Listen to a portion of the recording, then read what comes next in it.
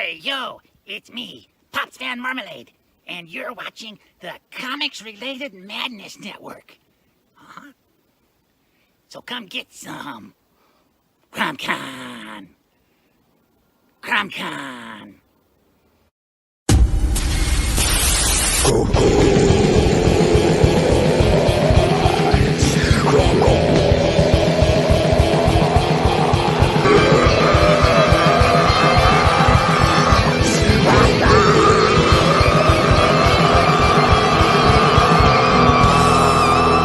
Come get some.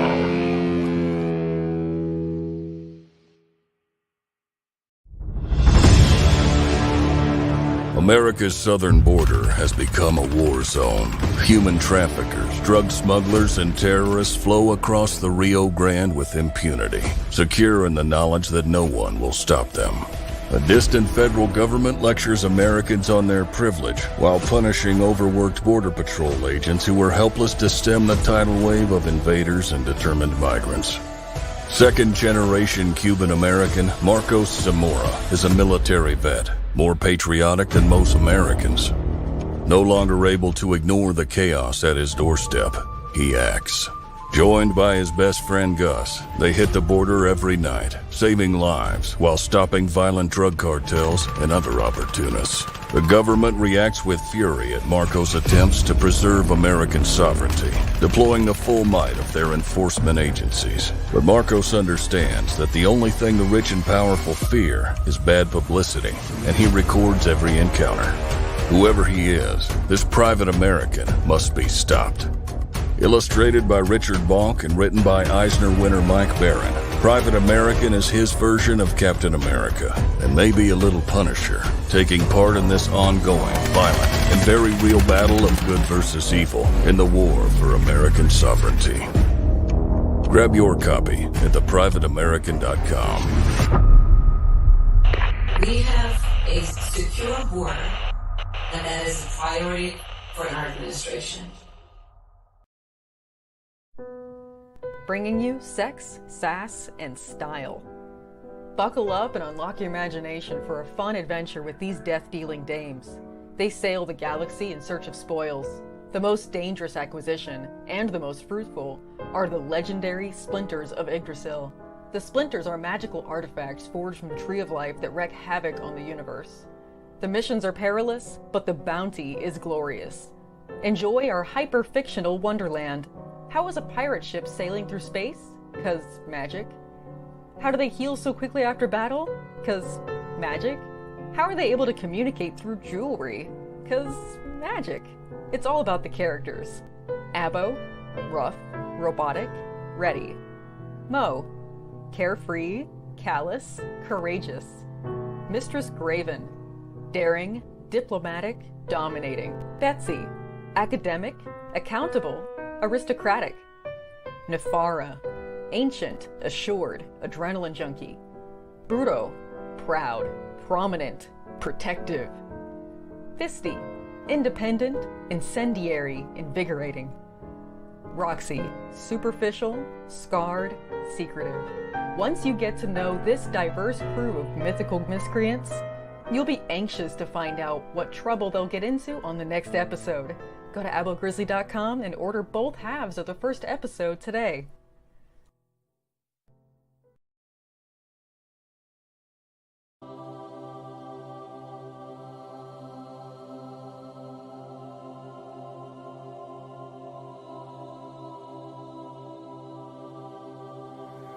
The original intention of the film was just for my personal use, but I thought with it being such a unique thing that I'd like to offer it to anybody who wants to see it.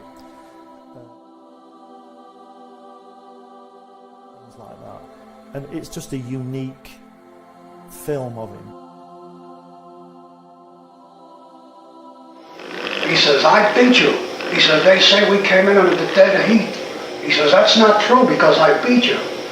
And the American said, well, he says, if you like to think so, he says, but I know the real story. He says, I know I clearly won that one. See?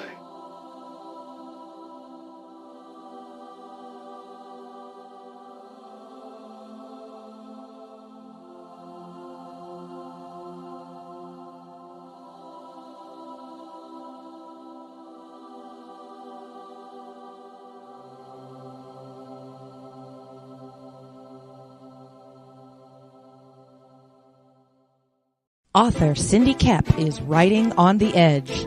Books include Remnant in the Stars, The Loudest Actions,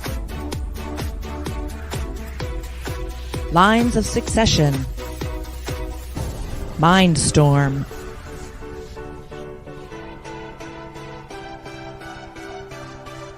Condemned Courier, the Yerushalayim series, and Animal Eye. Find author Cindy Kep at CKOEPP.com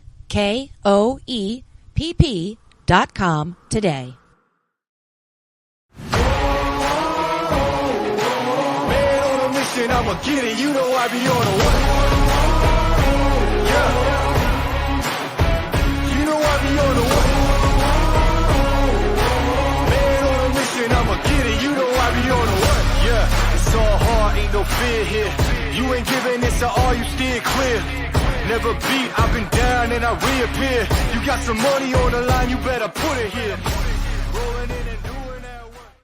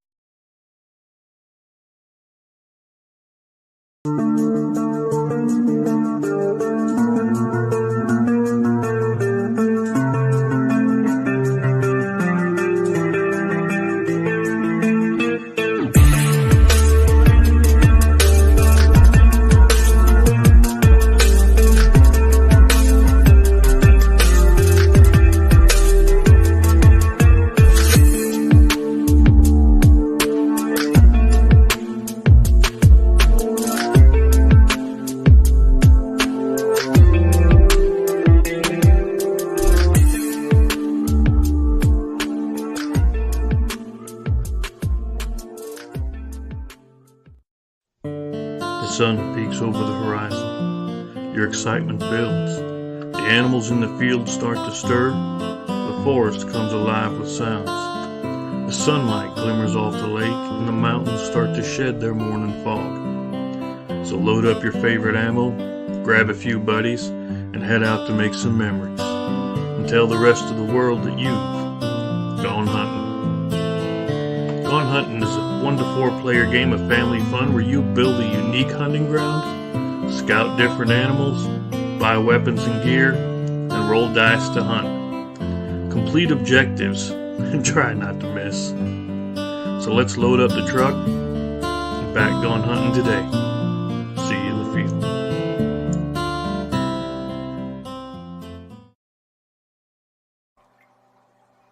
Gotta have my pops.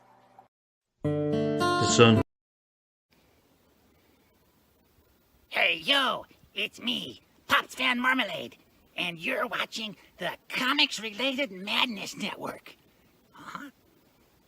So come get some CRoM Con. CRoM Con.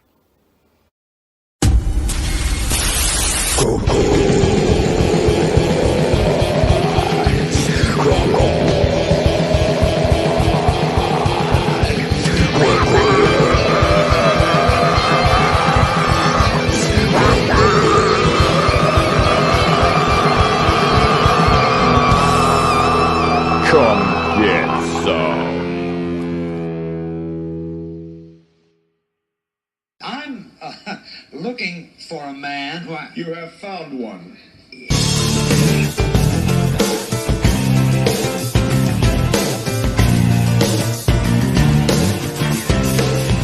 Won't you get in trouble if the boss shows up? Oh no, is the boss here? Hey, wait, I'm the boss. Stick him up, please. Smoke, if you wish. Come on!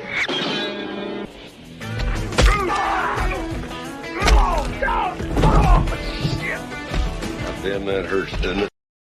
You know what's up. Yo, welcome back again. We are here again. My co-host is having technical difficulties again. All right, you guys know what's up. It's CRoM Con. It's the final segment. We got a pretty solid lineup here to take us on out the night. But the evening panel, it's kind of wide open. So anybody that wants to come hang out with us on the evening panel with RJ, just throwing it out there. We'll probably be dropping it open to anybody that's cool. You know what's up. Hello, Nita. I see Nita out there. She says, don't watch that Raging channel ever. And if Doc doesn't have me an intro on Thursdays, that's good. Put Doc to work, make him work. So we're here, and the first two members to come out tonight are both already in the backstage. So I'm just gonna let them both come out. How you doing, Doran? What's up, Will? Hey. What's up, gentlemen? Another month has gone by, Sam. I know, bro. I know. Another month has gone by. I just finished one fulfillment yesterday. I finished the Dungeons and Dames campaign for the art book last night for this year to benefit the artists, and been working on the IGG campaign to close the year out. It's crazy. No, I was gonna play your intro, Doc, and you went and just jumped in here like a rich. Oh, hey, Doc, what's up, man? I was so excited to see these guys. I couldn't wait. What's up, Sam? I'm good, man. While I was doing that, I was finishing up. I had to ship some books to some friends of ours. Because we have friends. We do. We have friends at Gemini Comic Supply. Yes, we do. Kind enough to pick up an ad on the back of Reign of Ages issue 2. And we made use of that to get our books out, of course. So fantastic. Yeah. Hey, good to see you, Doran. How are you? Not too bad. Staying out of trouble. At least I think so. Yeah, Doc, you have a mission if you choose to accept it. Oh, Nita. You got it, Nita. I got you. We'll talk. Well, I was in the background. I don't think she'll cry. I think we have to test that theory. We'll see. Hold out. While I was in the background, do it, but don't tell her you did numbers. It. Yeah. Shh. Be very, very quiet. Oh, let's see. We got Fanta's hanging out in the chat. Good to see you, Fanta, as always. Anita, of course, it goes without saying, a pleasure to see you. And we have lurkers. We always have lurkers. Lurkers. What, lurkers? Lurkers rock. They get light jazz hands. Jazz hand light. You've been immortalized, Doran. Well, he did. He has been. It's like, and the whole thing is the way Rini yelled, good night. It was like, oh my God, I got to clip that. I hadn't even paid attention to what Doran was doing because we were riding in the car listening. Right. Okay. So I didn't really see all this. What I heard was Rini. Everybody, good night. I think I made her laugh with the jazz hands because we couldn't figure out how to end the show that night. Right? We were like, I don't know what to do. I said, let's use jazz hands. Yeah, it's a little spooky. Like you sounded like Rini when you said that. Oh, really? That's even better then. You hear me? Yeah. The odd part is that you sounded so much like Rini when you imitated her just then. That was a little spooky, Pops. Dun, dun, dun, dun, dun. I've heard it many times. Many times. I'm gonna thank you guys for bringing all of us on and for doing CRoM Con every month. And I want to make this this real quick happy announcement, because 2022, I think everyone can agree, has been pretty good year for indie comics overall, at least from my perspective. Mm-hmm. I just ran some quick numbers on, because I just got done shipping 390 comics on the end of this last fulfillment, not counting the retailers that were ordering off of the outside of the campaign. And right. Well, how many have we done just through crowdfunding this year? And it comes up to a little over 1,700 copies. Wow. Of comics moved through crowdfunding campaigns this year. And another, I think I'll have to run the exact numbers, but somewhere around 1,400 shipped directly to retailers. Fantastic, man. I like that ratio. It's been one hell of a year. I like that ratio. That's good. That's really good ratio. That's what putting in the work does. But you know what this tells me? Not everyone in the madness has Sonopa Comics this year. So come on, guys. I know there's more of you.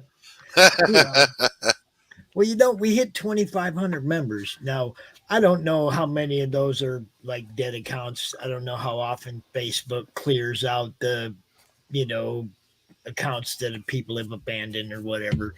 But when we got to 2,500, we jumped right up to 2,518 like within a few days. So we are attracting more people to the group.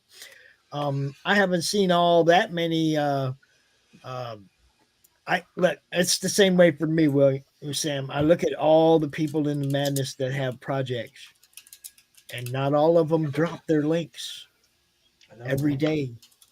You know what I mean? So that works on the other side too. It's like, I know there's a bunch of people that aren't telling everybody what they got going on. I try to spread mine out in the madness so that I have the co-creators are dropping it in on one day, I'm dropping it in another day, and so we alternate days throughout the madness. So you'll see like Nick Capone putting it in, and then me putting it in, and then Alexia putting it in, Brian Lee. The list goes on and on and on. And you want to see that too. You want to see your team, promoting the freaking project, man. You got to, because otherwise Facebook looks at me and goes, "Hey, you're spamming people. What are you doing?" Yeah. Maybe I am. Sorry, guys. I'm sure they like it anyways. Hey, it's Max DeVille, the Atrocity Press. What's up, bro? That is by the way, part about Ninja the madness. Bimbos is on Kickstarter, guys. Don't miss that. I backed that right off the bat. Oh yes, we've been talking about Max all weekend. He hung out with us most of yesterday. It's that kind of a place. That's what we do. And I have something I haven't shown you yet, Pops. Oh no, you have something you haven't shown me. You familiar with the artist known as Ken Hunt? Oh no, don't worry, man. He's seen that. I'm all over the internet. But you're familiar with the artist Ken Hunt. He's done a lot of work for Coffin Comics and all that. So we have a little piece that we got done by Ken Hunt. Fantastic work. And then we had it colored by Nick Capone. We're going to be revealing that on some of our merchandise items. But we also have the original for Reign of Ages. And we're going to be putting that on the Indiegogo when we launch, probably in the end of October, early November. Very cool. Very cool. Nice. Beautiful work by that man. Absolutely fantastic. And the other thing, and this is one you haven't seen yet, guys. Actually, I might have shown this to Doc now I think about it. You might have seen this, Doc. Let's see. From Damian Torres, who did our art print for the Reign of Ages 2 campaign. Oh, hell yeah. Page as well. Look at that, man. And I'll tell you. Cow. Holy cow. That's a lot to fit into one frame. Wow. With the color. Wow.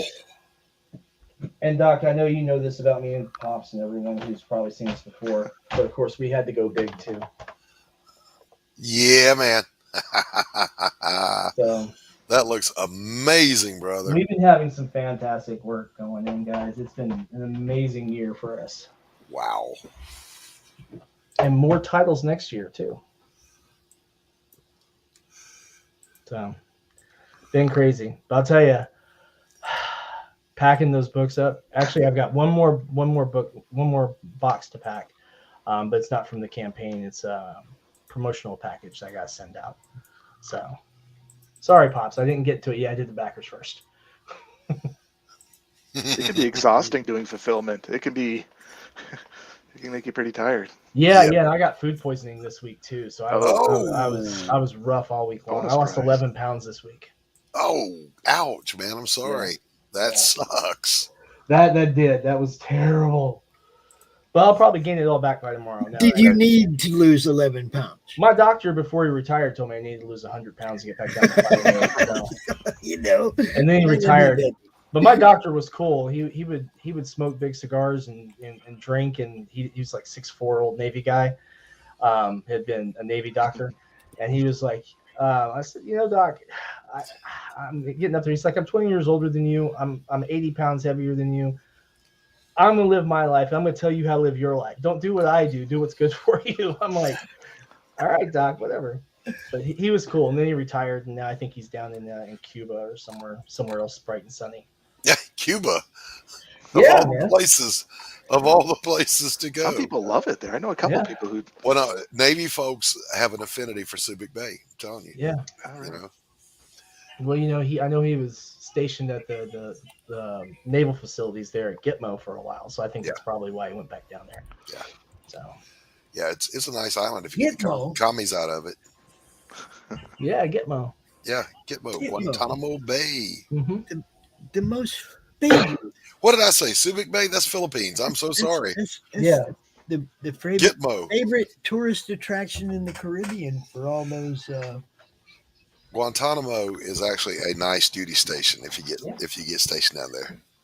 Yeah, Max said he's got a buddy down there right now. He might be drinking with my doctor. Smoking a cigar. My former doctor. Smoking those Havanas. Yeah, no telling with my former doctor. No telling what he's smoking. But guys, what is new? What is coming on? What are we doing? Who's got something going on right this minute? I mean, Pops takes that moment to go away. Yeah. Doran, what you got going on over at Whitefire? Yeah, so we're in the last week of our campaign right now for the Forsaken Future. So it got funded a couple weeks ago, which is cool. We're just trying to get some more fans out there and get some eyes on it. Fantastic. So that's the master plan right now. Now, which platform are you on? Sorry, what was that? Which platform are you on? Oh, I'm on Kickstarter. Gotcha. Yeah, I haven't tried Indiegogo yet. You're very successful on. Yeah, share that link with us, and we'll take a looky-loo here. Yeah. Because I know we played the trailer for it earlier today. Oh, sweet. And it looked great, by the way. Hopefully that will get you to it. Whereas my videos look like I did them while I was drunk. Oh, stop. They're usually just me sitting in front of the camera going, give me the dollars and I give you the comic. Actually, it's going to work better if you share it. Okay. Because my sound is shite. Well, I don't know. I'll try and see if I don't know if it'll work for that. We'll try. I got it. Oh, Pops is back. Pops out of nowhere. We hear him in the background. Pops comes roboting in. Something. It's like a mystical voice in the air. Yes. Who is that? That's you. Yes, Lord. What did I do wrong this time? I probably can't fix it, but I can apologize. It was the guy over there who did it, honest. Yeah, Omniscient says otherwise. Now, who you trying to fool, kid?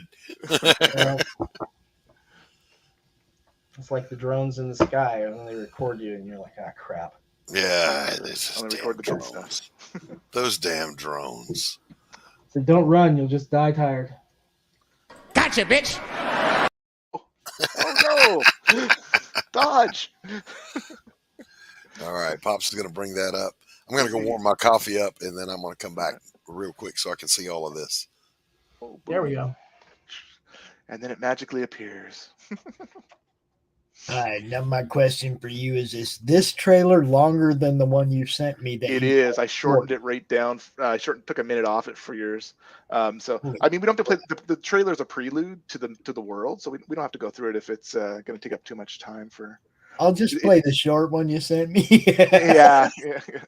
A lot of people want them under 45 seconds when you send them, and it's like. Well, for the trailer, for a show trailer, not for. You put whatever you want up there on your campaign. Yeah, I was trying to create a bigger experience, almost like a nice prelude video for the series, using other art from an artist I found. So it was kind of a. But I noticed very quickly when you started doing shows like this, everybody's like, "Hey, this is really long." Yeah, that's what I mean. It's like for the shows, we don't want to cut into too much of your actual airtime. Right. With you repeating what it already says in the trailer, you know what I mean? Yeah. And I wanted to make a shorter one just for this Kickstarter, but I was like, I didn't have time to do it. It was kind of like the last thing on my list almost. I don't know if that was the right way to prioritize it, but I just ran out of time. I was like, okay, I still have this bean footage. That's a badass foil poster, Sam. by the way. Sam. Yeah, I can't wait to get the proof in. It should be in next week. So that should be. I hope that's really, really cool. It seems like people have bought some. Yeah. I did say hi to Edwin already. Hello, Edwin. Indie Wrestling Aces. What's up? He's going to be out here later tonight, I think, with nice. On the Archie. panel. With Archie. Yeah. Yeah. And also, I wanted you to know, Sam, you're invited to that too. Yes. The panel tonight. Yeah, RJ. Yeah, if I've got a meeting with an artist, and then if I can make it in afterwards, I will. Yeah, it's like 9 o'clock. And Doran, you're invited as well. Yeah, I usually love to stick around, but tonight I got so much to do. I might have to run away. So usually I love. That's my favorite time is to come out and hang out with RJ. You I'll hear this? try to make it in after I get done with the meeting. You hear this, Pops? They're using us. They're going to come out and shill and leave. Yeah, usually I stay around. Usually I'm the one who's staying around for hours, but I might come back maybe. We'll see. I feel like a dime store hooker. I'm always shilling, man. I'm always shilling. And that's what I wanted to say. What's up, Max? Or what's up, Sam? You got nothing active for a minute? No, I got nothing active for a few weeks. Nothing on demand? Nothing? No, nothing on demand. No website we can direct people to get books man, now? we got a website, Nothing? but let's talk about Forsaken Future first. Well, drop your link, bro, so that people know where they can go get these books. Dude, you got books too. I got lots Doran's, of books. Yeah. Doran's time is from 6:30 to 7 anyway. He's not going to lose anything by us talking about yours. Well, I mean, I'll make it you- short and simple, guys. We are we've got digital up available on Drive Through Comics, Drive Through RPG. I'm going to put that in here in just a moment. But I'm putting together an Indiegogo campaign where we're going to consolidate one big, beautiful bundle. And actually, I have it here, funny enough, because I was working on something, where we're going to be offering basically everything we have in print for comics right now before we go into 2023 and put out like 10 more books. So we're going to have Necroholic issue 1 in that bundle. I have that. Reign of Ages issue 1. I have that. We'll have the variant covers for all of these books available as add-on. Reign of Ages issue 2, which we just finished shipping to back. I don't have that one yet. Yeah, well, that one's going to be probably this week because I'll get out to mail tomorrow. No rush. And then, what we're probably most known for, 47 Furious Tales issues 1. I got that. Yes, I've seen this one before. Oh, yes. And 3. And again, we'll have those available. But in addition, we will also be bringing the 47 Furious Tales Artist Edition Volume 1. This is the black and white inked pages of 47 Furious Tales 1 through 3 in one art volume. It's not fair. I keep saying, I got that. I know, right? Except for one that you don't have. But like I said, we'll have the variant covers available. And then I'm also actually going to be making original art available on Indiegogo. I believe it's my first time I've put original art on Indiegogo. Cool. There's going to be some pieces on there that you just saw earlier. The Ken Hunt piece is going to be available. The Damian Torres piece is going to be available. And so I know there's a few people out there who are original art fans, and they're like, wait, can we message you first? I said, they tried to get in early. I already sent you guys emails. If you didn't respond, they're now slotted for the Indiegogo. That's right. I suggest coming to the Indiegogo and getting them before they go, because they're going to be priced actually a little bit below what my current asking price was, just to go ahead and help incentivize the IGG campaign. And yeah, when I get that ready to put the campaign really ready and get our signups and everything ready to go, we'll go ahead and share those maybe in the next CRoM Con, and just launch the hell out of it. I'd like to set a new record for Indiegogo for me on this one, and we're going back to since this is stuff that we have in print, we're going to do it like we did the first IGG campaign, which means that as you pledge it, we package it and we ship it. There you go. So. And that was so much fun. We'd have Sam on the show. People would buy books. He'd package them up right there. Ask them if they want signed right there and just out the door. I do have an update. We launched a book yesterday here, guys. Do you remember? Yep. I have to show it.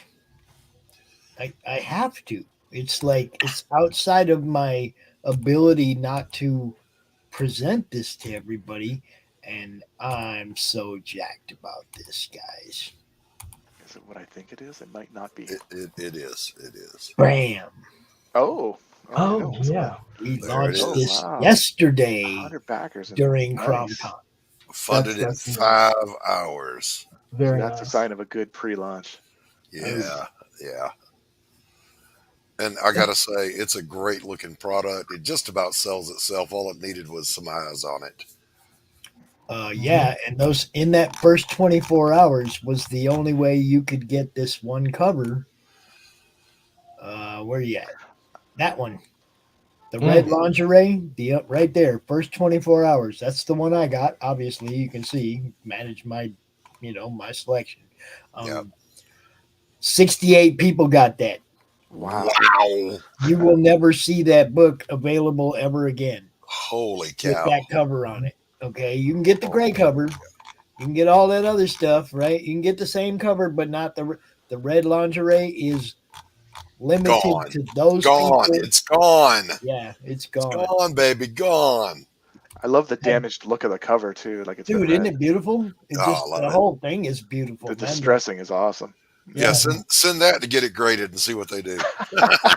Oh, that would just drive a fucking grader nuts. I know, wouldn't it? right? Why possibly did they stare at this and pick it up so much? Dude. But yeah, that's awesome. 100 backers. 100 That's backers. fantastic. Right Yeah, on, dude. I wish. And those guys, him and Jeremy, both going to be on Monday Madness tomorrow, and we're going to talk about this one and saving Mr. Creep. So I just wanted to throw that out there, guys. I'm jacked when I see success. And every time I'm on here, Pops, Doc, you guys see me do the same thing. Now I'm not associated financially or in any kind of contract or promotional way with this, but this is something I tell every creator who asks me, "Hey man, I'm about to do my first Kickstarter. What do I do?"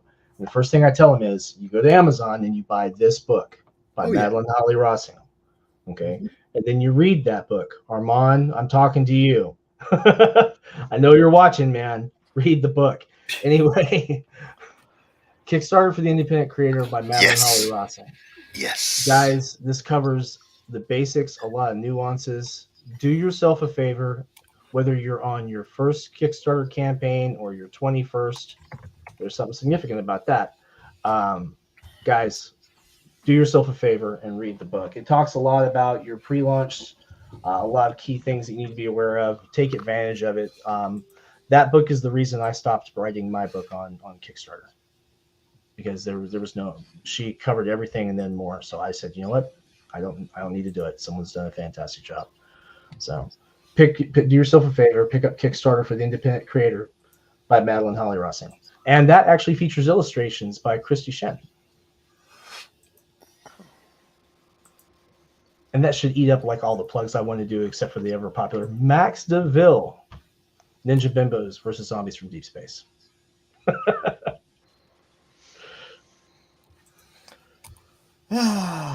So nice to gather the trolls.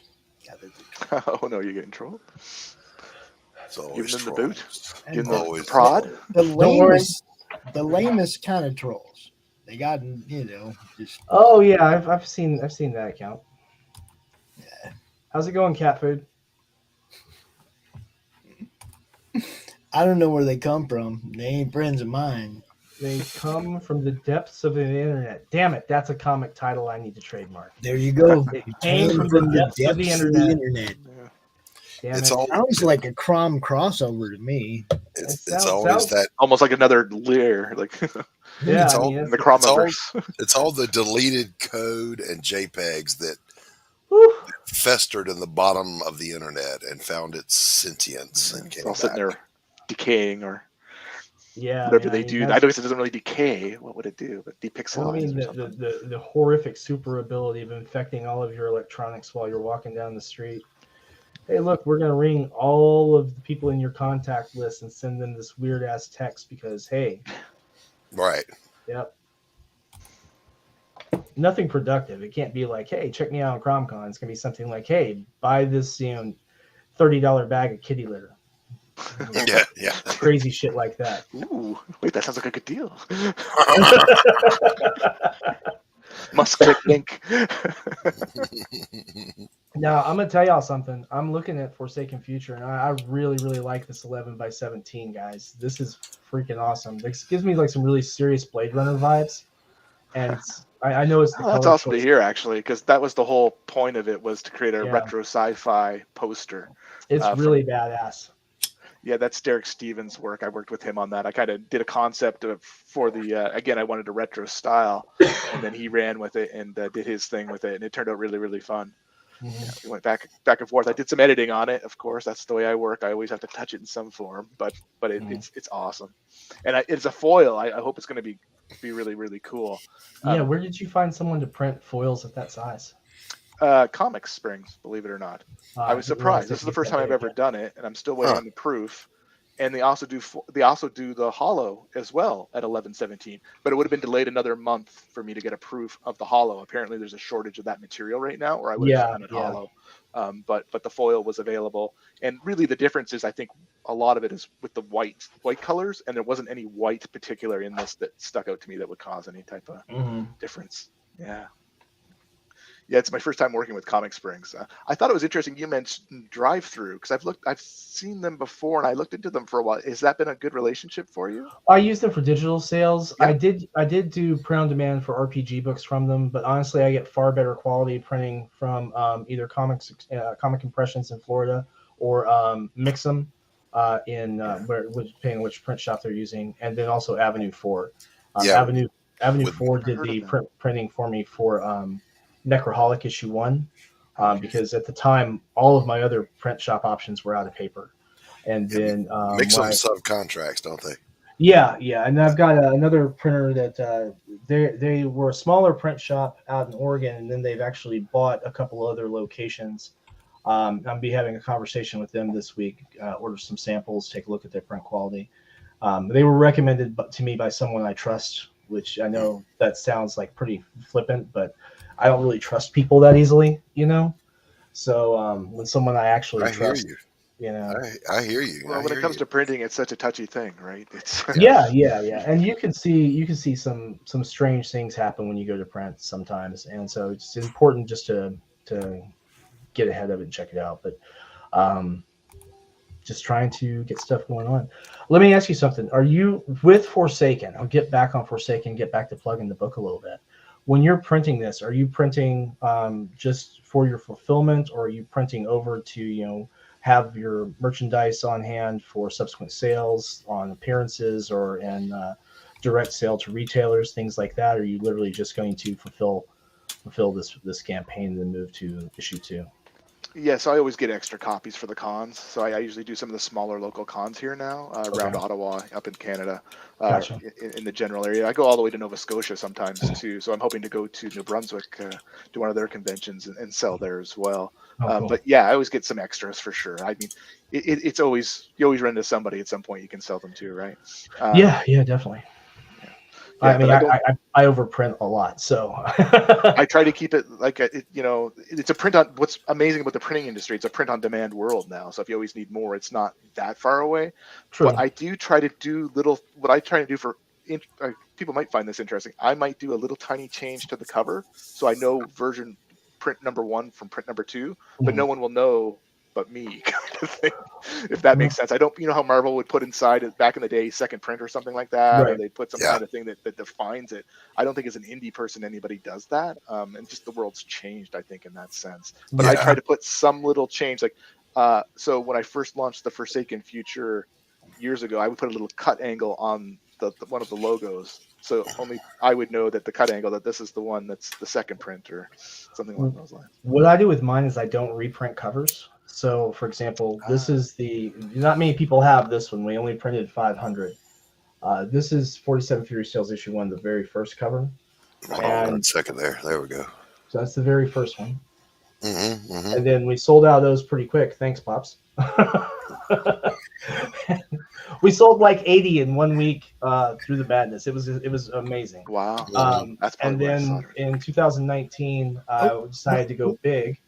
And we went for a second printing of issue 1. And so we got a new cover from Alexia. Alexia is the only one who'll ever do issue 1 covers for this book. We had 3,000 printed. And then we've sold about, I think about 1,200 or 1,300 of those so far. Nice. Well, no, actually, it's been more than that because our total print sales are 21. So we've actually sold like 1,600 copies of that now. Wonderful. But it sounds like you're clicking. Like it sounds like your whole crew is clicking with you, which is what I have support for my crew, but it's not at the level that obviously it's taking a lot of time. It's we're talking 2019 to 2022, so 3 full years of just plugging the book. It's a lot of work. But we get some support from our supporting retailers. Like we have the Collective down in Altamonte Springs, the Box down in Louisiana, Gotham Underground, Third Eye Comics. These guys have been really, really great about ordering and putting stuff on the shelf. And then also places that we get support from, kind of unusual that might sound like, but the Kubert School plugs our stuff a lot because a lot of our artists are Kubert grads.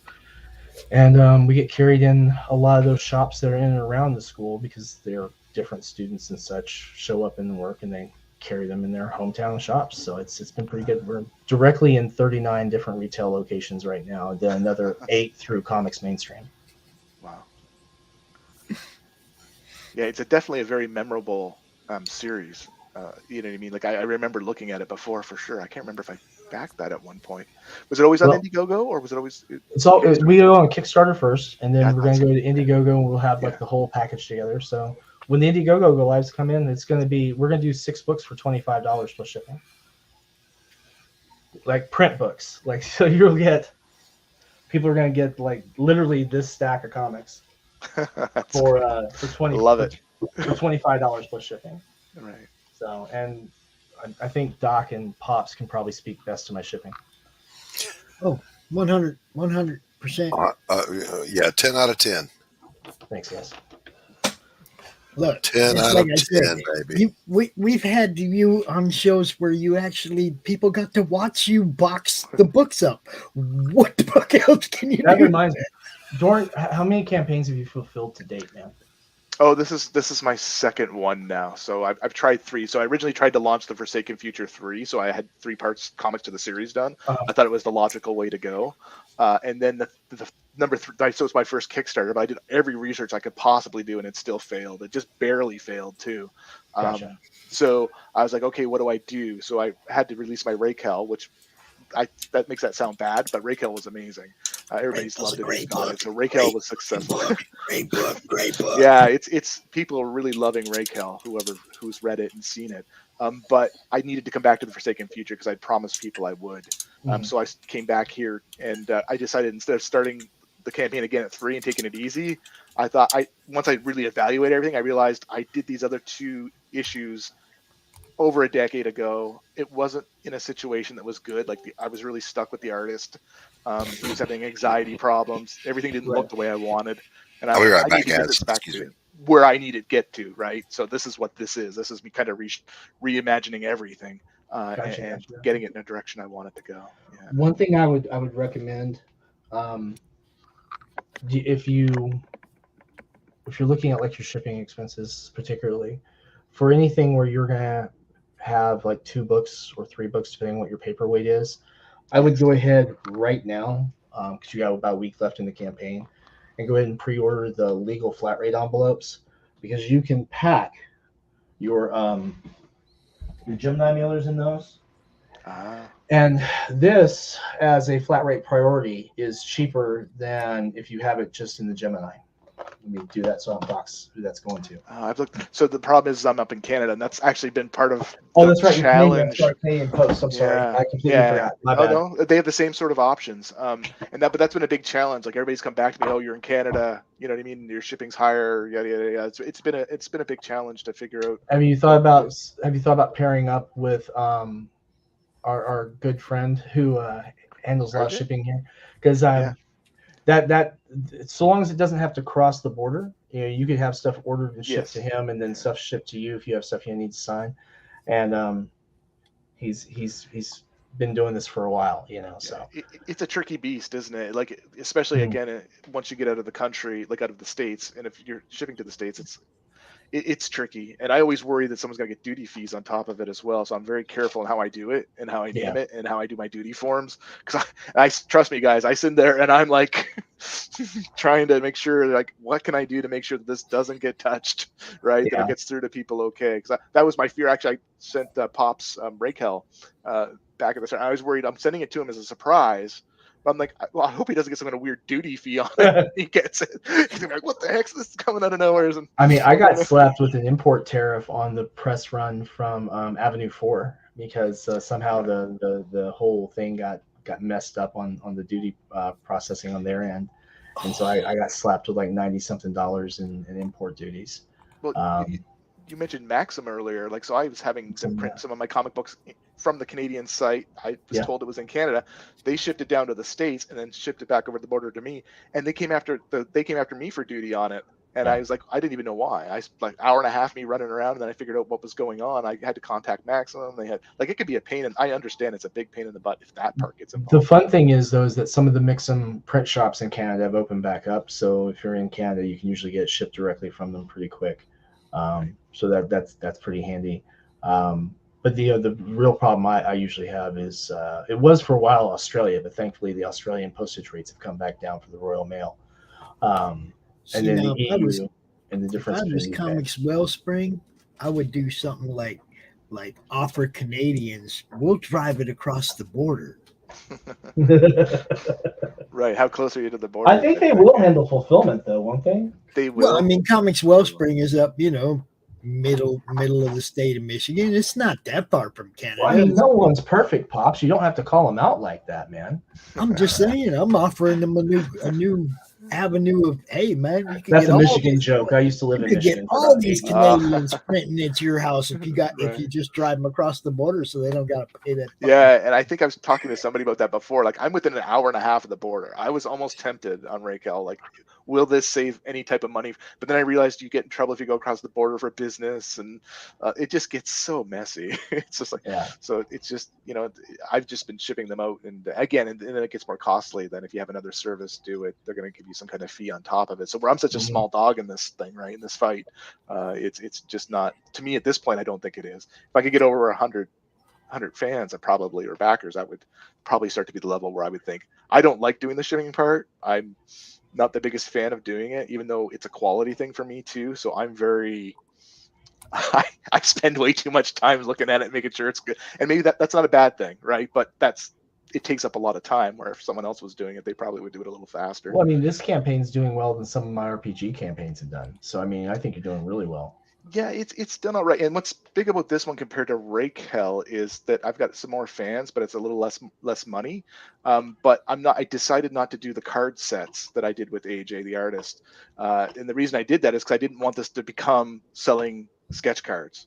I didn't want it to become all about sketch card sets and selling that. And I told AJ that as well. You know what I mean? I could have done that, and I probably could have made a lot more money because AJ's card sets sell like crazy. But it's like this has to be about comic books, right? In the end. So, you know what I mean? I'll add all the sticker sets, I'll add in the poster, some of those things, but not just like, these really expensive card sets to make up the money. So yeah, it was definitely a very different approach I did on this one. Even the marketing wise, I did a very different approach. I tried to promote it in the local comic stores and then push it. But that's that was an attempt. It didn't quite work the way I wanted, unfortunately, with the pre-launch. So that started a little bit slow, but then we just accelerated for a while there. I got on the radio. I got my friend Sister Mercy with the crossover. So I got a couple little things going on that got us up. Corey Hardiman. Hardiman calling Corey Hardiman. Oh, if you're gonna talk about their book, you gotta say their name, man. It's just because I know him, right? He's my best friend, one of my best friends. So it's like I always forget that. Everybody doesn't know. You got to make sure people get the proper plugs, though.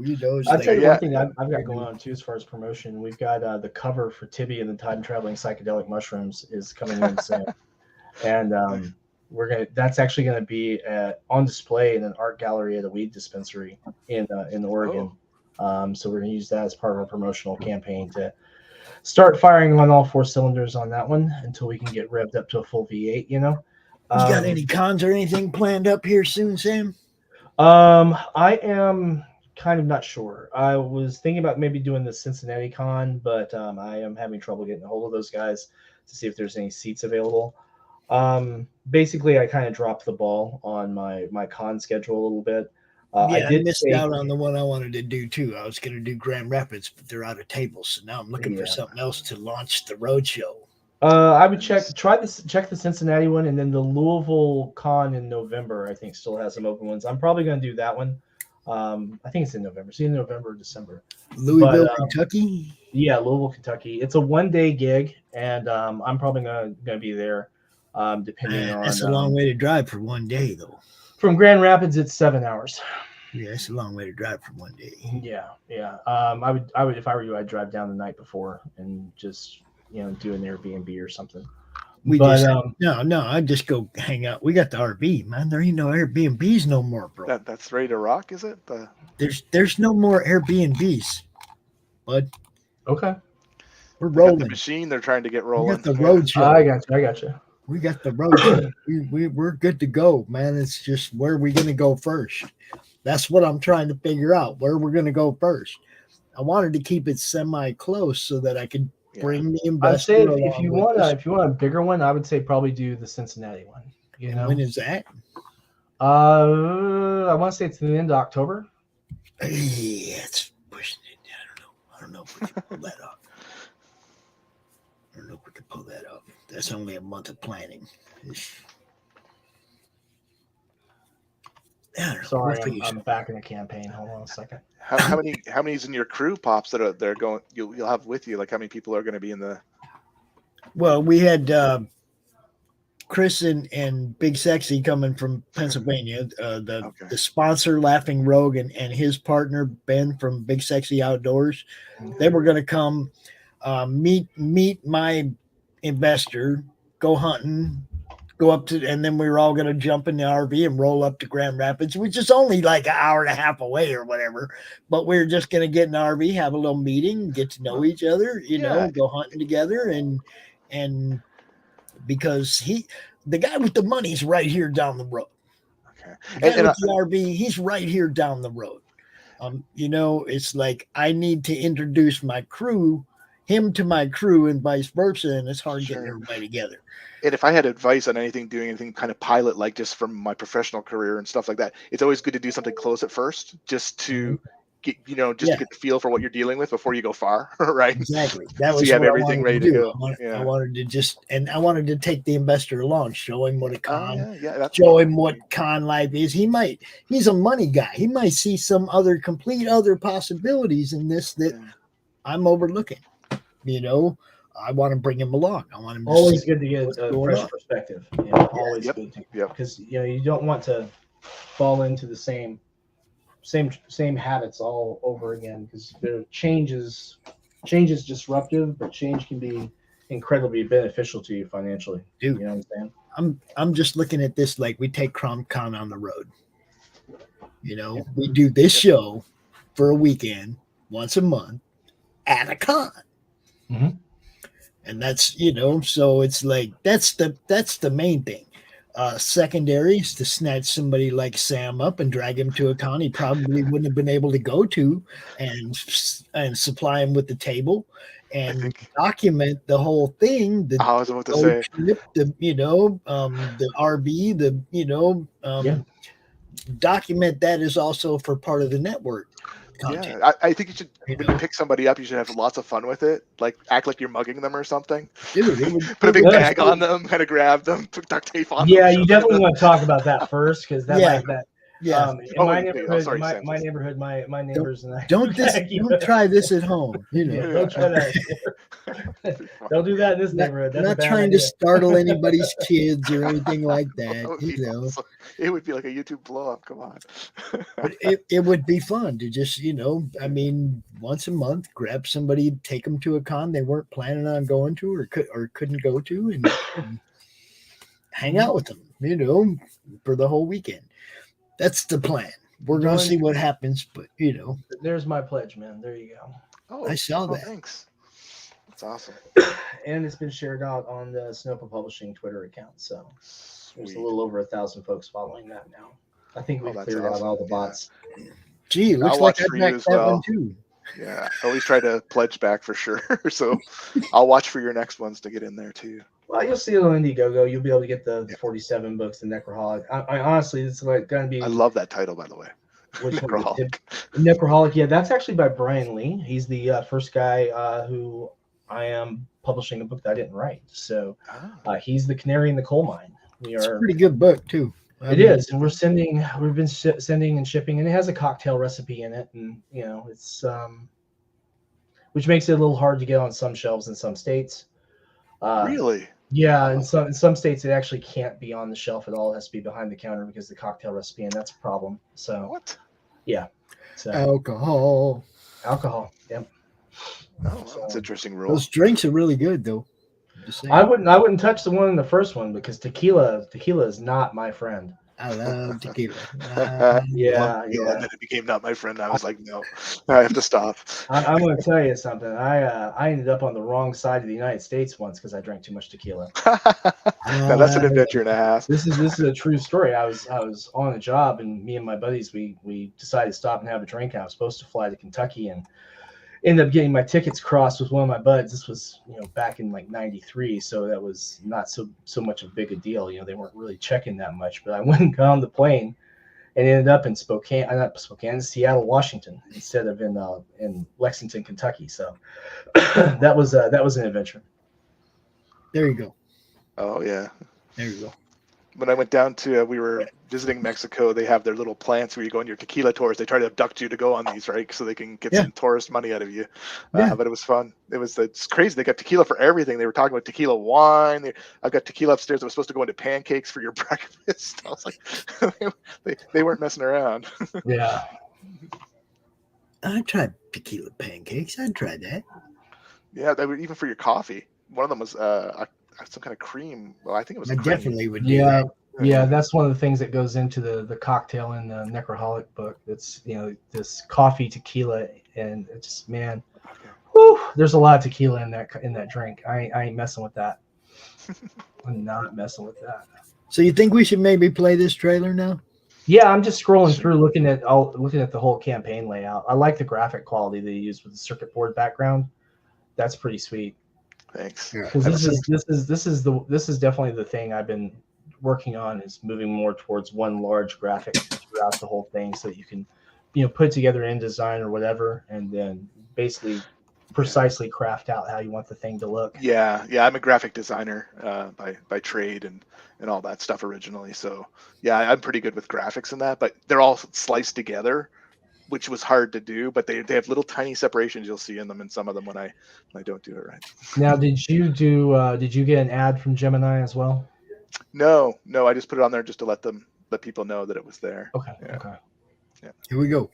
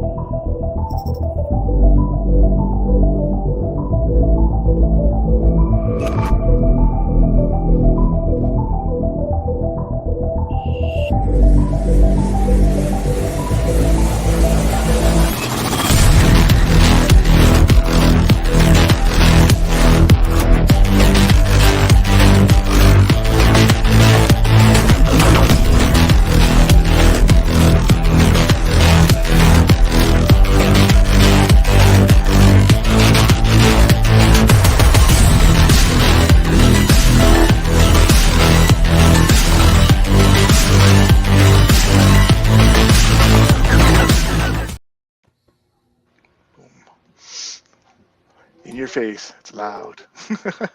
I love the music. It is loud. Yeah, and I even turned it down. I don't know why I even put it down to half on that one when I said, I'm like, oh, I'll put it down a little bit quieter. It's a beast. So yeah, this is art from Joaquin Guerrera, who did this piece. He's done quite a few concept arts for me, and he knocks it out of the park every time. He could take what I do and the concept arts I give, and he just takes it to another level. I just love it when he does that.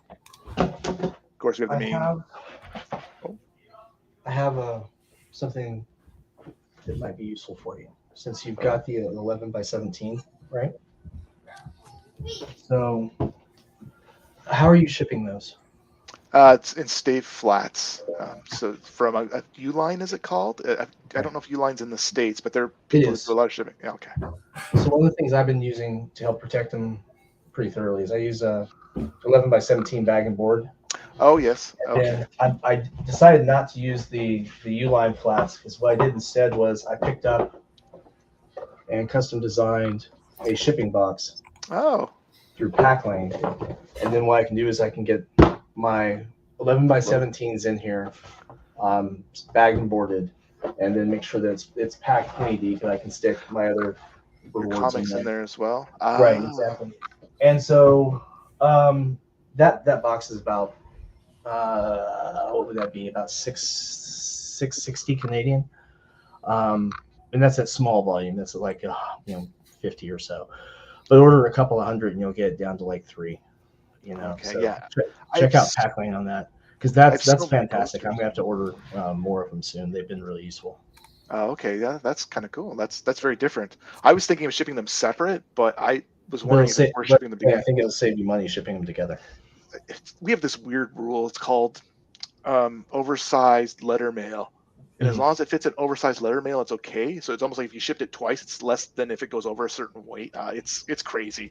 You wouldn't believe it. But that's worth looking into. I'll definitely look into it. So we're taking a swing at just to run the numbers on it. Yeah, exactly. Yeah, so this is just a breakdown of the characters that Pop's just showing right now. So that's Commander Rasha. She's kind of my female. She's basically the commander that is kind of out of control. She's obsessed. She's ruthless. And when I say obsessed, I mean literally obsessed. Like she has OCD to the extreme, and that mental illness kind of pays into the way she acts or talks to the character. And I'm hoping in the story to portray that in quite a few interesting ways. It's her weakness and her strength, right? She literally can't stop herself from going after the Dark Ace in this sense. She's been hunting him for years, and that's kind of where the series is starting off. So he's kind of our.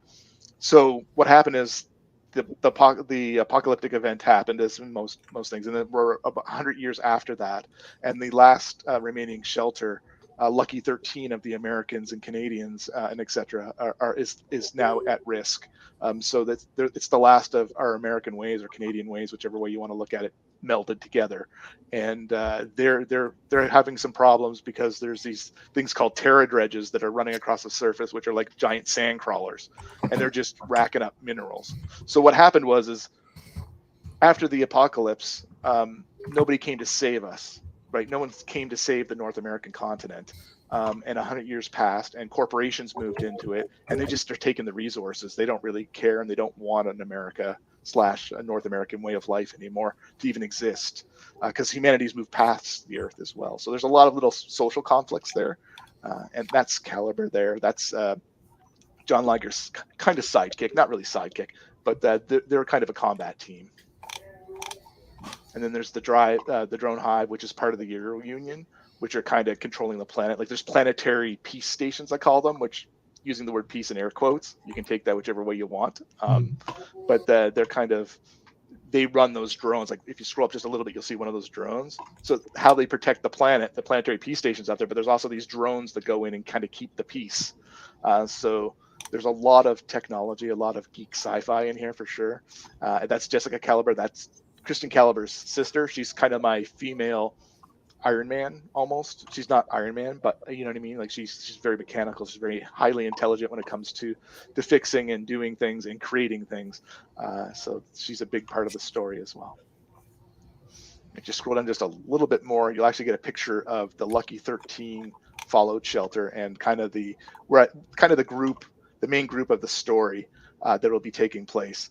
There's a reason there's a guy in the back who still wears a suit. I don't go into why that is right now. Some people might be able to figure that out. But it's really kind of a modern family situation. On the left is Christian Caliber. Behind that's his sister, Jessica. And then on the right is John Liger out of the Dark Ace armor. And then his daughter, Elizabeth, or Lizzie. She'll be in the series. And they kind of have those butterflies are very symbolic to the series, because that's what they do with her. That's how they keep themselves entertained in this kind of post-apocalyptic world underground and trying to survive. Is they create these butterflies, and they to try and keep butterflies alive. So it's kind of an homage almost to the way the world was before. Awesome. I like it. Yeah, hopefully it's going to be very different. There's a planetary peace station there. There's lots of sci-fi here, which I think people will love, who are sci-fi fans, of course. And they're going to hopefully be seeing something different. Is really what I want to accomplish in this story. And that's the Earth underneath. The atmosphere is now green. It's not blue. We lost blue after the impact. So that's an effect on the planet. And this is the page art here. So you'll get a couple pages of the art for a little bit.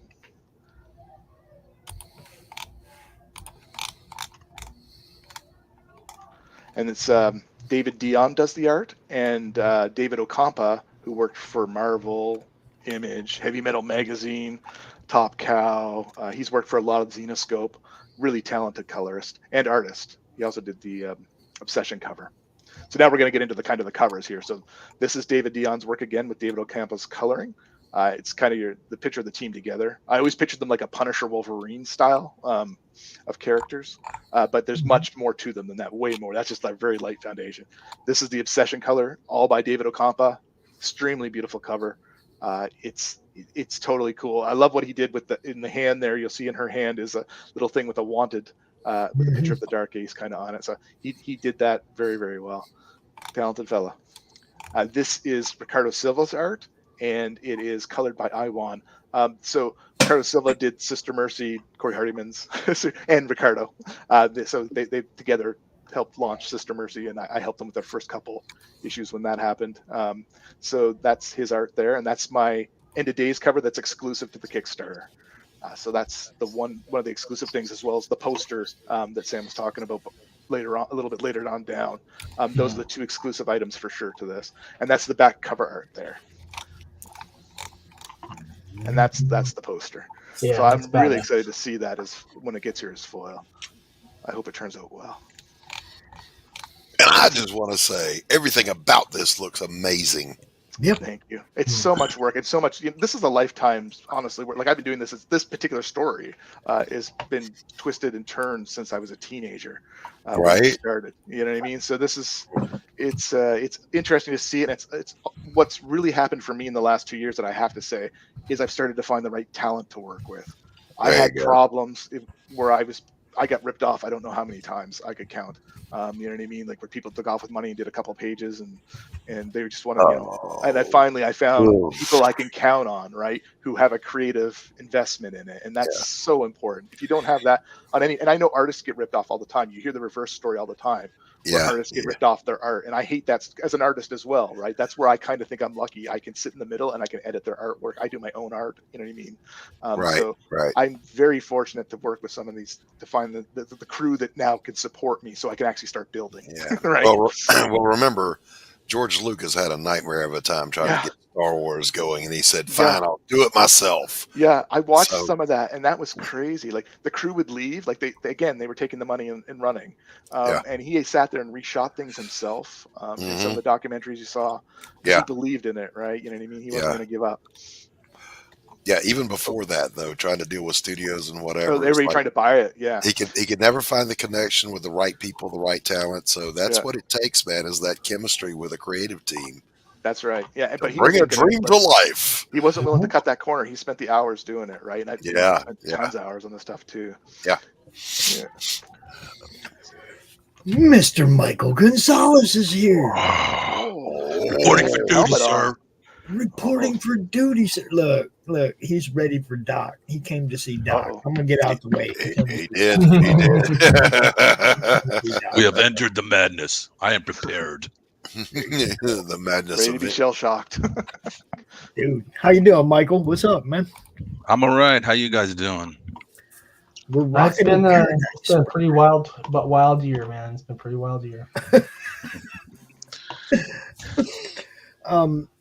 Doran, Will, as usual, you guys are welcome to hang out. Yeah, I'm actually gonna go make dinner for my little one, and That's probably a good idea. She's probably going, Dad.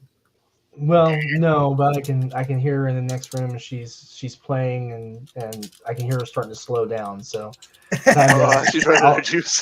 Yep, she's Must running out keep of her juice. busy. So I'm gonna put her in the shower, make dinner, and get her fed when she gets out. And guys, just want to say, congratulations on all the work you're doing. Always a pleasure. I've actually missed 3 CRoM Cons since the beginning due to conventions and other stuff, but wanted to make sure I got on this one, and hope to see you guys CRoM Con next. And Doran, I'm looking forward to reading your books when they come out. Congratulations on reaching your goal. Doc, everyone, always a pleasure. Yeah, it was nice to meet you. CRoM Con number 1, just so you know. CRoM Con number 1. William Samuel Quinton. All right, buddy. You be good. Behave yourself. Look forward to seeing you next time. Always a pleasure, gentlemen. Yep. Take it easy. Y'all go check out Sinopa Publishing. You could probably get some of them other books right now. It's a rare day where I got to take off too. I have a couple other things I have to get done this evening. I know. I usually hang out. Sorry. Doran, come back if you can. We do got RJ. Maybe come back in a little bit. Panel later with RJ if you want to come. I'll try back. and get in for that, and I'll watch the video later to see what Epic of Darkness is all about. I must. All know. right. You got to find out. All right, Doran. We'll see you, buddy. Epic of Darkness. Dude. I mean, dude, he's wearing the helmet. Munchkin alert. Hello, Munchkin. Say hi, Doc. Hello. Yeah. Okay. What do you need? What can I Hello. do I'm for the you? new runner of the show. You're out of here. What? I You're run the show now.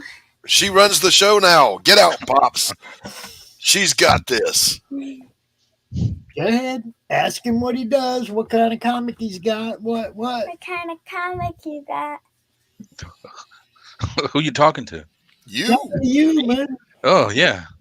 Well, do you remember the Agents of Shh? Do you remember that mini comic That book, the little one. that my daughter Agents of made Shh. that you read? Remember? Aren't you the one that liked Shark? You said you like The sharks. little comic with. Remember? Oh. Agents of Yeah, that one. Yeah, that's my daughter's comic, mini comic. See? Oh. Oh, yeah. Like the kids dying? Yes, Yeah, remember? I like that. Yeah. Yeah, come on now. You got to be quicker than that on these interviews. Especially if you're going to run the show. We man. gotta talk about sharks. Especially if you're going to run Talk the about show. sharks. Yeah, what do you know about sharks? I know I'd never want to meet one. What do you? What's his name? Doc. Yeah. Yes. Doc, what do you know about sharks? That I don't want to get bit by one, but they taste good. You're a disgrace, the shark kind. They're good eating. You just catch one, and you bring it in, and You're fired. and you fry them up, and you eat them with tartar sauce.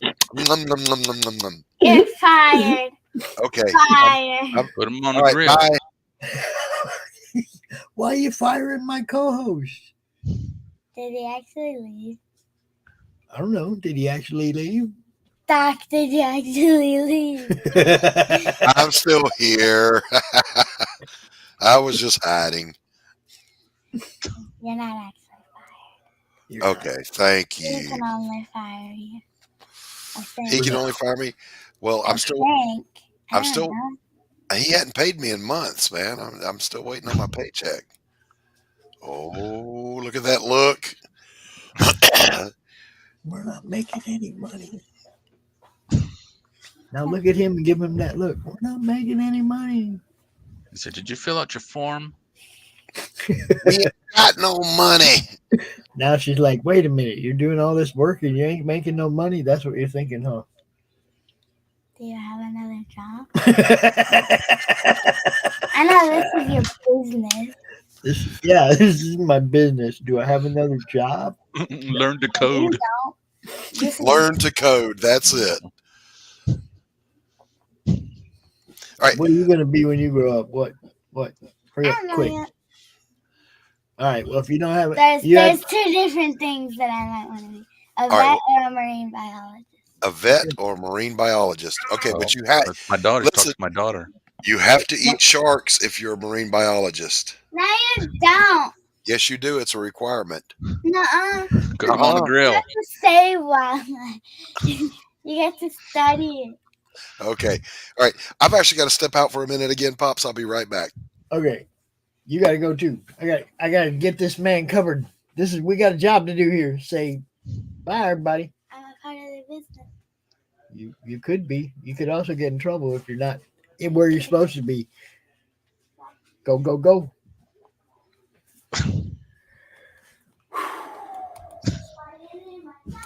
They can be tiring sometimes. Yeah. But hey, we were like that too, so I'm sure. Oh, yeah. I'm sure I was. Oh, shit. So what do you got? You got a link? What do you got to show me? What do we got? Yeah, I sent you the link in the private chat. Oh. We got us a Kickstarter. That's why we're here, to promote Kickstarters. So let me first put it in the chat so everybody can see it. You do have a wrench over there, don't you, on YouTube? No. What's that? I got a wrench in my toolbox. On my YouTube channel. What is a wrench?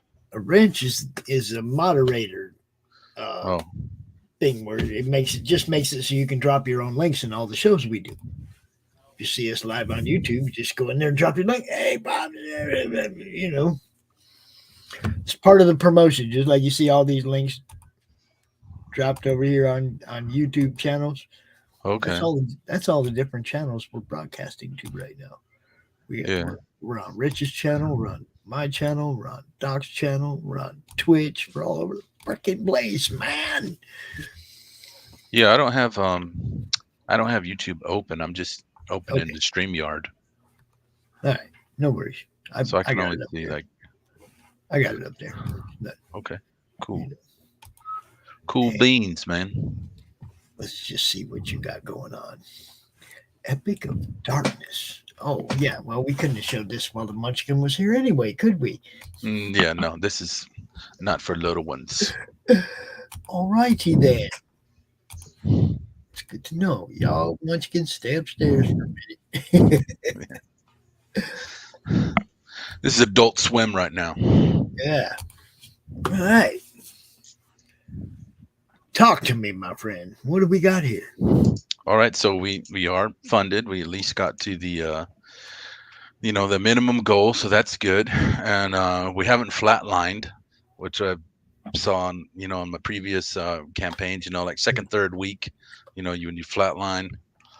So it's been pretty good. It's been like a slow but steady increase every few days. Cool. We got the first stretch goal. We're almost to the second stretch goal that I just updated. So originally it was just going to be the second stretch goal was going to be like these little what I call them like a little mini bookmarks. Right. They were actually, I saw this company in Sweden. I think they're called Moo.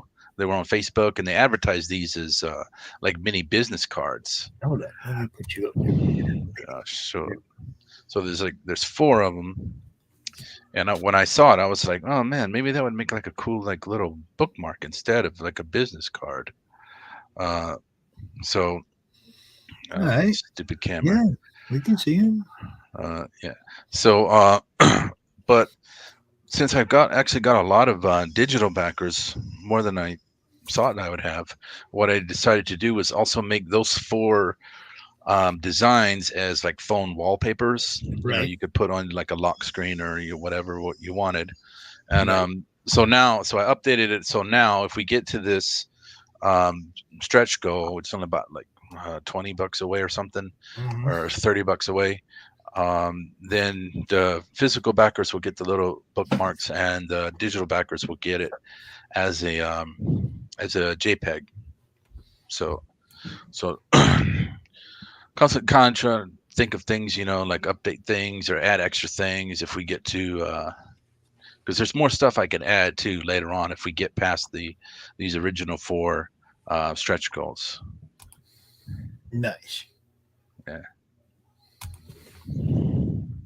So tell us a little bit about the story itself. What do we got here? Okay, so Epic of Darkness is an adult horror anthology. Okay, 6 stories. Yeah, so the 6 stories is going to be 48 pages.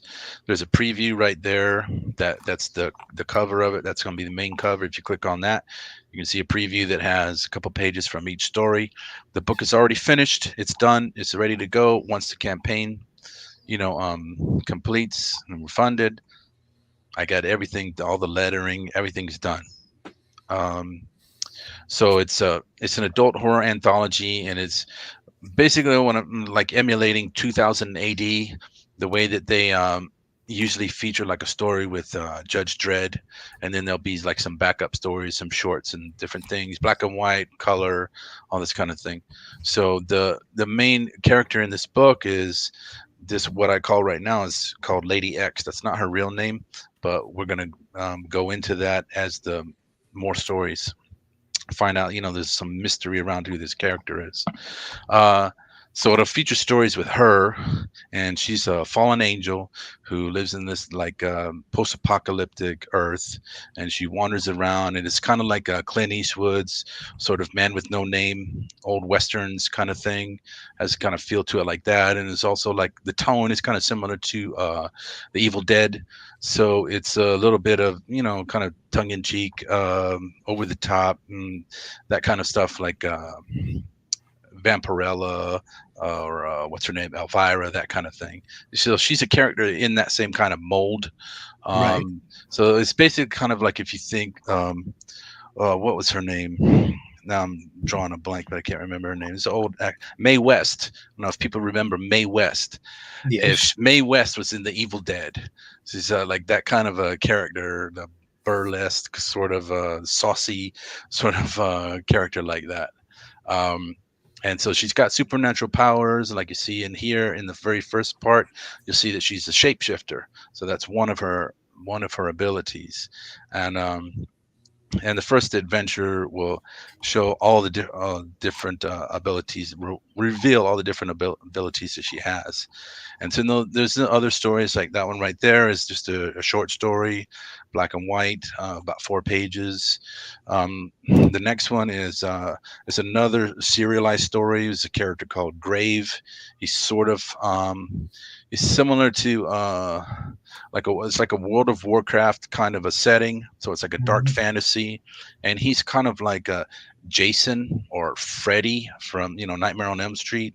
He's sort of like this force of nature who's like this, that goes around, and all these people, like, they have this dark magic and stuff, but then he comes out just with an axe and just starts slicing up people. So there's that's another story that's going to be, or a character that's kind of one of the main characters that will appear repeatedly in the anthology and future issues.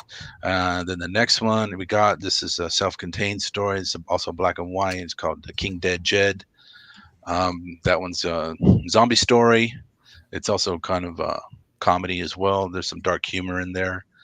The other one is Raketo Man. It's about this guy who cosplays as a Japanese superhero named Raketo Man, and then something happens that makes his like fantasies become real, but then it takes kind of like this dark twist to it. And what's the last one? The last one is called Wrecked. It's kind of like sort of my homage to things like Christine, like an old Stephen King story. There's like a car that's like possessed and all this kind of stuff. So it's like that kind of a slasher kind of a story like that. So there's all kinds of different. The reason why I wanted to do this because I got so many different ideas that that are basically in the horror genre. You know, there's different things, like I said, dark fantasy, dark comedy, survival, post-apocalyptic, zombies, all this kind of stuff. And instead of like trying to take each one of those and make them their own comic book and then hoping that people will, you know, catch on to those individual stories, I thought it'd be better to just put them all together in one book and then have it so it'll come out every once in a while, and you know, I'll be able to put all these different stories in this book. So this is just the first issue. I've already got a bunch of artwork that's finished for the second issue, and I got plans to, you know, go on with this for a long time. So hopefully people will get back it, and then we can get you know, that $500 goal was obviously not going to pay for the book itself. It was just something, because, you know, I was hoping, since it's already done, I already paid for it. I was hoping to, you know, just get enough money so I could do a print run, and then hopefully get enough people on board so that when I do the second one, you know, more people can, you know, come in, and hopefully this one I can make, you know, reach well beyond that $500, and then I can take that money and put it into getting the second one done and have that one ready when I do a campaign for that one, so that one also be done. So I'm hoping that we can make it so that, you know, getting this is just the start of it, and I can get the funds for this one, and then this will feed the next one, and then that one will feed the next one, and so forth and so on. So it's doing okay. There's like 100 people that are following the campaign, and only 10 people that have been converted into backers. So I don't know why there's so many people that are just sitting on the sidelines, because like I said, I mean, it's done, so there's no kind of like risk involved in it. And it would obviously he does fulfill. I can vouch for that. Yeah, you'll definitely get this book. There's no ifs, ands, or buts about that. And it would be great if these people would come in, because then it shows everybody else and say, hey, like, hey, you know, it sort of feeds the fire, you know, and then it gets it going and stuff like that. But I'm still, you know, I'm doing what I can. Like I said, it hasn't flatlined, so that's really good. And so hopefully as we get like more towards the end, then more of these people will jump in, and because I'm really looking at the metric that I'm really looking at is the number of backers, not necessarily the total amount of money. Because like I said, I want to build a base and then be able to do all of future projects from this. So it's got to start off here. You know, I've been trying to do this for a while now. This is like the 4th or 5th campaign, not for this book, you know, for the other books. And so hopefully it'll happen. I mean, it's already, like I said, it's already funded. So, but I'm really hoping to get, you know, much more than what we have right now. Yeah. Well, I mean, what do you got? Like 18 days left? Yeah, it's a little over 2 weeks, about 2 weeks. All right. So we know how this thing goes. Now I do have some, our new sponsor, Chris with Lapping Rogue. I don't know if you've seen what he does, like the Slaughterville game and all that stuff, but he's been taking characters from other people's horror stories, making them cards in his Slaughterville game. Huh, really? Like crossover type stuff, you know? And there's a bunch of people that have already got cards in his game. Laurie did, and Lee did. He did a CRoM card from the Bushy Boo Circus CRoM crossover. It's like he just, you know, he's totally cool. He's backed like tons of projects, but what he does is comics and games. Yeah. And he has like some comics based on games or games based on comics, whichever way that worked. Yeah. But it's all cool stuff, and he loves to do cross promotion with people. So might be somebody you might want to talk to over the next week or so. Maybe get a crossover with a little, you know, a card for the game. Yeah. What's his name? Chris Brown. He's Christopher Brown. He's Laughing Rogue Games on Facebook. Laughing Rogue? Yep, Laughing Rogue. He's our dude.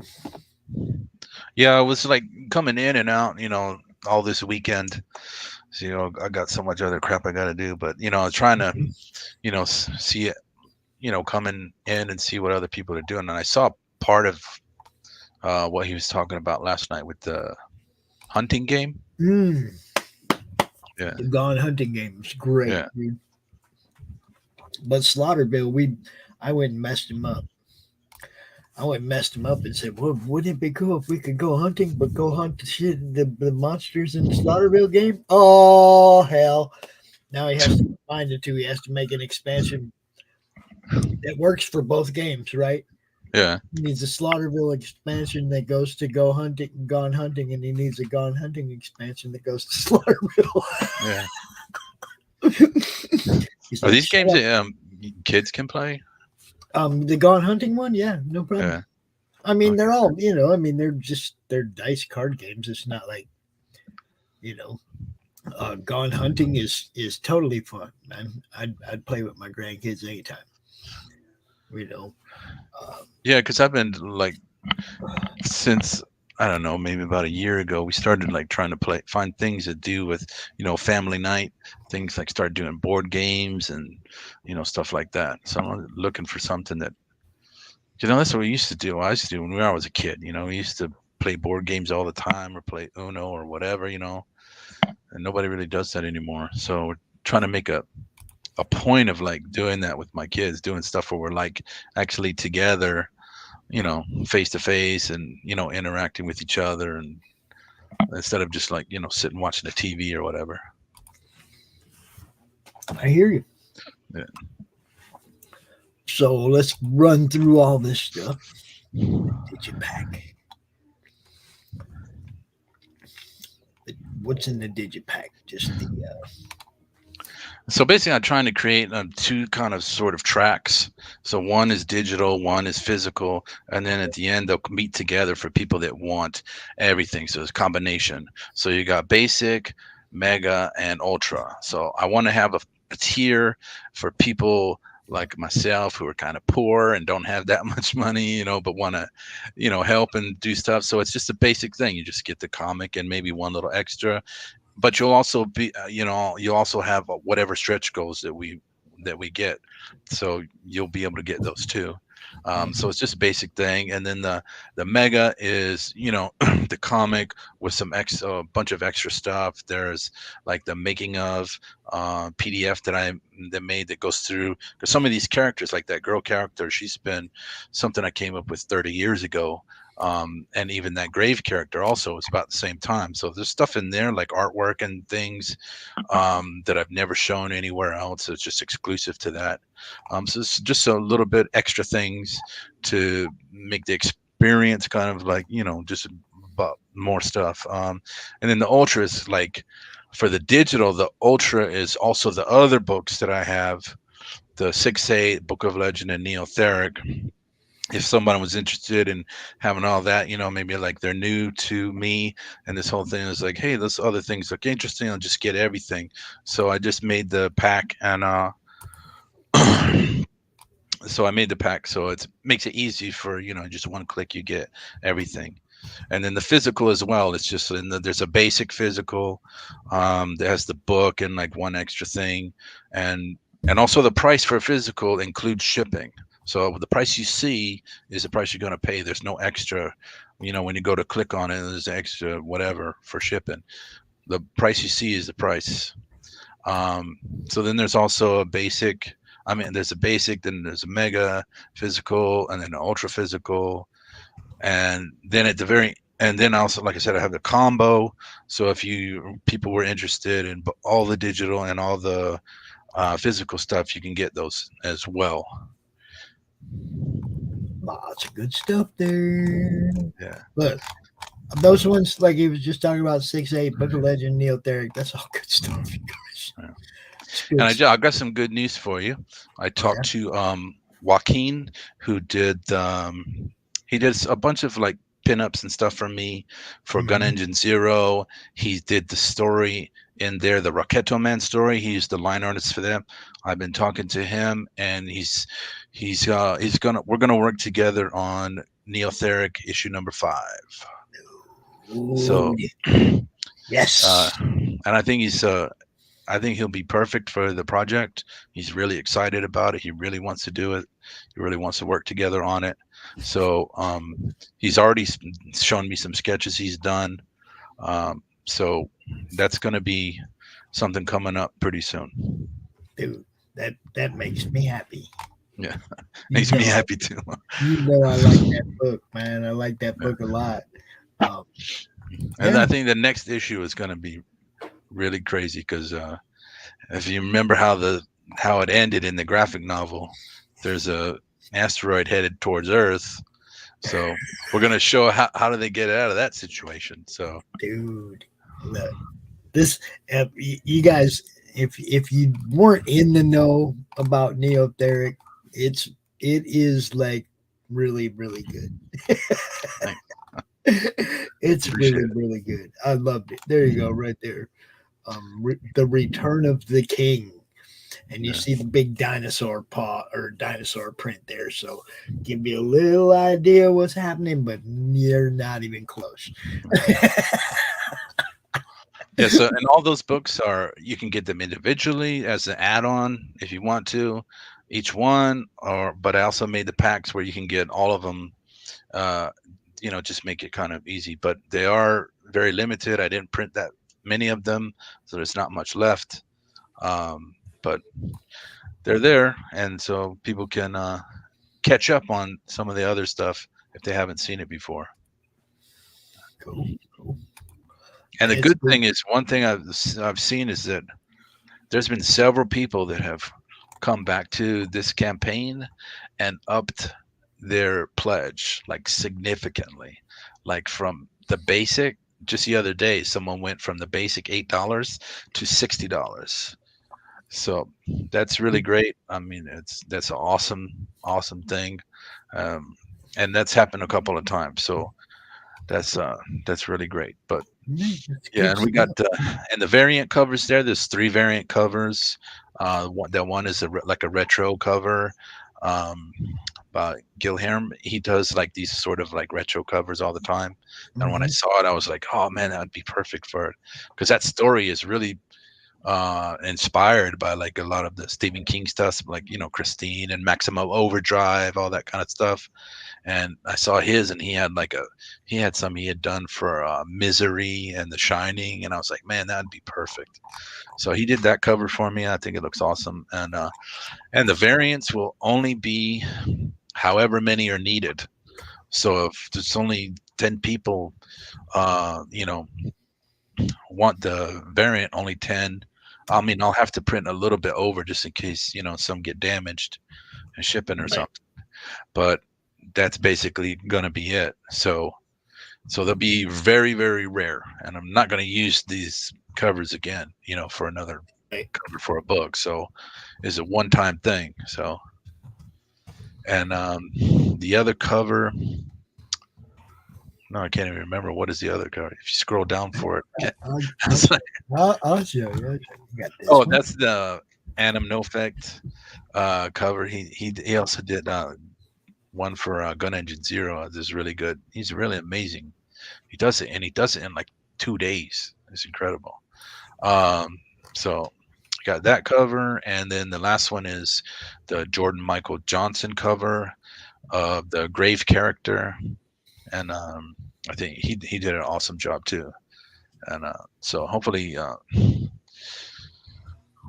this will be really successful and we can keep going with it. This is just the first issue, so, and I've got all these things ready for down the line. I've got planned out at least 4 issues already as I sit here today, so I've got a lot of stuff that we can keep going with it.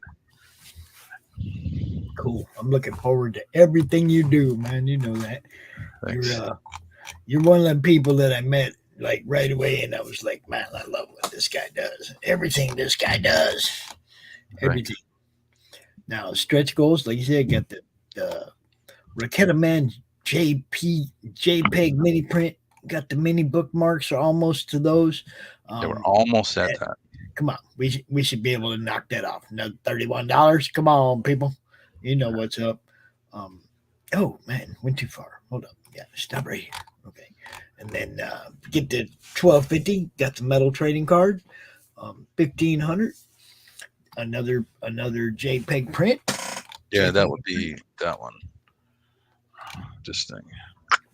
What I was thinking of doing with this one is if we get to this. Get that back up again. Let me see that. Okay. All right. I was just goofing around with it, just coloring it, and you see, because it's going to be, I'm going to put these out on cardstock so you see it doesn't bleed through if you use like markers and stuff. Right. Because what I was thinking of doing with this is I wanted to use this as the cover for the second issue.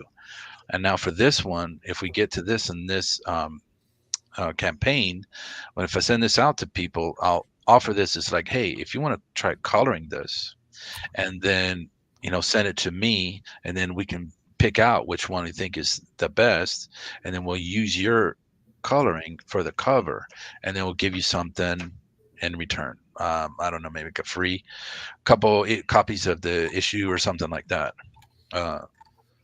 Just to add like a little bit of interactivity, let people play around with it and stuff. So 48 pages, $12. Epic that includes shipping. Epic of Darkness. That includes shipping. $12 ship, yo. No, wait, that's if you buy it. Like I just made up this checklist. So this is like every item that's in the campaign, and it shows what each individual item cost. But like if you went to the actual tiers, the basic, the physical, that's the basic one, that's the book and the print, and then whatever stretch goals we get, you'll get all those too. So that $20, that's for all of that includes shipping. So it's $20 for the physical book and all the physical items, and that's it. But if you wanted to add on, so like I've had a couple people like they put the basic pack, but then they wanted only one of the variants, so they added on just one variant that they like. Of course, you can do that, and that's why I made up this checklist, so it's easy. You can see each individual item if you wanted to get like one particular thing.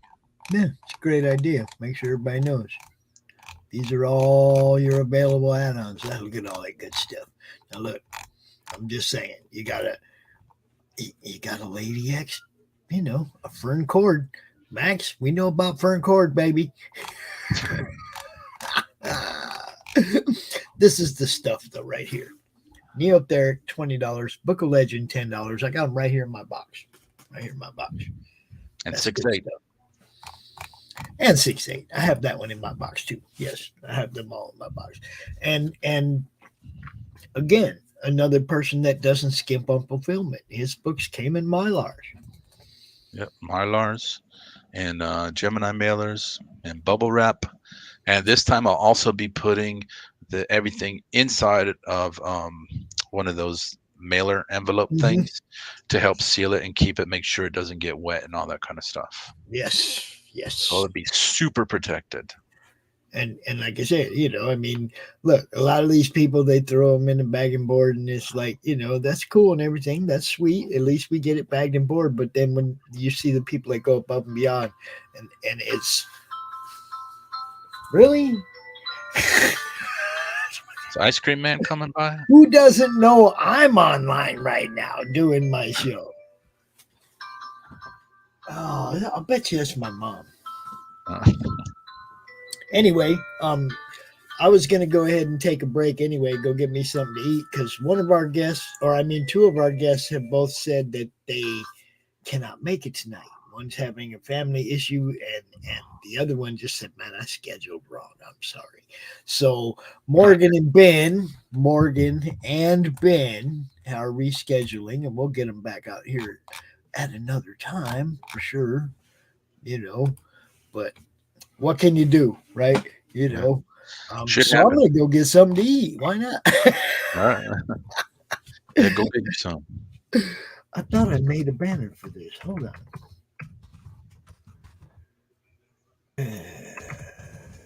I know I did. It just didn't save it, I guess. Yeah, we'll be back at 8:30. I'm just gonna leave this stream up.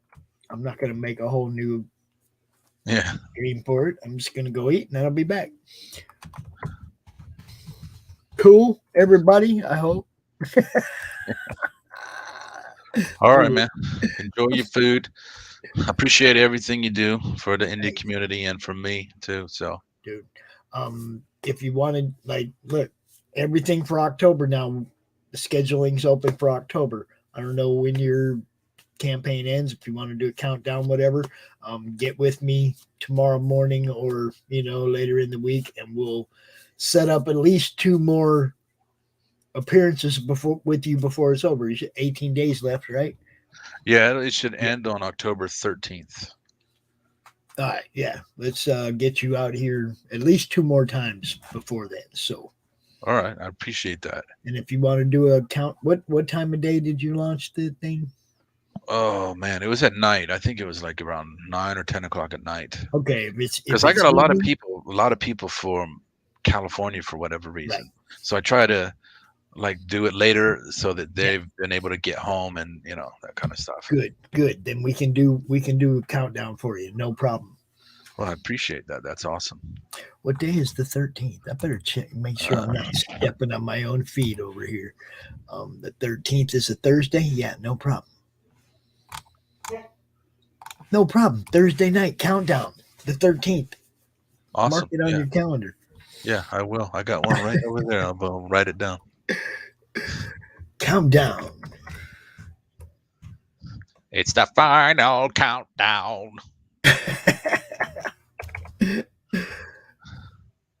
Nice. That'll work. You're my first scheduled thing for October. Oh, you're my second, actually. I got a countdown for Rabbit on the 6th. Oh, damn it. It's cool, though. All right, man. Y'all go check this out. It's good stuff. Check it out. It is why we're here. Oh, that's Sam's. No, here's yours. There it is. Rainy Road, Epic of Darkness, adult horror. Michael Gonzalez and crew. And some of this crew is also the same as Max DeVille's crew over there at Atrocity Press. You've got some of the same I'm sure people will recognize all these names because I see other people's campaigns. It's like, oh yeah, they did work with him too, or her. Yeah. Yeah, I'm good. All right. Michael, it's always good talking to you. I will see you again. Jeez, I can't even spell Morgan. My God. Jeez, hide that. Edit it. Act like you know how to spell, son. All right, I'm going to go get something to eat. I'm not killing the stream. I'm just putting a banner up in front of it. We will be back. You all have a great hour while I eat. There you go. That's not the one. I want that one. There you go. That little banner up down like there. A well-oiled machine here. There you go. Bye, everybody. All right, yeah. Talk to you later, Michael.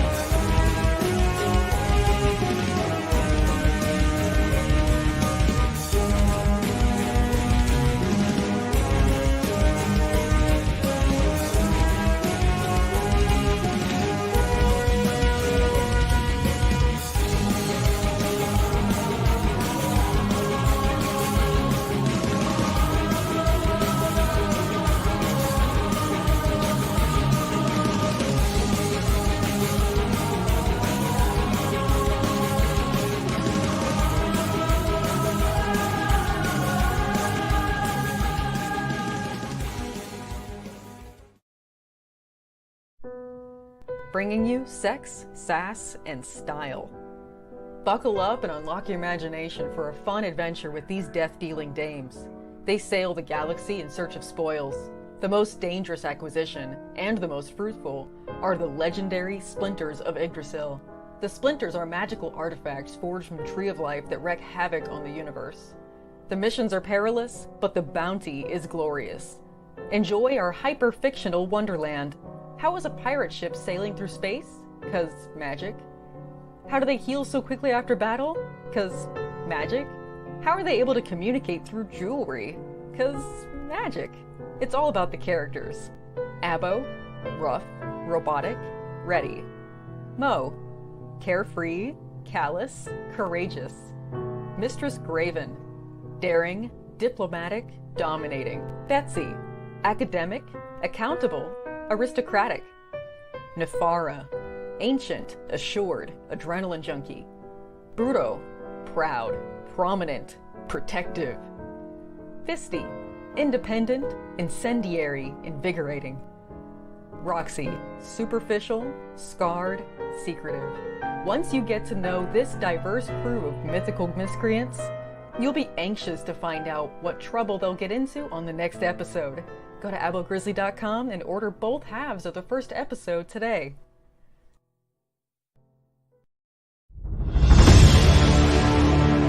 America's southern border has become a war zone. Human traffickers, drug smugglers, and terrorists flow across the Rio Grande with impunity, secure in the knowledge that no one will stop them. A distant federal government lectures Americans on their privilege while punishing overworked Border Patrol agents who were helpless to stem the tidal wave of invaders and determined migrants. Second-generation Cuban-American Marcos Zamora is a military vet, more patriotic than most Americans. No longer able to ignore the chaos at his doorstep, he acts. Joined by his best friend Gus, they hit the border every night, saving lives while stopping violent drug cartels and other opportunists. The government reacts with fury at Marco's attempts to preserve American sovereignty, deploying the full might of their enforcement agencies. But Marcos understands that the only thing the rich and powerful fear is bad publicity, and he records every encounter. Whoever he is, this private American must be stopped. Illustrated by Richard Bonk and written by Eisner winner Mike Barron, Private American is his version of Captain America, and maybe a little Punisher, taking part in this ongoing, violent, and very real battle of good versus evil in the war for American sovereignty. Grab your copy at theprivateamerican.com. We have a secure border, and that is a priority for our administration.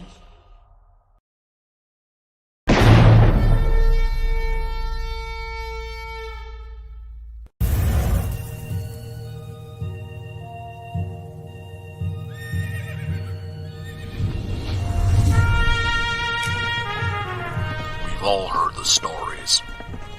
We've all heard the legends.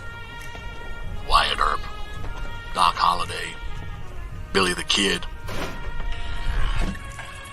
But there's a secret history to the Old West. One that seems too strange to be true, but, well, we all know what they say about the truth.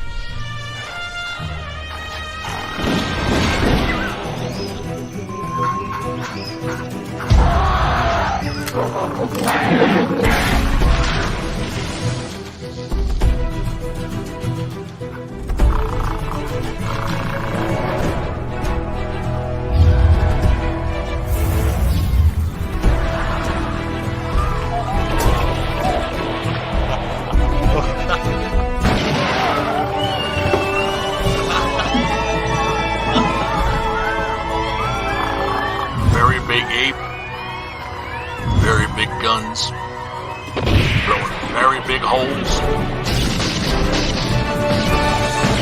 very bad people. I think the world is finally ready to hear the story of the strangest, the most startling Western hero of them all.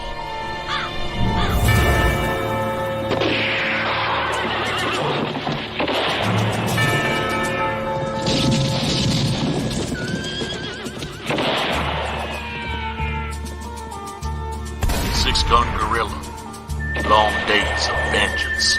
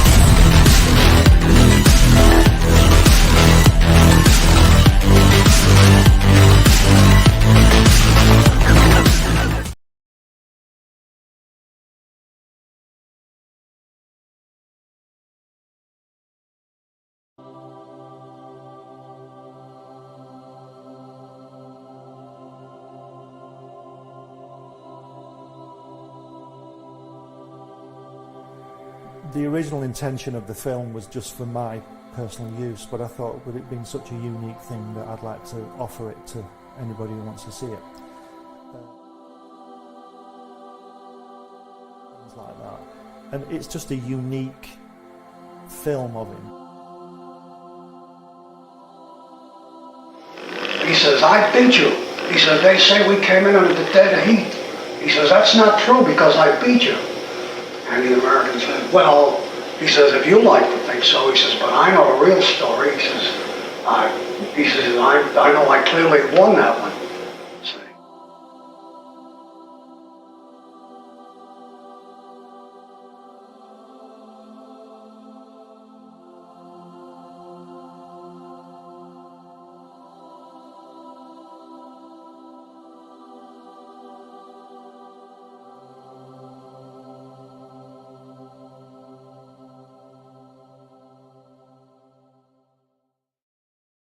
Author Cindy Kep is writing on the edge. Books include Remnant in the Stars, The Loudest Actions, Lines of Succession, Mindstorm,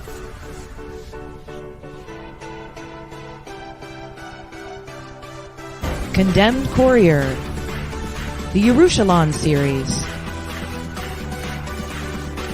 and Animal Eye. Find author Cindy Koepp at CKOEPP.com today.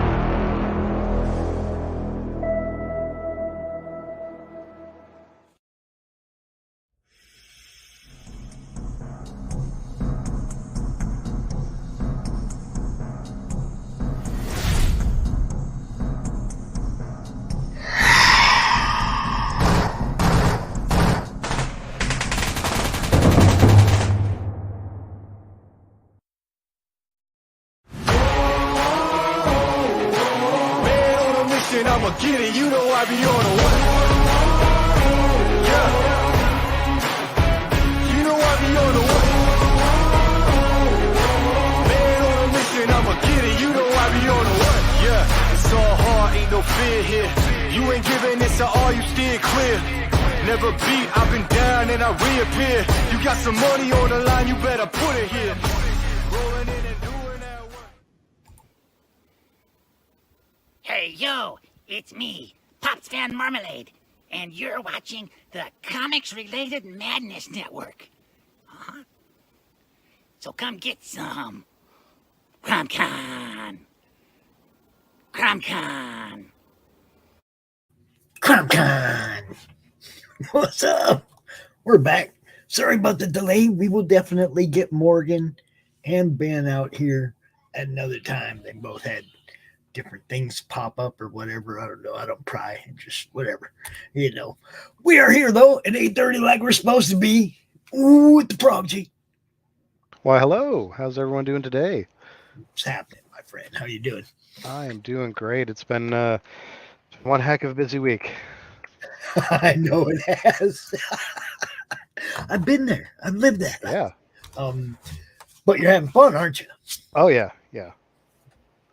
That's what matters, dude. That is the most important thing, is that you're having a good time. I'm having a good time. I got to actually use these a little bit. Nice. Already got to use them. Good deal. Hopefully they rolled well for you. Well, you know. Yeah, fair. Okay. My rolling talent ain't necessarily what it should be. You know, I've been relying on that stupid machine for who knows how long now, the roll 20, you know. Now I don't have to use that anymore. My friend Chris, though, my sponsor at Laughing Rogue, he's going to be wanting to get some custom sixes from you, D6s. All right, I think we can look into it. For the Slaughterville game? Yeah, I think you meant it, or the Gods of Metal game. I don't know which one. Maybe both. Hi, Fanta. She said, "Frog, gee." Look, you get green hearts. I get purple hearts. See how that works? Yeah, that works. So you're creeping up on 5 figures, my friend. Yes, and our first stretch goal is that 5-figure mark right there. Getting close. Yes. So, for those of you who don't know, anybody who doesn't know Frog G, this is Frog G. Okay, this is what he does all the time. Drops links everywhere he goes. You know, you got all them wrenches in the bag, but you need links in the bag that you can drop everywhere you go too. Yeah, like chain links. You know. Yeah, there's more tools in there than is what's seen on that one. The bag holds some tools, and some of them are readily apparent and visible at any given time. Some of them are only visible at some times. So it's an enchanted bag. Yeah, and look, we love the whole concept, but I'm not going to be the one to tell everybody about it. That's going to be your job. Yeah. Now we played the one trailer, okay, but you have another one that has some Pedro action. Yep. A little bit of Pedro animated. It is glorious. I think we should just go ahead and play. Yeah, let's go with that one. Gives the basic premise of the story. So, all right, let me get mute myself. We've all read the story. The brave hero conquers the diabolical villain and rescues the damsel in distress. But this is real life, and in real life, Stories don't always have happy endings. Frog G, the story of a man turned into a frog by a voodoo priestess sent on a mission to kill a god by death itself. Now our hero must roam the underworld to regain his humanity and win back the woman he loves.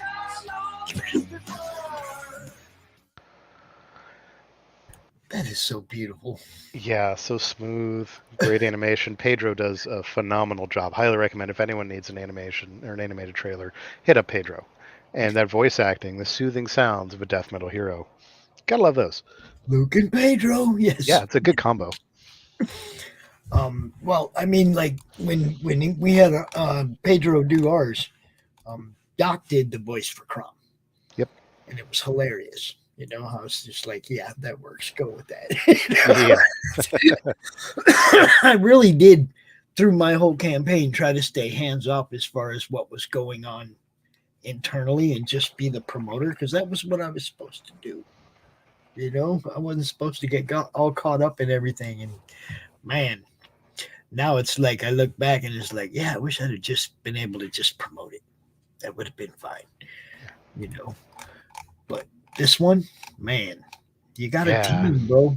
I got one heck of a team too, because I love Jason's artwork, the grittiness, the rough of it. It just brings me back to what got me into comics. Mm-hmm. And then you throw Inkspot's colors on it, and it's just bringing it up, that extra factor right there.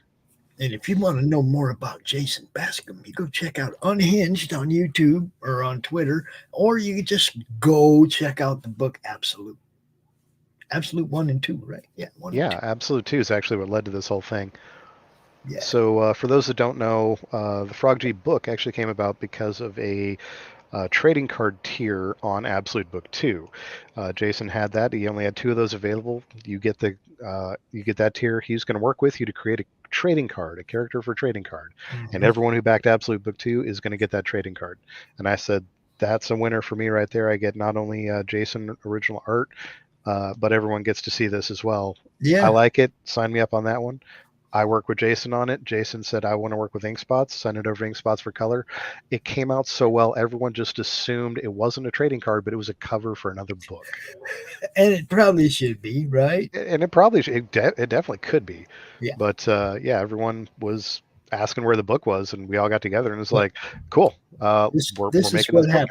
You keep that in reserve. And when you do reprints, when you have to reprint this first issue, put that cover on. It is definitely something we're considering, but it is a team collaboration there, so it's definitely, like I said, something we're considering. It may not. We'll look at that when we get to there. But first, we got to get the first printing out of the way, and we're already off to a pretty wicked start. I love it. Yeah, you're off to a wicked start, and I'm sure any books that you have like no matter how big the print count is, the first print's going to go. Oh yeah, absolutely. Man, people start hitting the cons. You got a retail tier, right? Yeah, we have a retail tier. Buy 4 copies of it and get a 5th one free. 1 shipping cost, so that's cost saving on top of cost saving. Gotta love that. You bet. What is up, my friend Simon? What's up? Yeah. Simon was out here last night. Now, the Plego Garage. What's up with the Plego Garage? I gotta know. That's kind of our our nod to Dan Plagle being the hard worker that he is. So we wanted to, throw in some Easter eggs for a few of our friends that are in this as well. So we got the Plagle garage and a tow truck right there because that's Plagle's, I would say day job, but it's a night job. Right. So gotta love that. The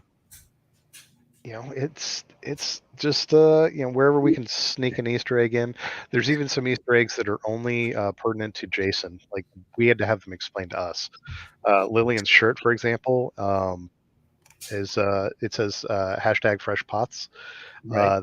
That is back to his college art class days where he and the professor were just like, yeah, you best get some fresh coffee pots on because we're going to be here all night. So it's a little bit of lore for him, and Easter egg for him and his art professor that we didn't even get. So there's a lot of stuff hidden in here. It's beautiful. I love the frog tattoo. I love the frog tattoo. I'm just saying. Be nice to little old ladies. This is the moral of the story, right? Yeah, it is an all ages book. It will teach you some good moral lessons, like be nice to people. Otherwise, nice. you could be cursed to become a frog. Who knows? It's a thing. It could happen. It could happen. Exactly. Yeah. So, when little old ladies come walking up behind you and they say something or they're just asking about my car. Hey, was my car ready? Yeah, just remember that little old lady been here a lot longer than you. Yeah. Respect. She has made it farther in life than you have. Yeah. And there's more to the story about the little lady other than just cursing him into a frog. Yes. You'll find out more in the book. So I'm not going to give that much away. This is all good stuff. Yeah, the artwork itself is phenomenal. I love that. And ink goes above and beyond even what Jason draws on there. The little details that are put in there. Like there's a mouse hole underneath the nightstand there. And originally that was drawn in, but Ink Spots knocked it out of the park. He threw in some eyes there for the mouse because he figures, there's a mouse hole. There should be a mouse there. Yeah. Yeah. What's up, everybody? He's right there. That guy. What's up, Sam? I hear you hit home runs, man, according to the frog here. You knock it out of the park, he said. And I just bunch and run. Dude. you killed it on this one, Ink. Yeah. Thanks, man. This is beautiful. My man Sam, what's up, Sam? Fanta, Frog G. Yeah. And watch out, because little old ladies ain't always what they appear. Yeah, and this one she's actually transforming into something different because she's a shapeshifter. Yes, she is. So, turns into a hot voodoo priestess. Yeah. Now she's all sexy and shit.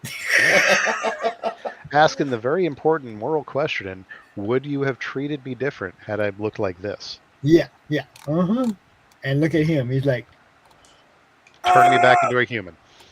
And her response is no. No. And then she gives him a nice voodoo blast out of her magic wand there. So yeah. And as Ink, one does. I don't know if you know Ink, but this is Joe. Oh, you got one. This is Joe. And he actually glows in the dark, too. Right? Ooh, you got an actual voodoo one. That's pretty cool. He has been around this show since last year when I did CRoM Con. You see? That's when he was born. So he's almost a year old. Right? There you go. Yeah. And then I see this and I'm like, and this is the second time. This is also on the cover of a book by Doran called Quint, and the guy's holding a staff with a skull on it with little red eyes and everything. It was like God's hand too. I think the voodoo guy in God's hand has a staff like that too. Yeah. I made mine just because I was doing Alice Cooper for Halloween. That was why I made mine. Dude, he's gonna be in my town for Halloween. He's doing a concert here. Where are you at? I'm in Prescott, Arizona, and he's from Phoenix. From Phoenix, so he comes down. Yeah. I lived in Phoenix for 35 years, bud. West Side. Yeah, he'll be. He's gonna do a big concert here. It's already sold out. I couldn't get tickets, so. Man, he's always around, man. I've seen him at Coyotes games, at of course at his club downtown Cooperstown. I've seen, man. Yeah, my dad was 1 year behind him in high school. He remembers really? it. So. Yeah, it's kind of crazy when you see him walking around in like Cortez High School? cargo shorts and stuff. It's like, hey, you're Alice Cooper, and you dress like a tennis guy or a golf guy, you know? Well, that's what he does. He plays Yeah. golf. He's good. He's good at golf too. Even as old as he is, man, he's still like a scratch fucking golfer. Yeah, I can't believe he's still doing concerts. Well, see, Like Ozzy, like rock and Ozzy. roll is the good life. I mean, look, you got Keith Richards, all these dudes that just Sammy Hagar in his 70s that just go out and belt it out every night and they ain't gonna slow down. It's rock and roll life. I can't drive 55. And then you got this one. Yeah, that's by the great Matt Barr. He overdid it. Like he made it too good, and then we had to put on the supplemental. It's like, man, if we would have known how awesome that was going to be, it would have been a supplemental. Yeah, he's got he's got a okay. He's eating dinner. All right. Yeah, he's trying to eat dinner. I see you, Jason. I had to eat too real fast before. We actually had a couple people that had to reschedule, so I had a little like break, and I was like, screw it, I'm gonna go get something to eat real fast. These 12-hour weekends, man, 12-hour a day for 2 days. It's fun, but man, there's times when I'm like dehydrated and I'll catch myself. Man, you haven't drank nothing in 2 hours, or whatever. You just get caught up in it. It's fun. Mm-hmm. Yeah. Hours. There you go. Phrasing, Fanta.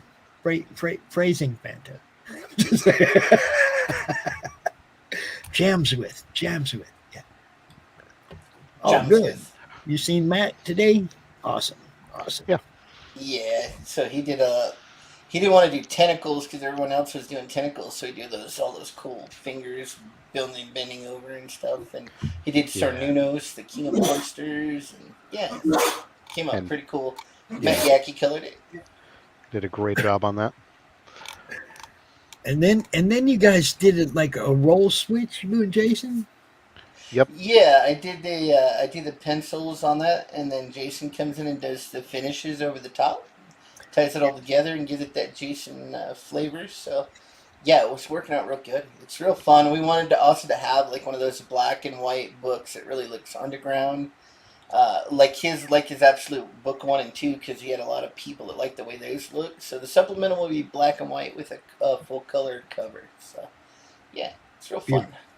It's beautiful stuff. And it's the story of Cernunnos, the main big bad guy, how all about his fall from grace with the other gods, and So you got Zeus there, you got Loki, you got Morning Star there, you got the Sea Wench there. So it's pretty fun. We have a lot of. You got Metal Mayhem Rock Boy there. First appearance will be in that supplemental. So. And you have the Queen. The placeholder cover right now. Man, even that's killer though. Yeah. There's a large demand for that one, so we're gonna do something with it. She hates it. She really is not a fan. So she's doing a really nice one right now for us. Yes. And that's just it. Everybody loves her so much. It's like, man, it don't always have to be perfect. It's still Irene. Look at that. That frog is badass. Yeah, it's a good pose right there. He's gonna whack the crap out of those little chibi things. Yep. Oh. So, and then there's Dan. Yes, this is a black and white grayscale-ish cover. It's just the cover that's that way for this, because let's be honest, Dan Plagle does a phenomenal job with grayscale. We wanted to tap that. We wanted a cover that was just pure, straight Dan Plagle artwork. It's like, don't try to make it look like us. We're hiring you for this cover because we want a Dan Plagle cover, and it is great. And this is the character we refer to as the Baba Gaga, and you'll meet her in the first book. But let's just say she's a bit of a fashionista. She likes to accessorize her outfits and her heads because, hey, why not? It's what she does. Now, unfortunately, she did suffer an accident earlier where she lost her leg, and she used that opportunity to make her prosthetic into her magic wand. Yep. So improvise, adapt, overcome. It's great, and all about this accessorizing. Yeah, she's a big diva. Yeah. I love it. There's just two things I can't stop looking at on this cover. No, I'm checking out all the different heads, and I'm trying to see. Yeah. I'm trying to place the head on the shoulders and imagine how it would look like if you put the fly head up there over them boobs, or if you put the see what. Yeah, the boobs are still there. Oh, we should do a paper doll of the Baba Gaga with all the different heads. She can. That'd be a cheap, cool stretch goal. Jason, what do you think of that, dude? That'd be awesome. Yeah, Jason's listening, so. A paper doll. That'd be kind of cool. I want to see what she looks like with all the different heads on. Yes. Because I'm sitting here trying to imagine it. You know what I mean? No, no paper dolls. Sorry. And he also says jitting. He also said jitting. I don't know what that word is. I think he means kidding. Vetoed. For me, kitty. Like no, I can slap back pretty easy. I want to see what the cat head looks like up there. I wonder if you get like sticker ones, like you have her and she like, and then you can peel all the heads off the sticker and then just stick them over it. Put whichever one's up there, like them sticker books. That'd be kind of cool. Stickers do get a little spendy, but yeah, it's something we'll talk about. Yeah. You know the clingy things? Yeah, the window cling style. Yeah, that'd be cool. Yeah, that's what I'm telling you. That's what you could just switch them out whenever you wanted. Oh, that would be kind of a different thing. With spaghetti on your hands. Spaghetti. Spaghetti.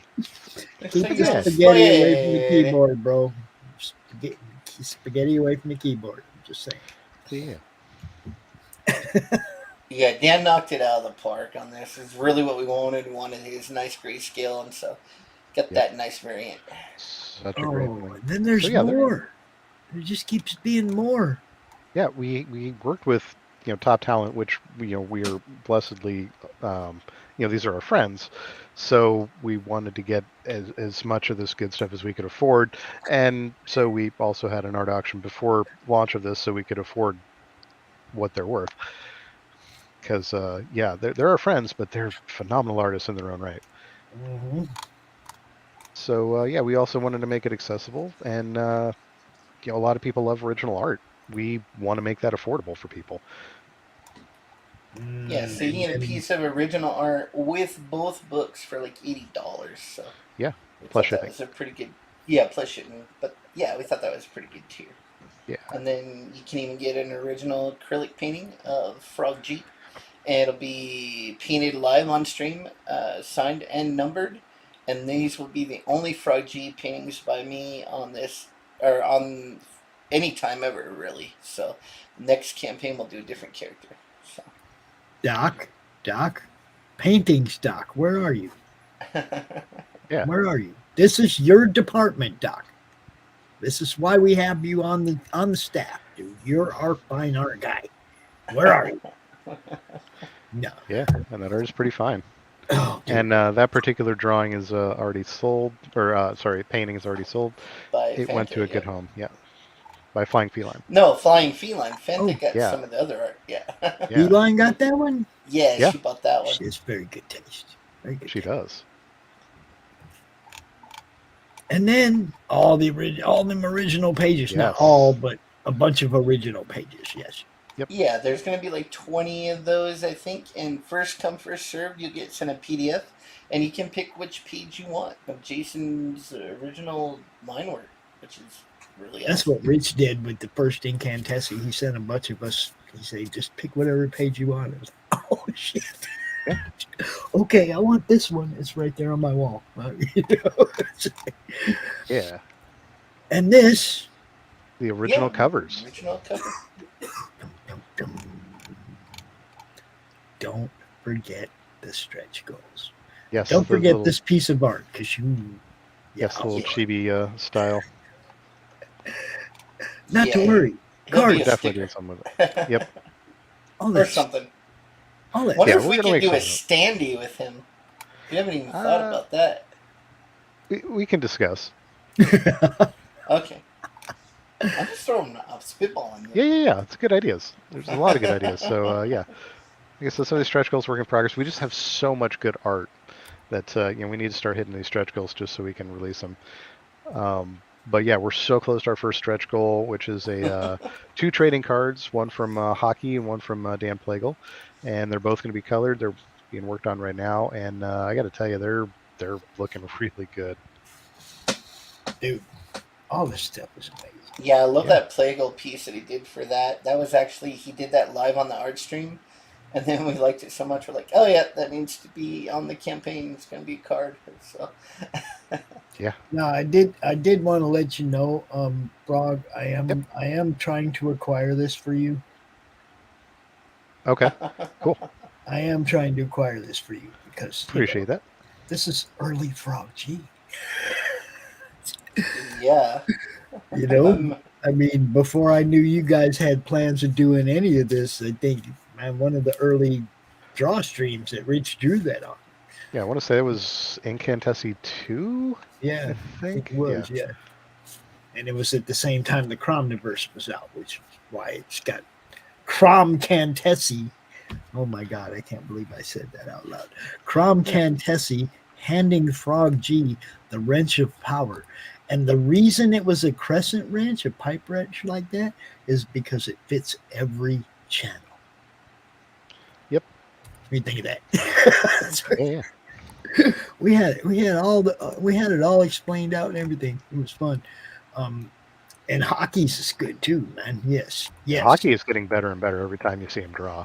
He levels up, man, like on the reg, you know. Yeah, that Voodoo Priestess he did really came out great. Mm-hmm. Yeah.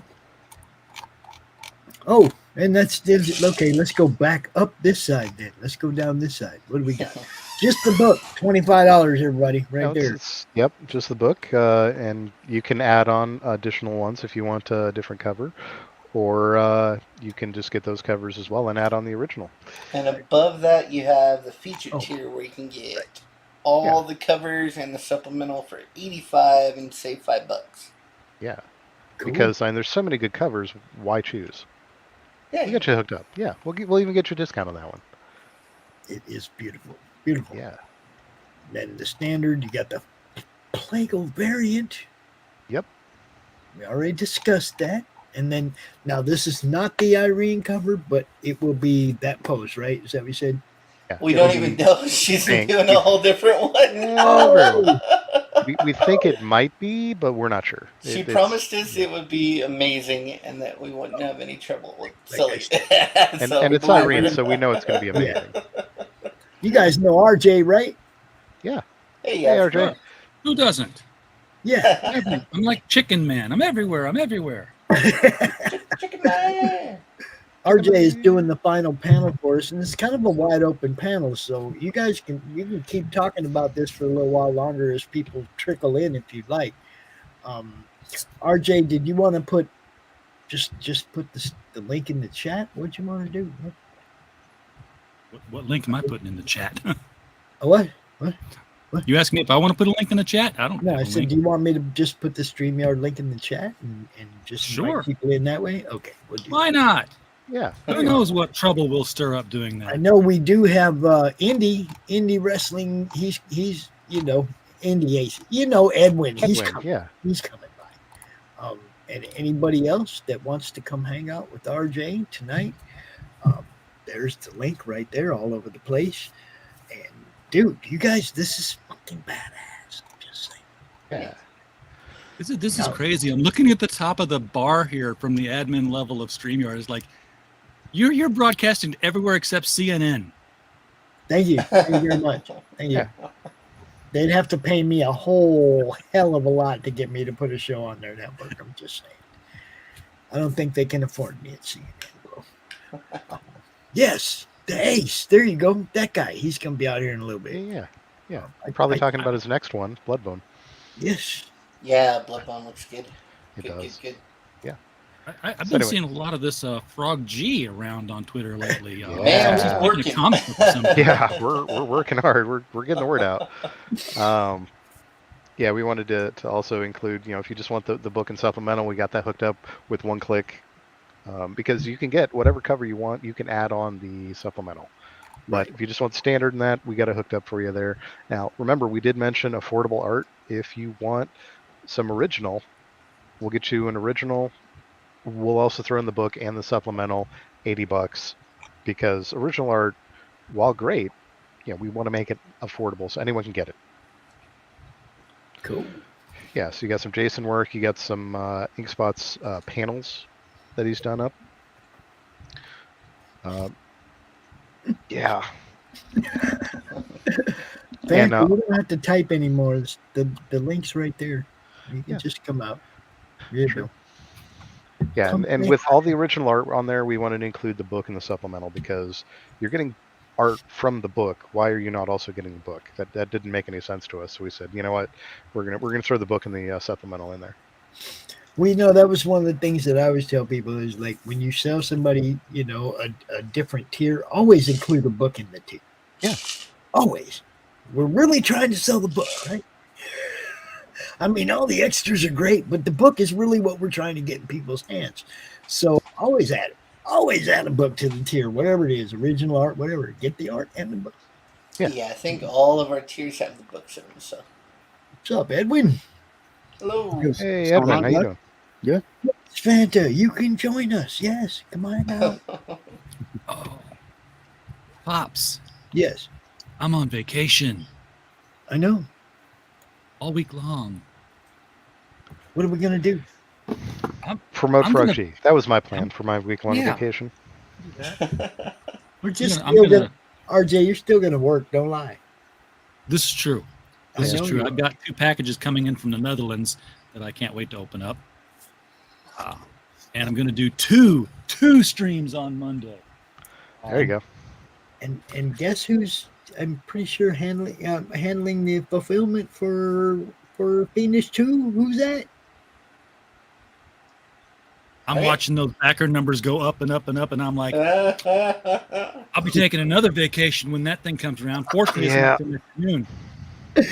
RJ gonna be hiring people outside the Home Depot. Hey, come help. They're gonna think they're gonna go do lawn work and shit, and he's gonna have them putting books in Gemini's. Yo quiero comic books. Hello, Fanta. What's happening? Hey, Fanta. Hey guys. Hey, Fanta. So yes, this is kind of how we do it. This is the last panel of CRoM Con. We just kind of hang out. Edwin's got stuff going on. Frog's got stuff going on. Yes. Man. Now there you go. We talked about this. We got the art, but then the retail tier, the ever important retail tier. Yes. Want to make sure. Yeah. If you got friends that want it, especially you live, say you live in Australia, you get together with a couple of guys, save on the shipping cost because let's be honest, that shipping is not cheap. All right, I'm looking at it from a completely different angle, my friend. Yeah, also, so you can get it into your local comic shop. This is a Frog G book. Okay, Yes. This is the first Frog G book, right? Correct? Yep. Number 1? Yes. Numero uno. Okay, so just like I did with Ed Gein numero uno, I made sure I got myself extra copies. Because a couple years from now, when everybody's going, I missed out on that, I want that book, I'm going to be going, how bad do you want it? A couple of years from now, when Netflix does the Ed Gein story and then they change the cover to the comic book. Oh, yeah. You know what I'm saying, though? It's like, I'm thinking in the future, these certain books coming out of our little jam down here away from the mainstream, some of these have possibilities of really blowing up. Yeah. And this could be one of them, you guys. So if you can get more than one copy, that's kind of smart because you got one to read, you got a few to put away, might make a buck down the road. Just saying. Oh, this will be one of them. I know. I know that. That's what I I'm have saying. every confidence in the world. There's certain ones, like I'm real confident that Ed Gein's going to go to another printing and another printing and another printing, and then those first prints look really good. Yeah. It's like that's the whole thing, and that's how it happens. When you have to go print it again because people still want it, and you ran out, that's when you know you're getting where you want to be, man. We need more. Feed me more. Yeah, I want to get there. Yeah, definitely. So original Wow. interior pages right there. We talked about that. You got the Big Daddy tier. That's the fun one. That is the acrylic painting, as well as original artwork by Jason, as well as every book we got on there, as well as all the stretch goals, the whole kit and caboodle. We wanted to make sure you get, we hook up everyone that really wants us. You get everything.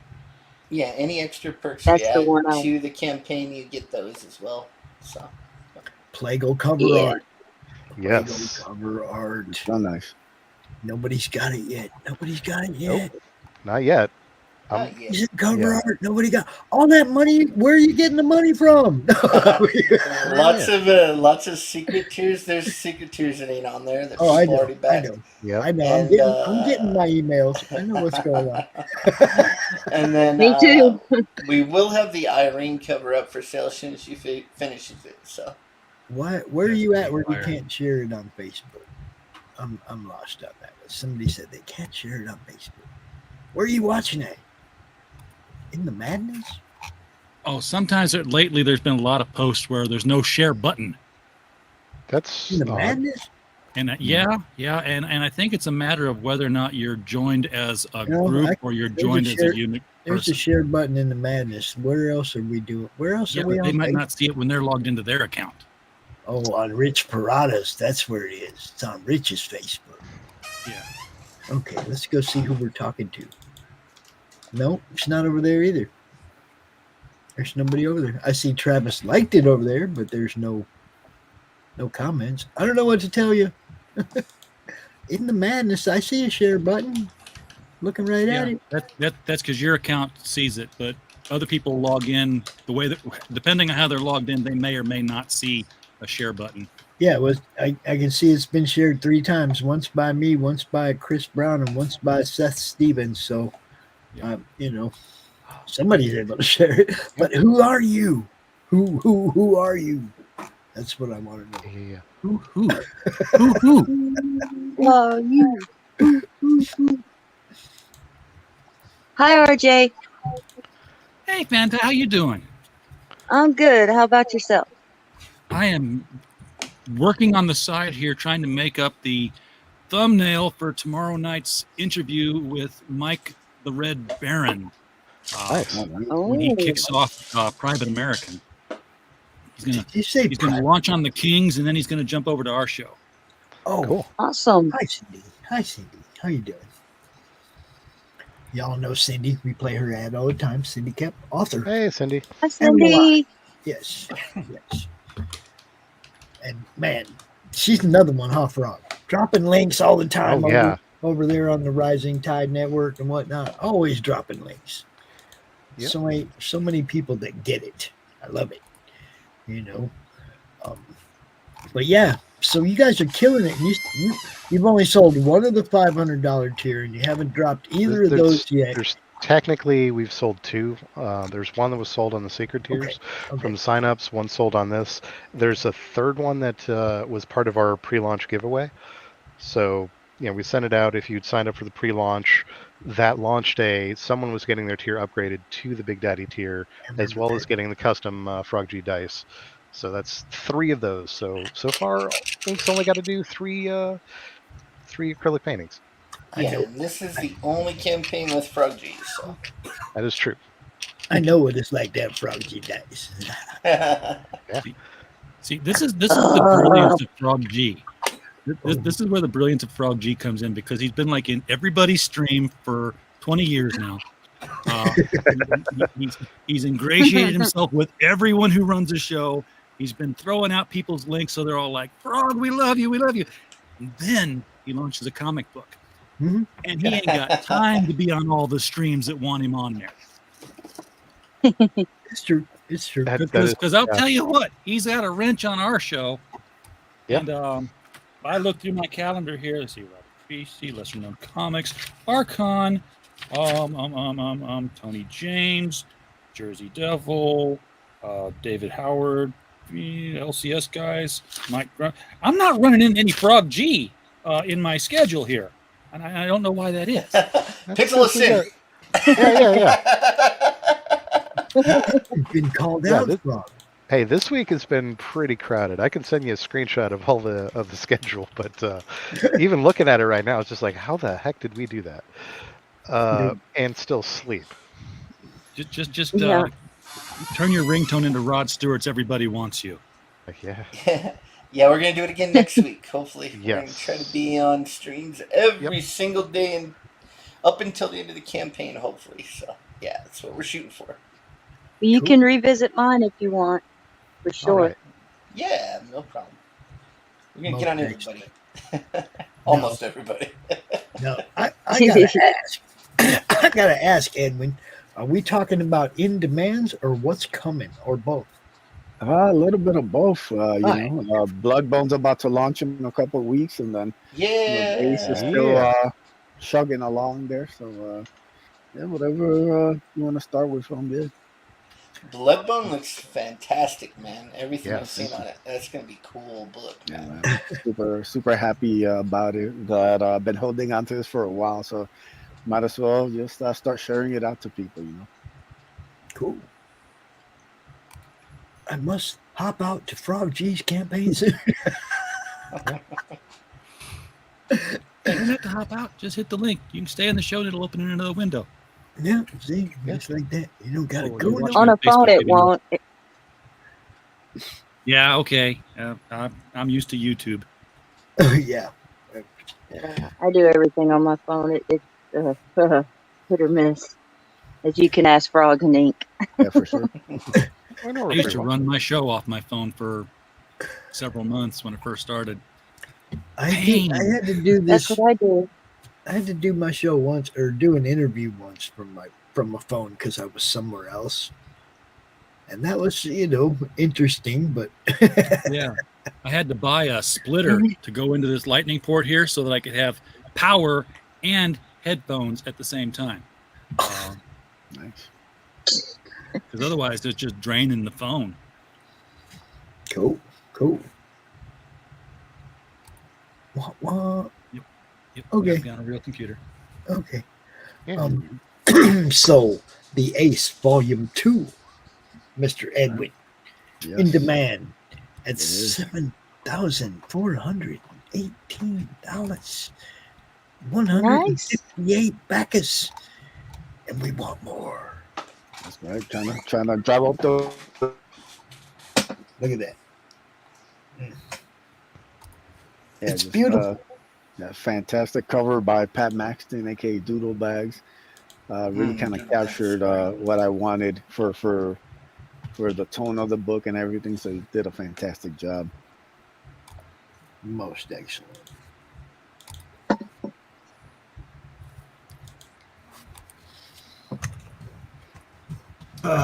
Answering a message, RJ. It's all yours, buddy. Yeah. I've got to read the messages. Okay.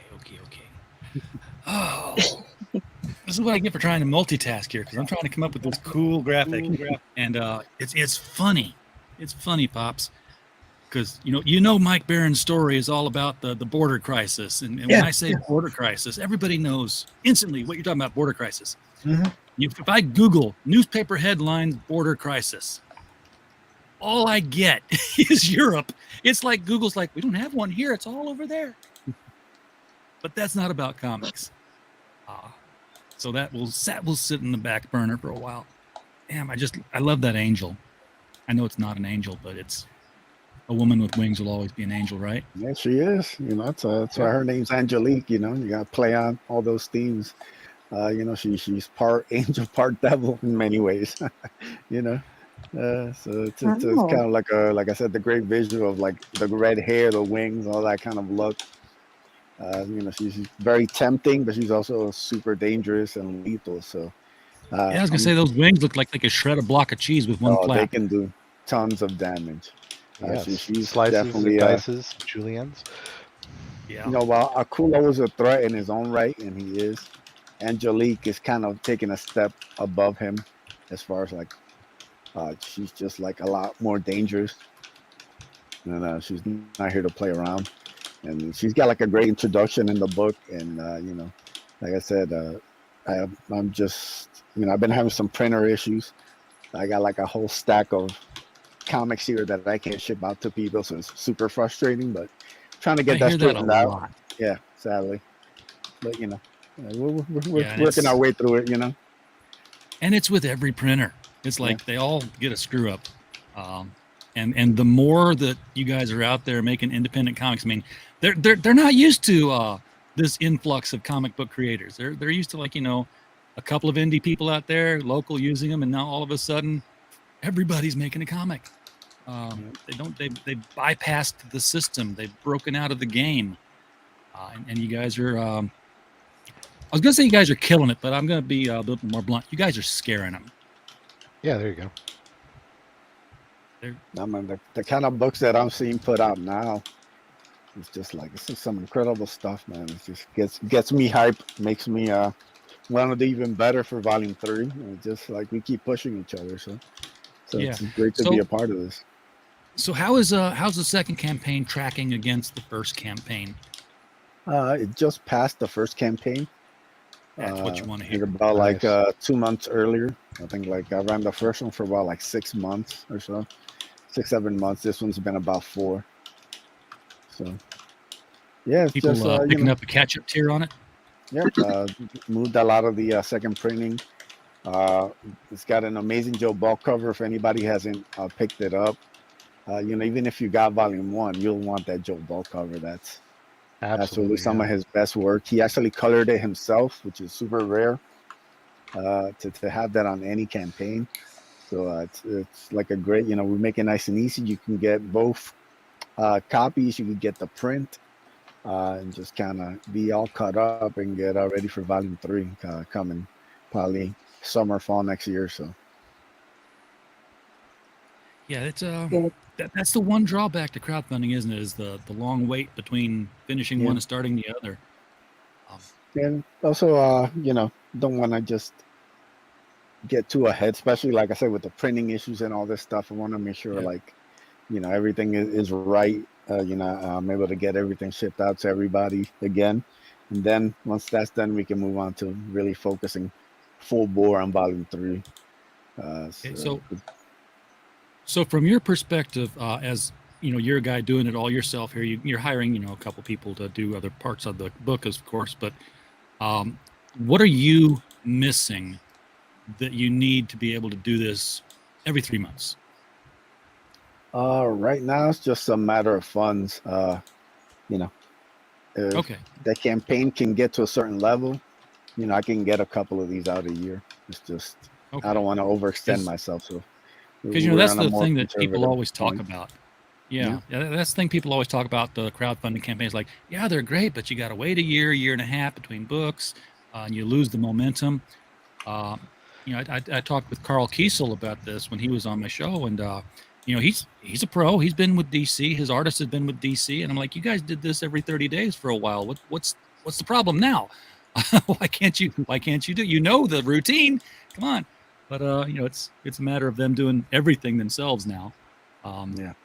And doing it on the side too is a lot. I mean, this isn't your full-time gig. This is, you got another job, I'm sure.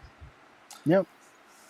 And like I said, it just takes time also. You're juggling multiple artists, you're juggling inkers, you're letterers of, different, even when you get all the art and everything, you got to then order the extras, the trading card, the stickers, the posters, then you got the supplies. So it all just kind of, even when you get one thing down, everything else just kind of comes up, and that'll take time too. Yeah, I think a lot of backers go into it, maybe not consciously thinking this, but subconsciously thinking, this is all this guy does. Why is he goofing around and not making my comic? It's been 7 months. When's he going to make this book again? But if you just stop and think about what's really happening, then it's like, oh yeah, this is side gig stuff. Yeah. Until it's not. Exactly. That's the point. Make You sure gotta to get enough backers to make it full time. So. Yeah. That's the goal. I mean, even as much as the iconic guys make, I don't think Tim has quit being a doctor yet. Yeah. So yeah, I think a lot of us that we would love for this to be our full-time job that we do. So yeah. It's all in the numbers. Like if you look at this, it takes, if we're doing it part-time and working a full-time job, it's going to take almost a year to produce a book. But if you're at home all the time and this is all you do, you could hit that probably 3-4 months. You get 3-4 books out a year. If you were able to do it full-time. Yeah. What is this we're looking at here? Is this a plushie? Yeah, it's a Slam Buddy. It's a Oh my God, a plushie! It's a Slam Buddy. Limited time for the campaign, so I actually have all these on hand. I love plushies. Yeah, these are great. I love the way I feel. I'm 55 years old and I'm starting to collect stuffed animals. This is kind of stupid, but These are great, man. Yeah, it's like completely. Never How could you stupid. resist this? I have a little niece. I ended up giving one to her, and she beat it up for a couple of days, and I held up. So can't complain. I like the quality of them. So how did you make that? Did you have that made somewhere, or did you like take a Slam Buddy, cut it apart, make a pattern? No, this was done by a company called Slam Buddy. They actually do little buddies like these for a lot of local wrestlers. Ended up finding them through them, and then they also branch out and do other stuff. So and they had them do this. Akulas is based on the design by 6 a.m. Comics. He did like a little sticker for Akula. So I ended up kind of taking that initial idea and then seeing if they can turn into a Slam Buddy, and they did. So probably gonna have more of these in volume 3. I'm super happy with them. That's fantastic. That's awesome. Yeah, I'm getting the Embrace is doing a plushie with their next release, and that's coming in soon. That thing's 18 inches tall, so I can't imagine what it'll be like when it gets here. I'll put it on camera, of course. I want one of those too. It looks really cool. The pictures I've seen of it. Be interesting to see. The other ones I've seen, they're the ones I've got. They're not, throw a ring into the goldfish bowl and take it home kind of plushies. They're well made. They're very sturdy. Good material. I really expected to be more carnival kind of thing if it was going to be custom made for stuff like that. So far, it's not been that. Any stuffed frogs, Frog G? It's I not wish. outside the realm of possibility, but not something we've discussed for book 1. Yeah, that's a So good idea. there's potential. We're going to have wrenches Yes. if we get to a certain number, but it's a high number because they're expensive. Very expensive. So. Wait, wrenches? Yeah. Yeah, actual wrenches. Yeah. With the Frog G logo on them. Of course, because everybody gives Frog G a wrench. Now he's going to give them back. Yeah. Yep. Share the love, share the wrench. So that's definitely in our stretch goals going forward. So we just have to get there. You know how it is. That's very cool. Is that going to be on one side of it? Share the love, share the wrench. Who knows? We haven't got that far yet. Yeah, we got to get that stretch goal first. You could just make them, wrench refrigerator magnets and just be flat and die cut, and it would, be cheaper. And you could then write on the side of it. We'd all still love it. Uh-huh. So, who's planning to go to conventions yet and take their stuff there? Anybody got a convention in their future? Because I do. Well, there was just one 2 weekends ago over here. That was the big one. So, yeah, I'll look on the lookout for them. But if they're not in the local area, I generally, because of my work schedule, don't get to a lot of them. Yeah, I'm going to be going as soon as the book comes out. I want to make sure I get something in hand to bring there and stuff. Make it worth it. I want to say hi to our sponsor from the Laughing Road, Mr. Chris Brown. How you doing, brother? How's it going, y'all? Hello. Hey, Hello. what's going on? Oh, he's the one that has all them games. Slaughterville, Gods of Metal, Gone Hunting. We're going to talk Gone about Hunting. Bantha knows about that game. There you go. Bantha Yeah. kicked my Yeah, I ass. do. Bantha kicked my ass in that game. She did. Oh, I'll be right back. RJ, you and Chris, you got this, right? Right. Yeah, we got it. I'm taking off the whole week, but Thursday I'm going to be heading up towards St. Louis for Archon in Collinsville, Illinois, sci-fi channel, not a sci-fi channel, a sci-fi convention there. And I just got in loads of books that we've had published in the past. I haven't had copies of Gods and Services in hand for over a year, so I had to order more of those. And then this is the one that we just got crowdfunded. I just got the slipcovers in because they sent me naked books. So I had to put all the slipcovers on when they sent them separately. Backers are going to get theirs first, of course, and then the extras are going to go with me to the con. And there's only 15 extras. There's only one. There are 25. So everyone's going to be numbered 1 of 25, 2 of 25. Cool. And they will be a lot more expensive at the con than they would have been if you'd have bought it on the crowdfunder. Understandable, yeah. Do you guys do that with your books when you're taking to cons? Do you price them higher than the crowdfunder, or do you price them lower and just trying to get rid of them? No. I always keep them what I charge the people there. It's the crowdfunder gets the extras that other places don't. Yeah, I understand that. The only extra we had was art in the book, and I can't rip the pages out of the extra copy. An X-Acto knife, just. Yeah, I could do that, but why? It's. But yeah, I was surprised, kind of surprised how many books we have to take. I made a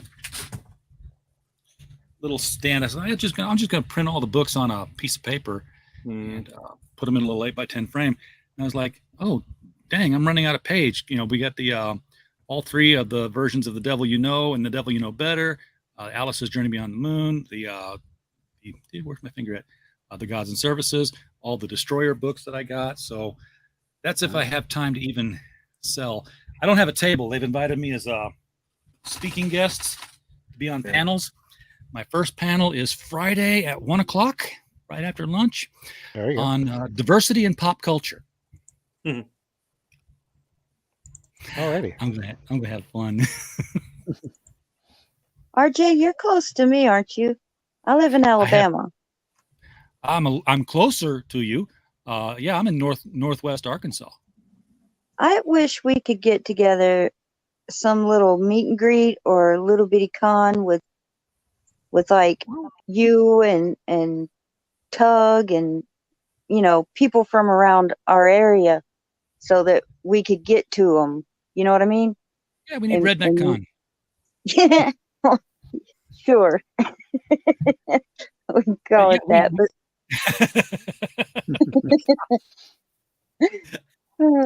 Yeah, we could hold it in the RV. Road trip. Nice. Just open up the front and back door. Yeah. We can just do it off truck bed. We have NWA Con. Oh, Tailgate Con. Yeah, there you go. Yeah, Tailgate Con. We just find a Walmart somewhere and hold it in the far end of the parking lot. Yeah. Oh man, that would kill. Yeah, I'm for it. Let's do it. I just don't know how to organize it. Well, I'm sure somebody could figure it out. Pops knows something about cons, and getting to them. But it's really what is it? It's renting space and selling tables in that space, and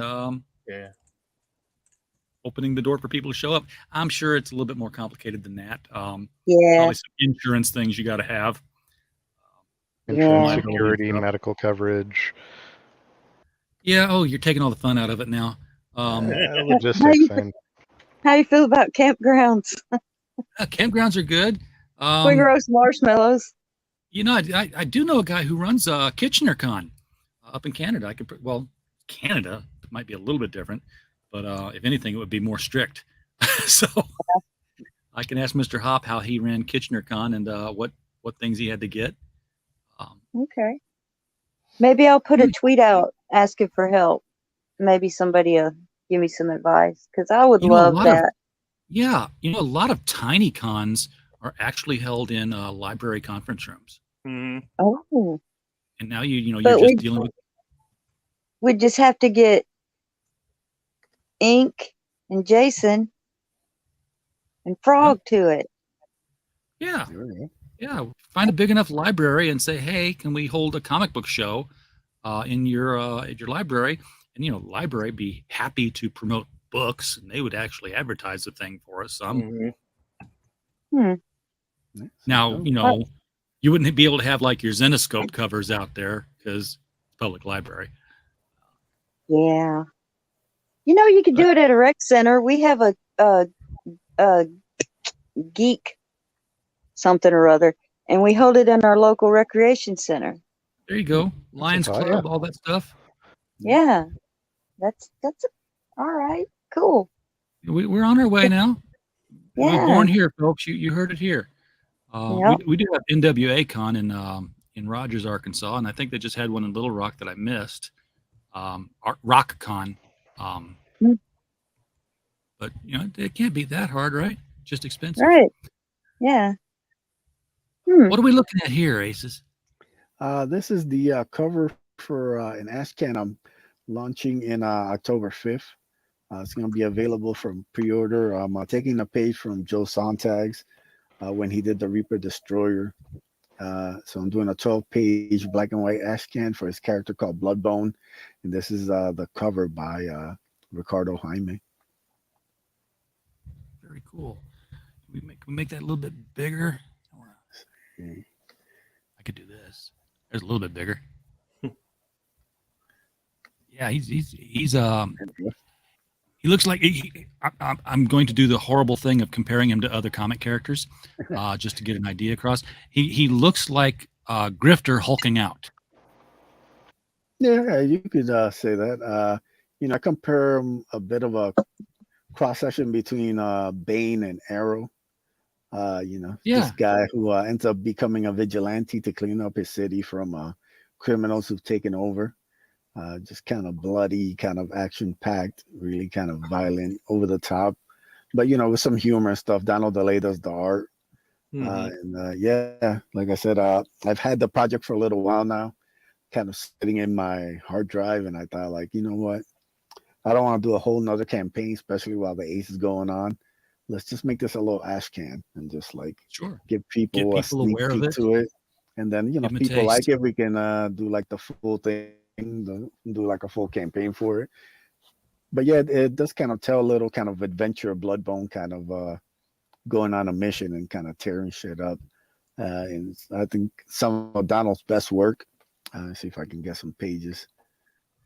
Donald does really good work, and not to knock the Brutus the Badass stuff that he did, but you've got some creators out there that sometimes they do better hired onto other people's books than they do putting out their own books. And I don't know if that's, because they're, 90% artist and 10% writer instead of, 50% artist and 50% writer. But Donald's been kicking out some really good stuff on other people's projects lately. Yeah, I think this is right up his alley. The moment I came up with the idea, I just thought, like, if Donald's free to do this, I think he would just kill it and just kind of like this. I love those panel layouts. Over the top, just kind of very violent. But it also has like that kind of twisted sense of humor, so it's not fully taking itself too seriously, because I can get a little kind of over the top. Yeah.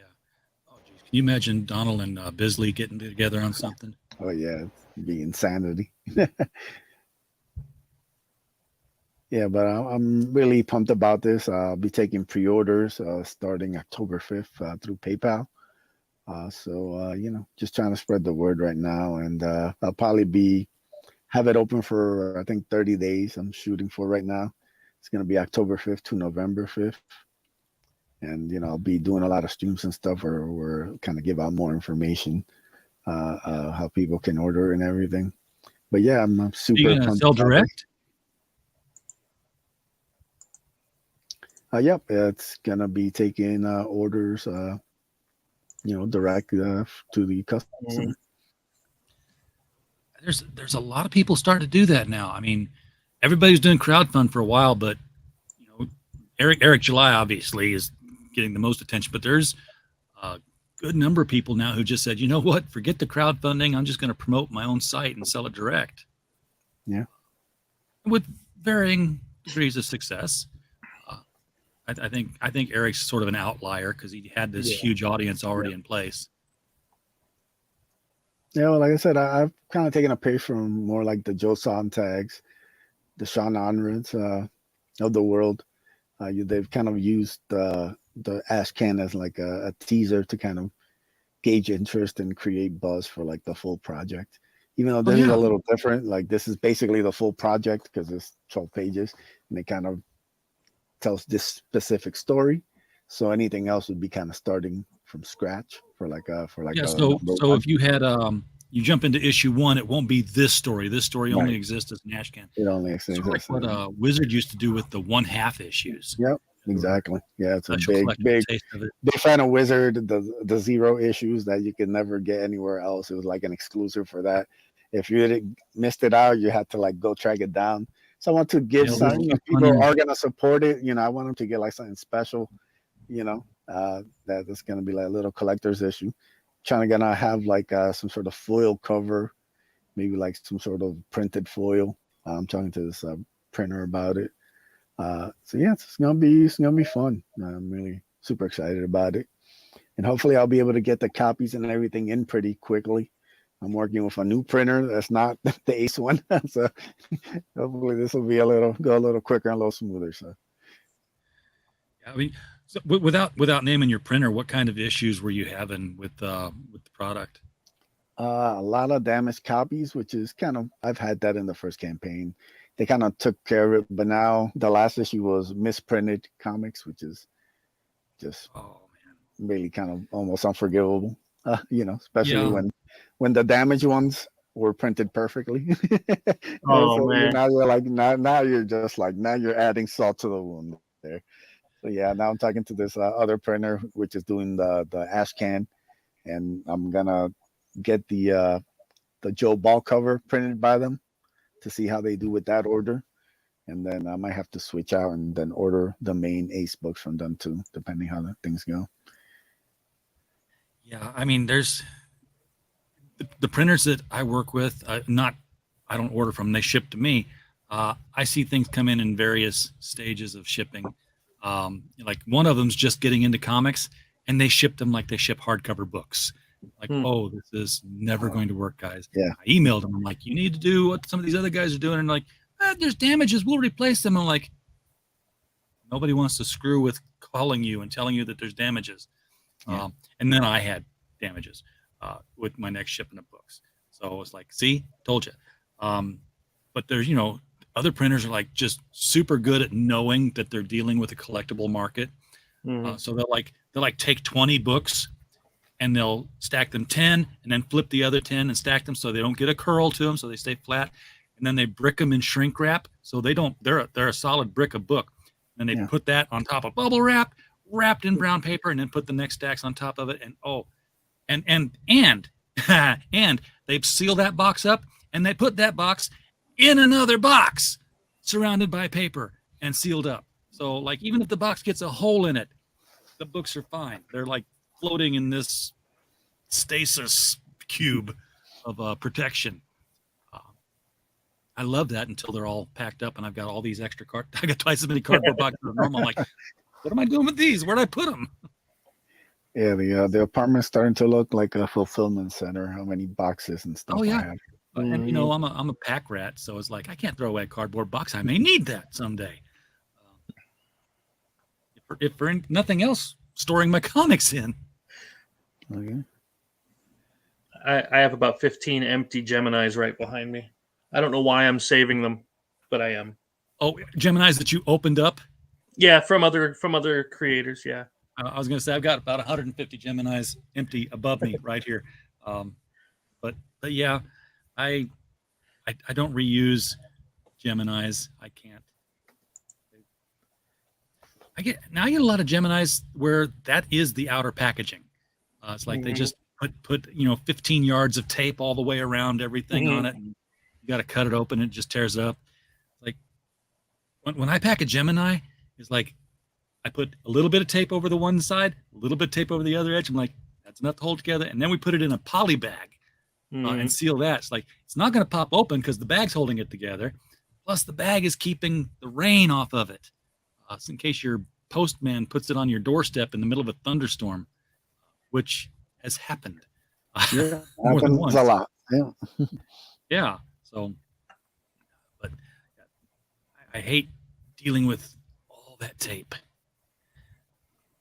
You just don't need it.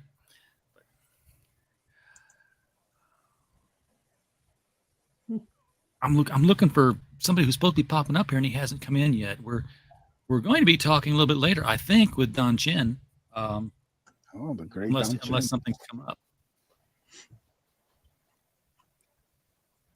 He told me earlier this week he was coming on the CRoM Con to talk with us. And he is huge, man. Now that's not Bloodbone there. That's Bloodbone front and center, right? I think Don had to reschedule, man. Something happened where they weren't allowed. He wasn't ready to talk about what he has coming up yet. Oh yeah. Unless you've heard different since then. That was the last I heard, that he had to back out until he. Yeah, they had a schedule change there, but I thought he might still be coming on the CRoM Con. But that's cool. That's cool. But this is Bloodbone front and center, who's already a huge guy, and you just ramped it up times 5 for this guy, who's I'm presuming is the bad guy.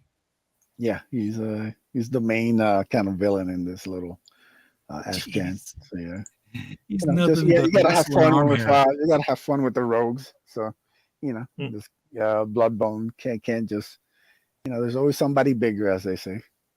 So. Oh yeah, it's like you ever heard of that comedian Gabriel Iglesias? Yeah. Yeah. He talks about making the T-shirts for his show. It was like, he's like, I made large, extra large, triple extra large, and damn. He said one guy came up to me after the show and said, "You don't make shirts in my size." And he looked at him and says, "I didn't know they made you," because the guy was huge. I love watching his stuff. I haven't seen him in a long time. And that's the great thing about like Donald too is like the way his blacks and everything on the page, like this black and white, but it's almost like a color because it really just kind of it pops and it stands out. And like I said, I think he does great work on this. Like I said, I would love to do some more stuff with him for Bloodbone. I got a bunch of more ideas and fun stuff we can do together. So hopefully, people go check it out. Now, is he doing the black and whites for black and white or to be colored later? This is just pure black and white. I just told him, so he, you can feel free to. And that's what the ash can's going to be. Yeah. Yep. Yeah. If we did do a number 1, I would look to get it colored. But I think for the ash can, it kind of works perfectly. Mm-hmm. Yeah. We kind of got away from real ash cans. I mean. They were called ash cans because back in the day, back when we rode dinosaurs to the publishing house, you'd lay out your thumbnails and do quick sketches of the comic, and they're like, okay, work off of this, and then they'd make the actual comic, and they'd throw the thumbnail pieces in the ash can. Well, it was perfectly readable comic if you like, reading the rough sketches and stuff, and if you had something out of the wastebasket that was sitting next to Jack Kirby's desk and had his thumbnails. It was like, ooh, this is something that might potentially be collectible. Maybe I'll hang on to this pre-copy of this comic that came out. Now we make them on purpose. We call it an ash can. Yeah. I that's why I kind of preferred it when Wizard just called them 1/2 issues or 0 issues or something. Yeah. Yeah, I basically can consider this like more of like that Wizard kind of issues 0 kind of thing. Like very much exclusive, kind of its own thing. Just kind of letting people get introduced to this new character in this new world. And all that stuff was super like exciting back when I was reading the Wizard magazines. Wizard used to be like almost exciting to get as my new issue of X-Men. You know, it's like I Yeah. had to go and like if I saw Wizard and X-Men go together, you know, I just had to grab one of each and let's go in and read through this and enjoy it. So Yeah, and as much as their price guide was a joke, Yeah. and you ask any retailer, it was a joke. But they got people excited about comics. They made you want to go out and look for this issue of something coming up that they were talking about. They made basically all the Image people into the rock stars that they were, given that rock star status, and that was something new to comics. I mean, you know, comic conventions before that had just been like, you know, oh my gosh, I really like your work. I'm a big fan of what you do. And then it became like, that's Todd McFarlane over there. Where? The guy behind all the people in suits surrounding him with Tommy guns. Because it was just suddenly this fame and personality driven thing. And I remember being in Chicago at a convention when young Todd and young Eric and young Dale Keown had his signature on a green metal Hulk cover, all sitting at one table under a tent in Chicago. And I was taken by how Todd basically said, he was talking about the Batman movies, like, you know, the Batman movie came out, and it was like, you know, they put the posters out. They didn't put the title of the movie on there. They didn't put who was acting in it. They didn't have to. They just put the symbol on there, and everybody passed by, and they're like, oh, Batman. He's like, that's going to be 10 years with me. They're going to pass by. Ain't going to be no title. Ain't going to be nothing. Just going to be the Spawn symbol on there. People are going to go, oh, yeah, Spawn movie. And I'm sitting there like, yeah. Oh, I'm the same guy who thought Alan Moore couldn't write when I first read Swamp Thing. So I was 14. Come on. Didn't know any better. Trying to read any Alan Moore at 14 is definitely yeah. Well, it was worse because I actually wrote DC a letter about how bad the writing was, and they published it. Oh, that's amazing. Oh, nice. I would have that framed. Yep. Yeah, this is when I roasted Alan Moore. I've got to find that issue. Oh, you got it. That's a collector's piece right there. I would just forget about the comic. I'd rip that up and hang it. You're like, yeah, I remember the ending of it was like, you know, it was like because they just come out of the Martin Pascoe run where it was this horror thing where this little girl was the Antichrist and Swamp Thing was in the fight with all that, and I said, as for me, give me original Swampy or give me Spider-Man, and I thought I was being real clever there. And then the anatomy lesson just kind of like, I came to my senses and like, oh, this is really good stuff. Lemon Pie, hello, Helco, welcome to the show. Hey, Lemon. Making me hungry for some lemon pie, and I have Pop-Tarts, so I don't have any of that. Doran! He gets that, and I get everybody wants a Fanta. I could do that too. A lemon pie and a Fanta. I'm 12 again. Never liked fruit pies. They didn't have anything in them. Fruit pie. I don't even know if I've ever had a fruit pie. It's just a mix of fruits. Yeah, give me a turtle pie any day of the week, you know, and that real life mutagen on there. So you can't get Hostess anything anymore. I know that they're still out there. Somebody bought the name. It's heartbreaking. They ain't the same thing. They're not. Gone. You know what? I don't know how to play Gone Hunting, but I'll be happy to watch and comment. It's fun. Chris, would you have to moderate that? Yeah, that would be a bit for tonight. I don't know how long you guys are planning on doing tonight. That would be a heck of a different change in the setup. It would take, about a half hour to set up everything. So. Oh, wow. Well, that's not selling the game, Chris. That's not an instant kind of a thing. I have to have, It sure is a fun game, though. You guys don't know. Yeah. It is. Yeah, a lot of games take a while to set up. Miss Fanta, he is still yelling at me because I rolled 2 doubles for you, and then I kept rolling all zeros, misses for him. Yeah.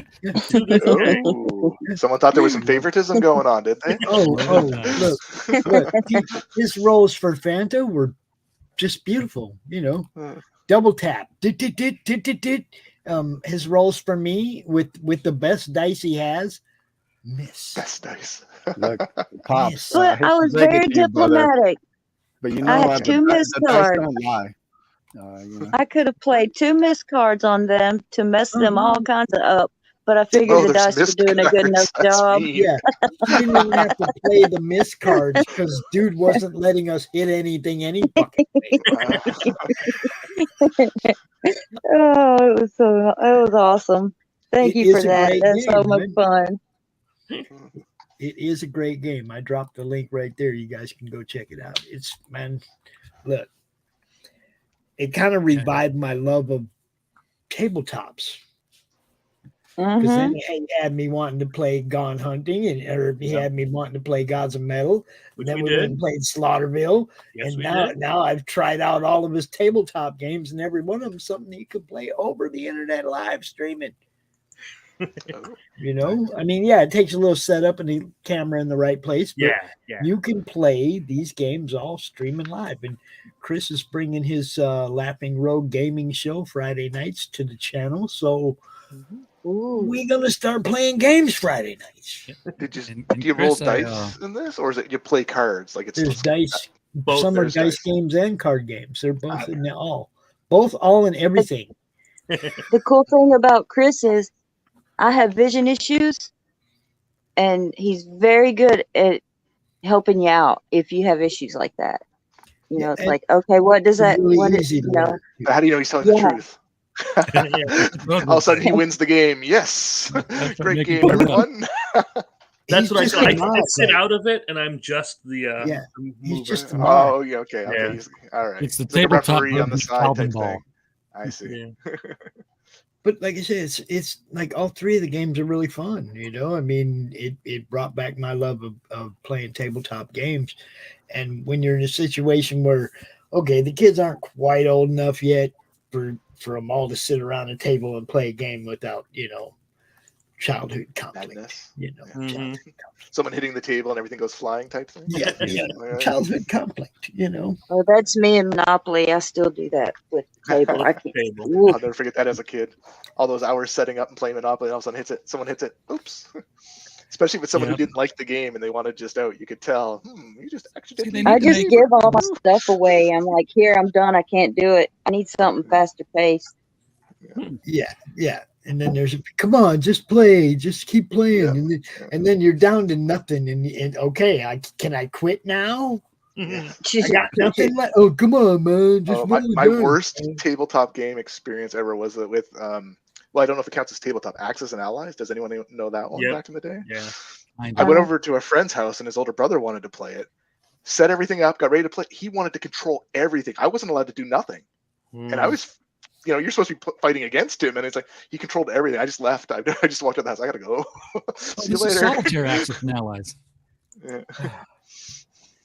I used to play Risk when I was in college. Oh yeah, I like Risk was pretty popular.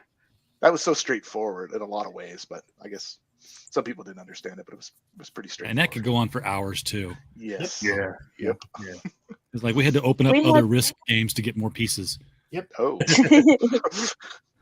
We That's had a concerning. Star Trek game you played with actually a VHS. That's how old it is. Yes. Yeah. Oh. And then I we know had what you're another talking about. one.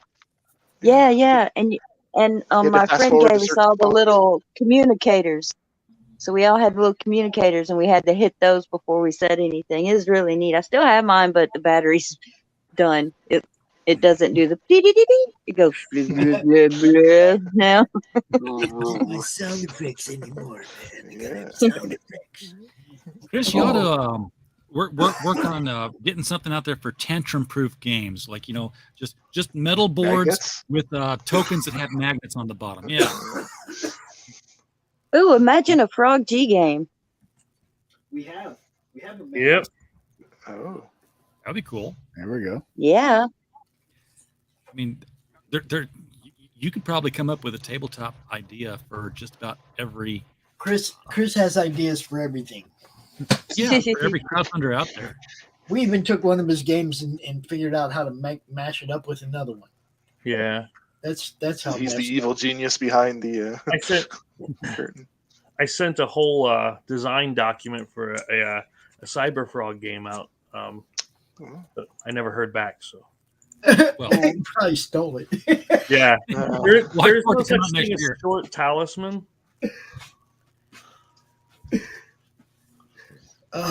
Short game of I have not played Talisman. Is that Yeah, I don't think there's any such thing as a short game of that. I'll tell you what, we got all the these. Daleks have arrived, and that's my cue to get out of here. Yeah. No, but thanks for having me on, Pops, RJ. Hey, anytime, Edwin. It's always fun catching up with you, Fanta, Chris, Doran. Thank you guys. Good seeing you. Bye. Have a good night. Take it easy. Now we have 2 more things here we need to cover. Okay. I didn't have an agenda, so you tell me. Well, I want to talk about the Gone Hunting game, obviously, because we've been talking about it, so we should probably look at the campaign. Oh, shit. I'm still... Sometimes. I'm having an issue. You okay, Pops? And also, we want to look at Forsaken Future. During the campaign since he's here. Oh, of course. We don't have to do that because I'm here. Just Yeah, chat. everybody. If you're in the house, it's the final panel. If you're in the house, shit, man, that's what we do. Oh, I could actually show you a new piece of concept art I got in of the bunker. I could share that with you. Anything you want to do, man. Fresh. Let me show you something fresh. No. Hey, Pops, my son just came in. I'm going to hop off. I love you Okay. guys. Thanks for having me up. Back all these books. Back Frog G! Frog G! All right, later, Fana. Yeah, I was just gonna say, man, you guys, we don't gotta go relate or anything because I'm like feeling it right now. I don't know. I'm having a. Oh man, I can't imagine doing 2 full days. Well, no, I mean, I ate something a little while ago when I took that break. I ate something and it just did not agree with me, and I'm having a real issue right now with pain. So, we cover this stuff, but I'm not much help to you right now, guys. Just saying. I hear you. Need some whiskey. Whiskey solves everything. I'm not much help to you guys. So this is a new piece of concept art I got in from Jaco Guerrera of the Lucky 13 kind of fallout shelter from after the thing. It's pretty cool. He did a good job taking it to another level. It's really neat because the sketch I did looked like this, but it didn't look like this, right? But I like the way he kind of cut the side of the cliff and put the kind of bunker doors way in the back. And, it's kind of got the city in the background and all that stuff. But that reminds me of Fallout. Yes, it's a fallout shelter. So yeah, I mean, the game, they had a couple other places that you went to were like they were kind of back in the cave. You had to go in. Yeah, and I play a game called Warzone where it kind of has these side bunkers as well. They're not quite like this, but yeah, and I just got to do a little bit of editing on his city in the background. He didn't know some of the design things I have going on with New Washington, so there should be some bridge stuff going on in the back. But anyways, just simple little edits I'm going to do to this one. But I thought it was pretty cool. It is shading, it's ridiculous. I told him, I said, It kind of reminds me of, and for no reason at all, Command D, which was the Jack Kirby bunker where the last boy on Earth was living, and that's why his name was Command D, because he came out of Command D. Oh, yeah. I'm starting to call this, out of nowhere, I typed this the other day, and I thought, oh, this makes sense. They call it Lucky 13 Shelter, right? I did that because it's the last shelter, and it's number 13, but I typed L13 the other day, and I thought, well, that's actually even a cooler name, like L13, and then they called it Lucky 13. It's funny how little things happen, and you type it, and you go, I could add that into the story a little bit, make it feel a little bit different, yeah. It was L13, and people just said, yeah, the L's for lucky. That's right, exactly, yeah. Yeah, so it's he's got even a little skeleton off to the right. You can see there, just kind of like in the ground right here, where I think you can see my mouse move. He's got like a little skull and some bones, silly little details that a lot of artists wouldn't take. Take it to that level. I did put some skeletons on the ground, but it's cool that he did that. Hell of a welcome mat. Yeah, that's right. Well, it has a no trespassing sign. Come on. No trust. You're gonna listen to that in the future, right? When nothing's left. Yeah. That means there's something. That to me is just like, oh, there's something good inside. That's like a nice wrapper on the outside. But I like the angle of it too. I know I'm tilting my head to look at it, but it's still dynamic to. Yes, yeah, and actually that angle is original what I did in the original art, and he kept it. I like that because I was actually on a plane sketching it, so it was actually sideways on the plane, so I couldn't keep on my lap. I couldn't keep the paper straight, and then I did the perspective. I actually kind of like it. It's happy accident. Yeah, they say when you do art, especially if you're drawing anything, if you tilt the horizon like that, that adds action to the eye, or what do they call it? But energy to the eye. The eye gets excited when it sees that. But if you did a flat horizon of that, you would actually lose some of the interest, believe it or not. That's just a silly little artist thing. Kind of like they always say as well, you should always do threes. So he did this on his own, but see how there's 3 circles on the left. But anyways, I won't go into what they say. You wouldn't, if you did 2, it wouldn't look as interesting to the eye, but 3 will always add interest. Yeah, well, that's a rule that goes back to Ernie Bushmiller, who did Nancy, or the the comic strip Nancy, and his rule was that if you draw your landscape, if you draw a rock, there's a rock on the ground. If you draw 2 rocks, there's 2 rocks on the ground. But once you draw 3, it's a rocky surface. Yep. Your brain just flips over and says, "Yeah, there's rocks," multiple plural. So you have to get past 2. What our brain and does, then you don't have to draw 4 or 5. Just 3 is enough, and you got a rocky surface. There's National Geographic did this thing on color once, and they showed you a picture of this big frame of gray, a shade of gray. And they said, now we're going to make it disappear. They put another color on top of it. Your eye could not see the other gray anymore. It just naturally, it's just weird the way our brain does stuff that we don't even think about. Yeah. Just interpret shapes and colors and stuff. And of course, artists have interpreted that for years now. All the little tricks. But you're like, here's the thing. That color against that gray made that gray disappear. Now imagine that instead of a field of gray, because your mind still sees that gray, your eyes just don't. Now imagine that gray is actually saying something in letters. Yeah, I wonder if it might show then though, because it would have shapes of other colors around it.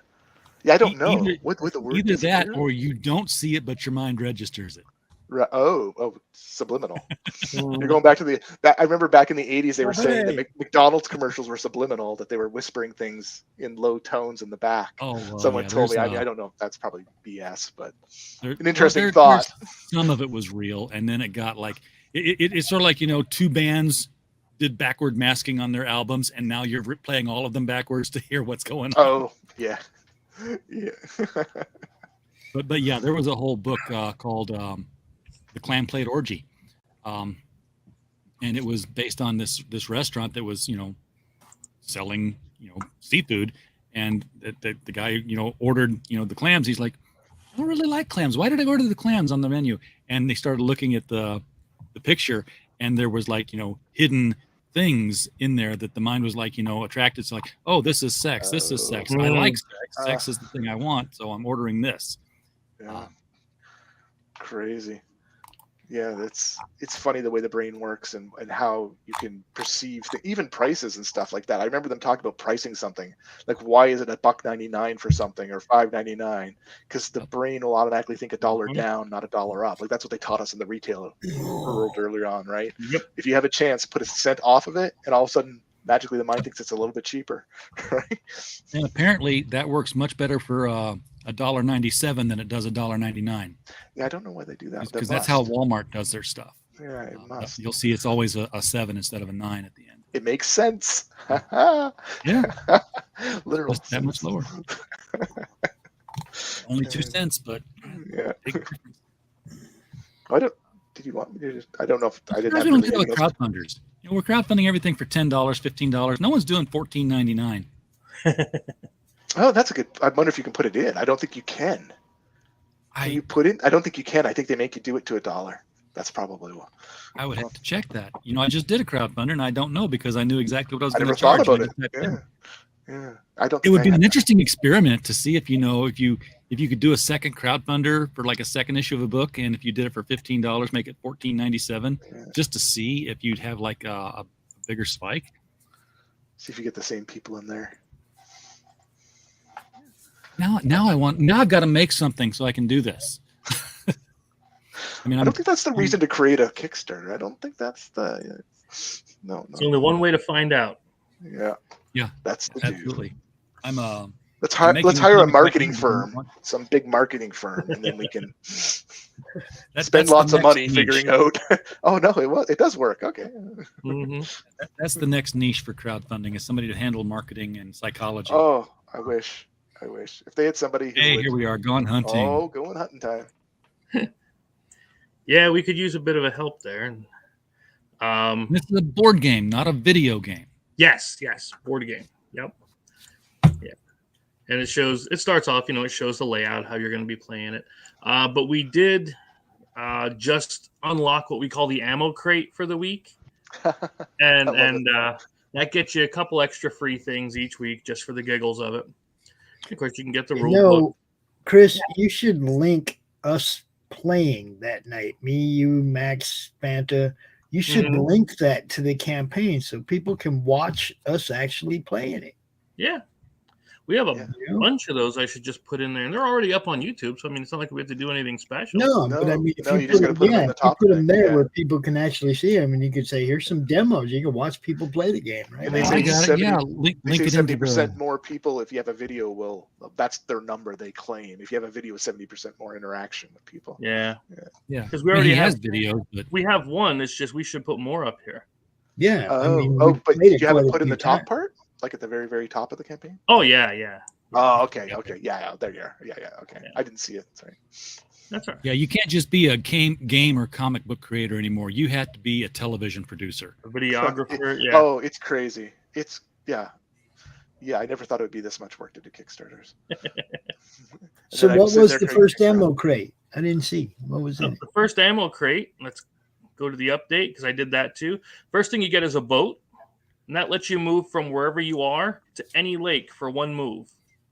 Okay. You could be up in the mountains, and your boat will take you down to the lake. Kind of like a and then thing. Yep.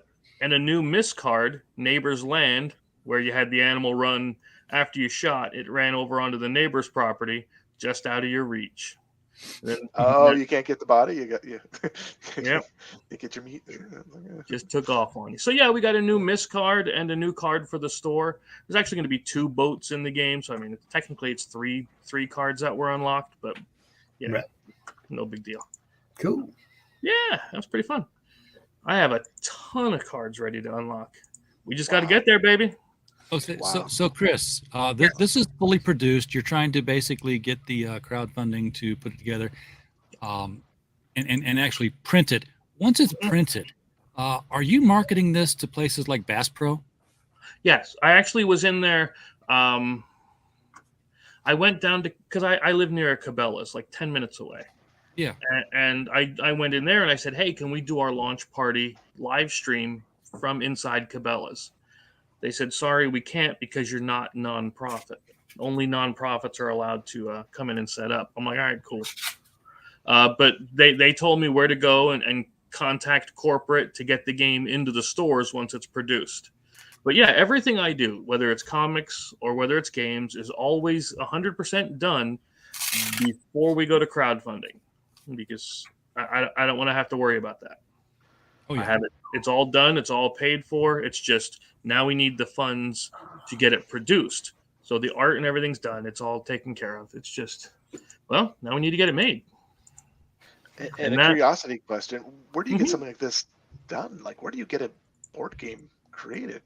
Okay. It sounds crazy to me. It almost seems mystical out there that you figured this all out. Or you don't have to say it if it's some mystical thing that we should. No.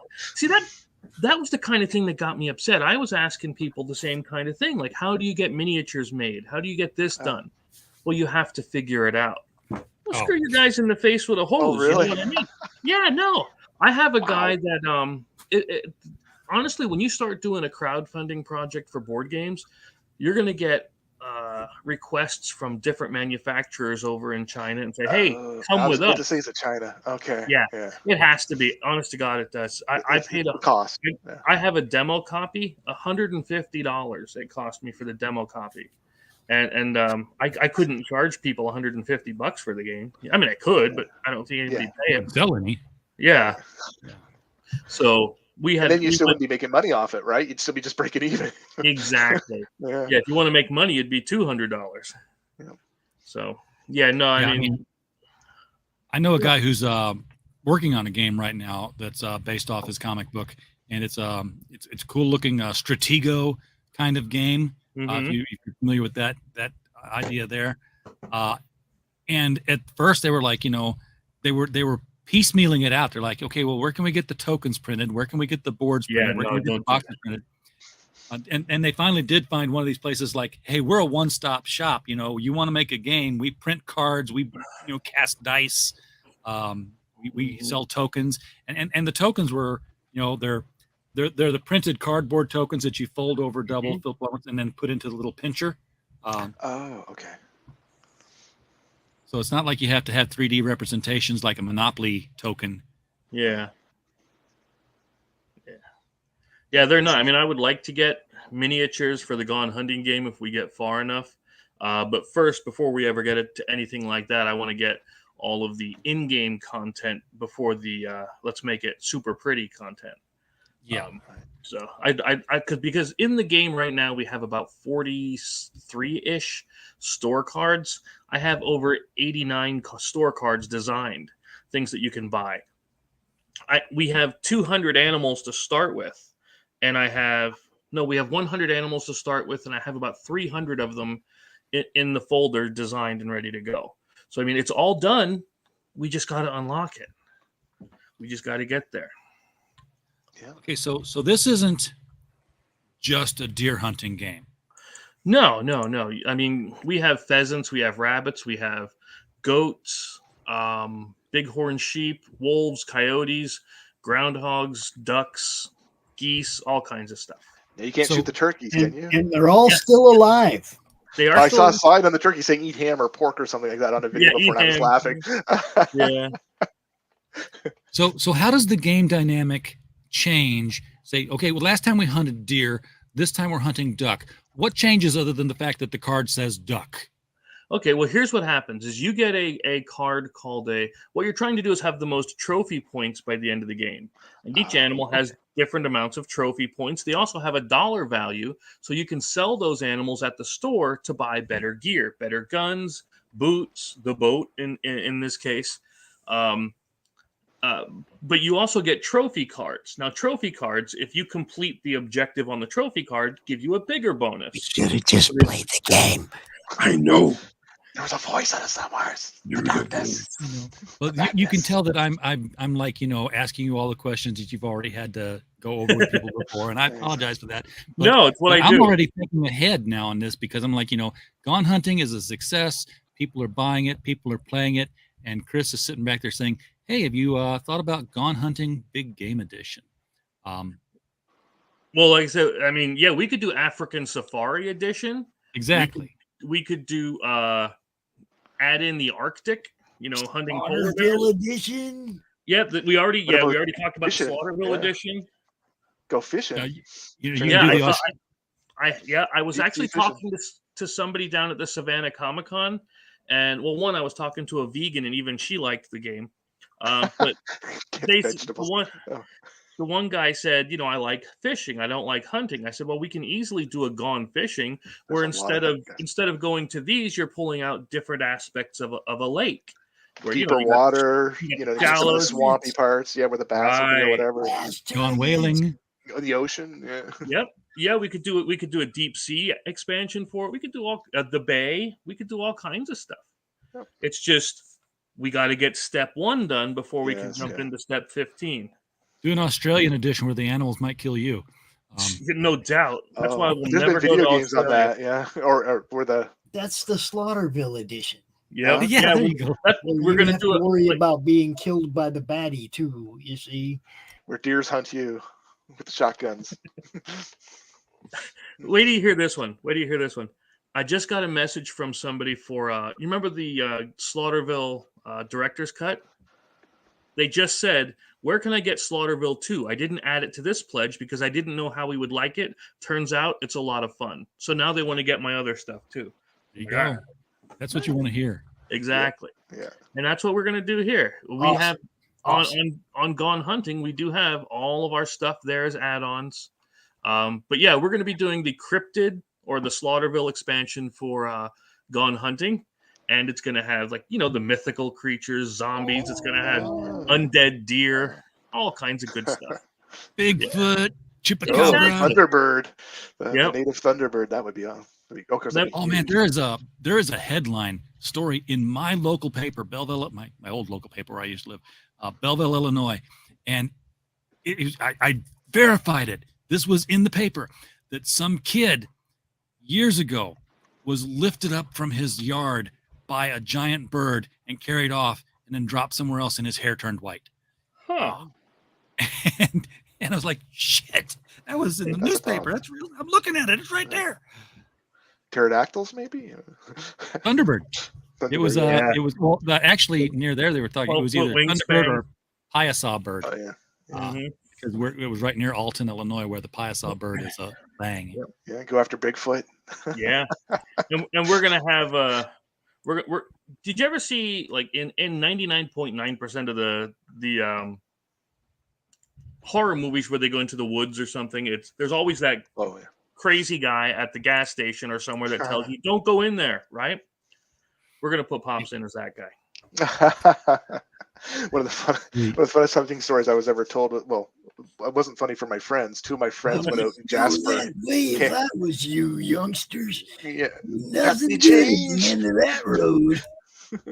So two of my friends went hunting, and they both decided to clean their guns at the same time. And a bear came into the camp. It's like, oh. You're out hunting, can't find anything, and then a bear comes in when you take all your guns apart. Yeah. It's like they know. Yep. Oh, safe now. Where's the picnic basket? Yeah, and Hey Chris, Yes. ain't you supposed to clean that shit before you leave the house? Yeah. Yeah. I'll never forget my Uncle Randy. Speaking of that, the Lou Guru. Yeah, same diff. My Uncle Randy was just telling me the other day, him and a friend went out for coyote hunting, and you have to have a dying rabbit call. So it sounds like, dying rabbit, and then they come in, right? Okay. Well, they're like, okay, here comes a whole pack of coyotes.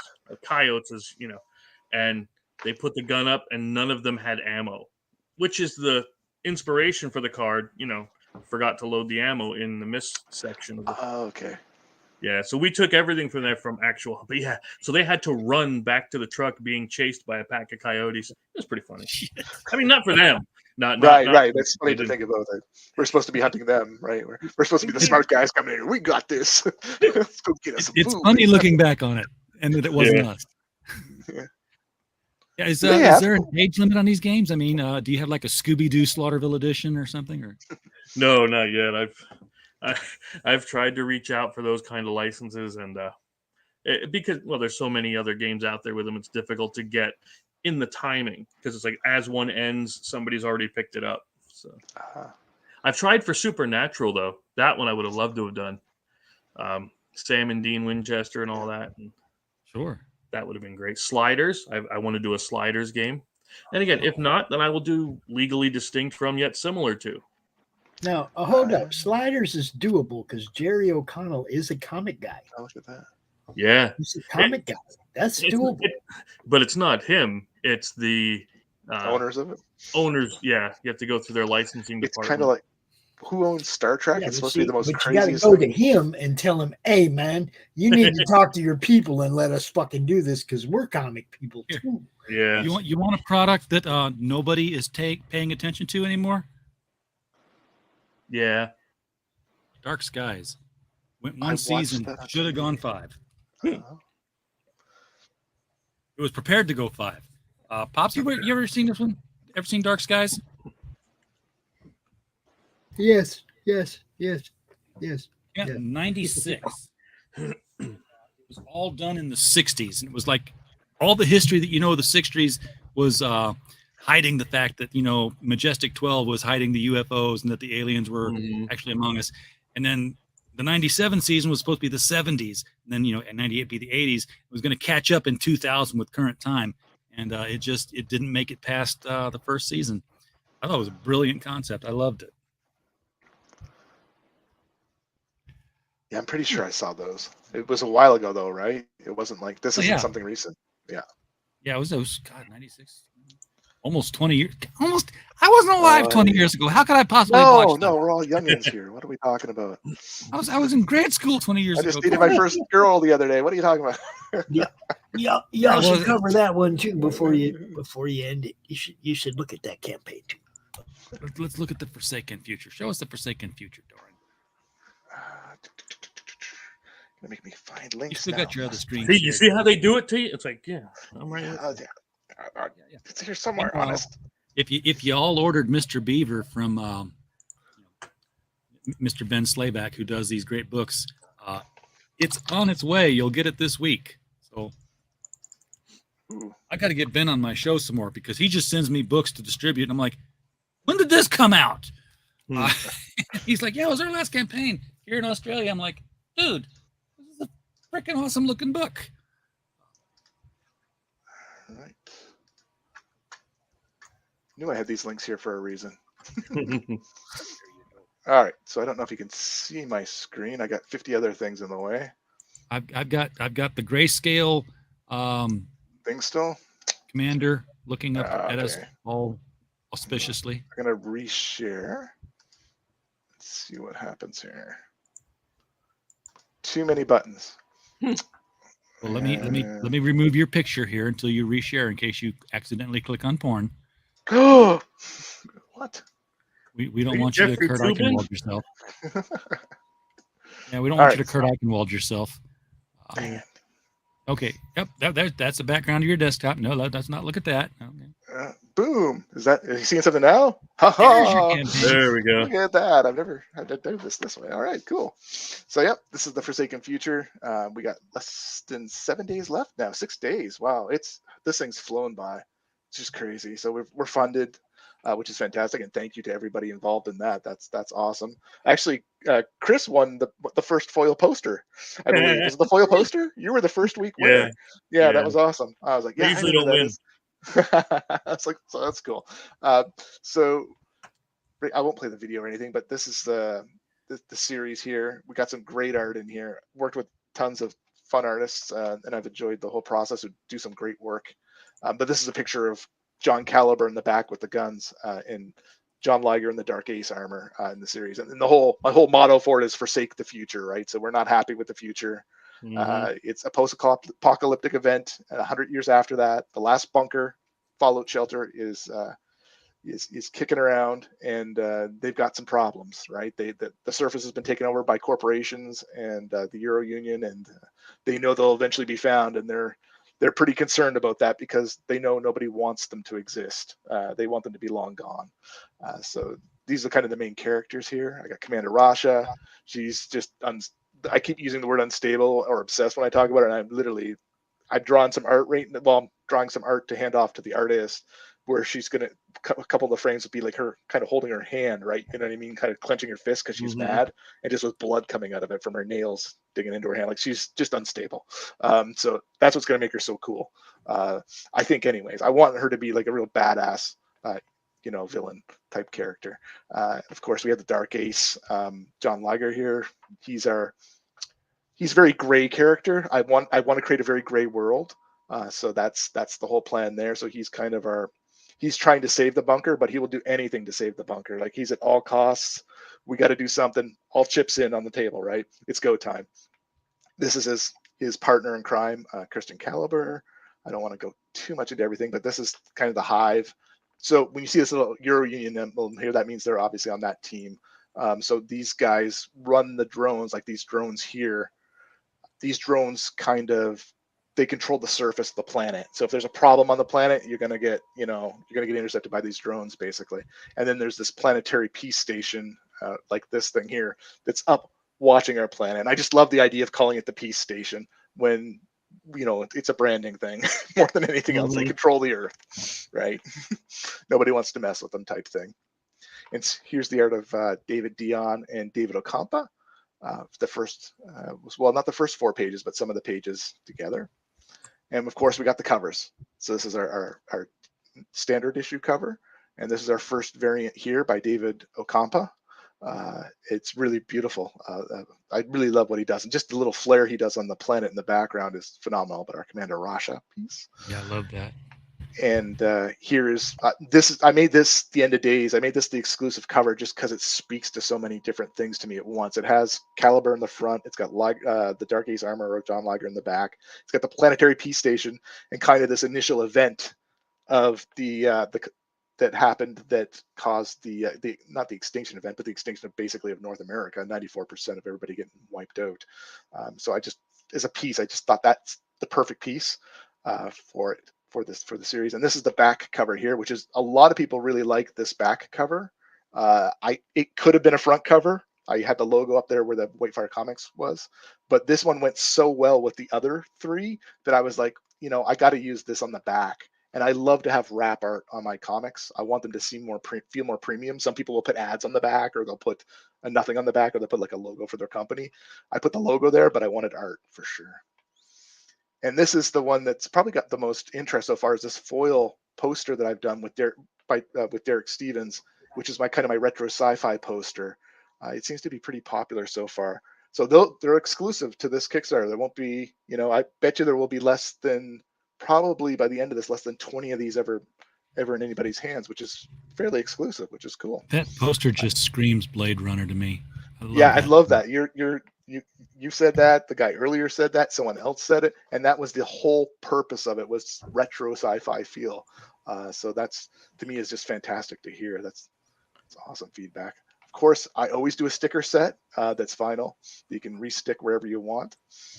And I've got this card set that you can actually combine together, all four of them. Not really stickers, they're clings, right? I mean, they're not. They don't have glue on the back. I don't know if it's what makes them stick. I have no idea. Cling. Static cling helps them stick. Static? If they're just vinyl clings, they're a static cling thing, kind of like color forms were when we were kids. Okay, cool. And then there's the art prints here by the various artists, which is cool. This is my art here, my original concept art for the Dark Ace armor and John Liger, and I have technical details on the back of the card that explain each part of his armor. A lot of people will look at him and say, I get sometimes like, oh, he's another Claus, and they'll say, you know, and I'll always compare him sometimes to Wolverine, but he's so much more in the sense of what he is in the future, his suit and stuff. Like, he's not Wolverine. I don't get Wolverine from him. If anything, I get more of a Talon from him. Okay, I get Snake Eyes a lot at the cons. A lot of people, oh, that's a very Snake Eyes vibe. You know, which is cool, because he's tactical. That's the whole purpose, right? And the power of the suit, and the four of those cards plus other cards you can get over the time with our things, you can put into a frame. So they'll be made to the size that four of them at a time can be put into 11, 17 frames. So you have a way to display them. I actually got this idea from Pops. He didn't say the idea, but he was on one of the things. He goes, "Man, these cards are awesome. I get with each one of these things, but I just put them in a drawer." And I'm like, "No, I don't want my stuff in a drawer." Right? You know? So it was a challenge to me to think of how can I make something that is displayable out of these cards, because a lot of people do them, and I want to do crossovers. I already have the crossover with Sister Mercy, so the fact that you can swap them in and out of a frame, I think, is kind of a cool idea. I haven't seen anybody do yet. I'm doing sketch cards with people so far, so I'm offering that. I think for $20 or $30, I will actually design a character with you, and I'll provide you the original card art for it. I think there's 7 of those left now. And this is probably one of my favorite silly things that I did, but I wanted to have fun with this. And that's a choose your side bookmark. You can't have both bookmarks. You got to pick one. No choice in the matter. You're only getting one. You're either for the Euro Union with Commander Rasha on the top, or you're with the Dark Ace at the bottom. And the lucky. That's like something that the Bad Idea Comics people would have done. Oh yeah. No, I'm picking the Ace. I'm sorry. That's go for the. That's what I love to hear. See everybody else. See when was it Nita's talking? Yeah, Nita said, "Well, the sexy babes on the front one, they're going to take that one." So it's fun to hear different perspectives. Nah, he looks cool. Yeah, and I love the way I faded the skull in the background and with the colors of the smoke too. They're both great looking bookmarks. I was really proud of the design work I did here on these, and taking elements I already had and putting them together, right? And with the little kind of circuit boards in the back and all that. Yeah. This here is the Whitefire Comics card set that you can get a lot of the times with stuff. So this is a throwback to the creation of Whitefire Comics. We've been doing this for a little while, probably about a decade. Me and my friend Corey Hardyman started out with that, who does Sister Mercy. So this was our initial kind of attempt card set we used to try and gather some attention. It's just fun to. The art is obviously not as good as it is now for everything, but it's still cool to look back on things and see it. And the case is beautiful, and the front cover and the back cover. This is all silver ink, but it's a nice little card set to look through. But it's definitely something that shows our evolution, and that's what I actually love about it. So people can get that. And I think there's just I offered Raquel as well as an option, and the old Untold Tales comics are now options as well. And of course, someone else, the last week prize. So someone won the water bottle last week. This Friday, someone else will win a poster. And I just love doing this because it's a way to give back to the fans, right? It might cost me a little, but to me, if I give you something that's a keepsake, I'm happy as can be with that for supporting me, and I appreciate it. Do they know they won it, or do they find out when you fulfill? Nope, I tell them right away. And if I hadn't fulfilled, I would have sent it to them anyways. I would have gave Chris it anyways. I would have sent it to him because it's a huge thank you. And then we're at the unlocks, and I think that's pretty much it. Yeah, that's it. But 6 days left. Get out there and forsake the future. I would love to get to 70. I think to get this, right now it's been a slow burn, but I think I'm at 62 now. I think we got 2 tonight. If I could find a way to 70, I'd be pretty happy. I don't care about the dollar value as much as I do as the backers. Yeah. Because that means I'm starting to grow, right? And I already am growing compared to Raquel a bit, because Raquel I got to 47.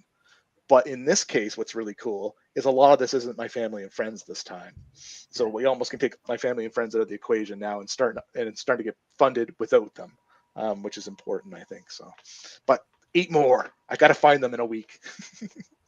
Get backers, money will follow. Yes. Yep. Yeah. That's what I mean. It's all about building the community first, and then, everything else will come up. Yeah. So when is this ending? How close is it to finishing it? It's 6 days. So I think that's 1, 2, 3, 4. I think it's Saturday. Spike week.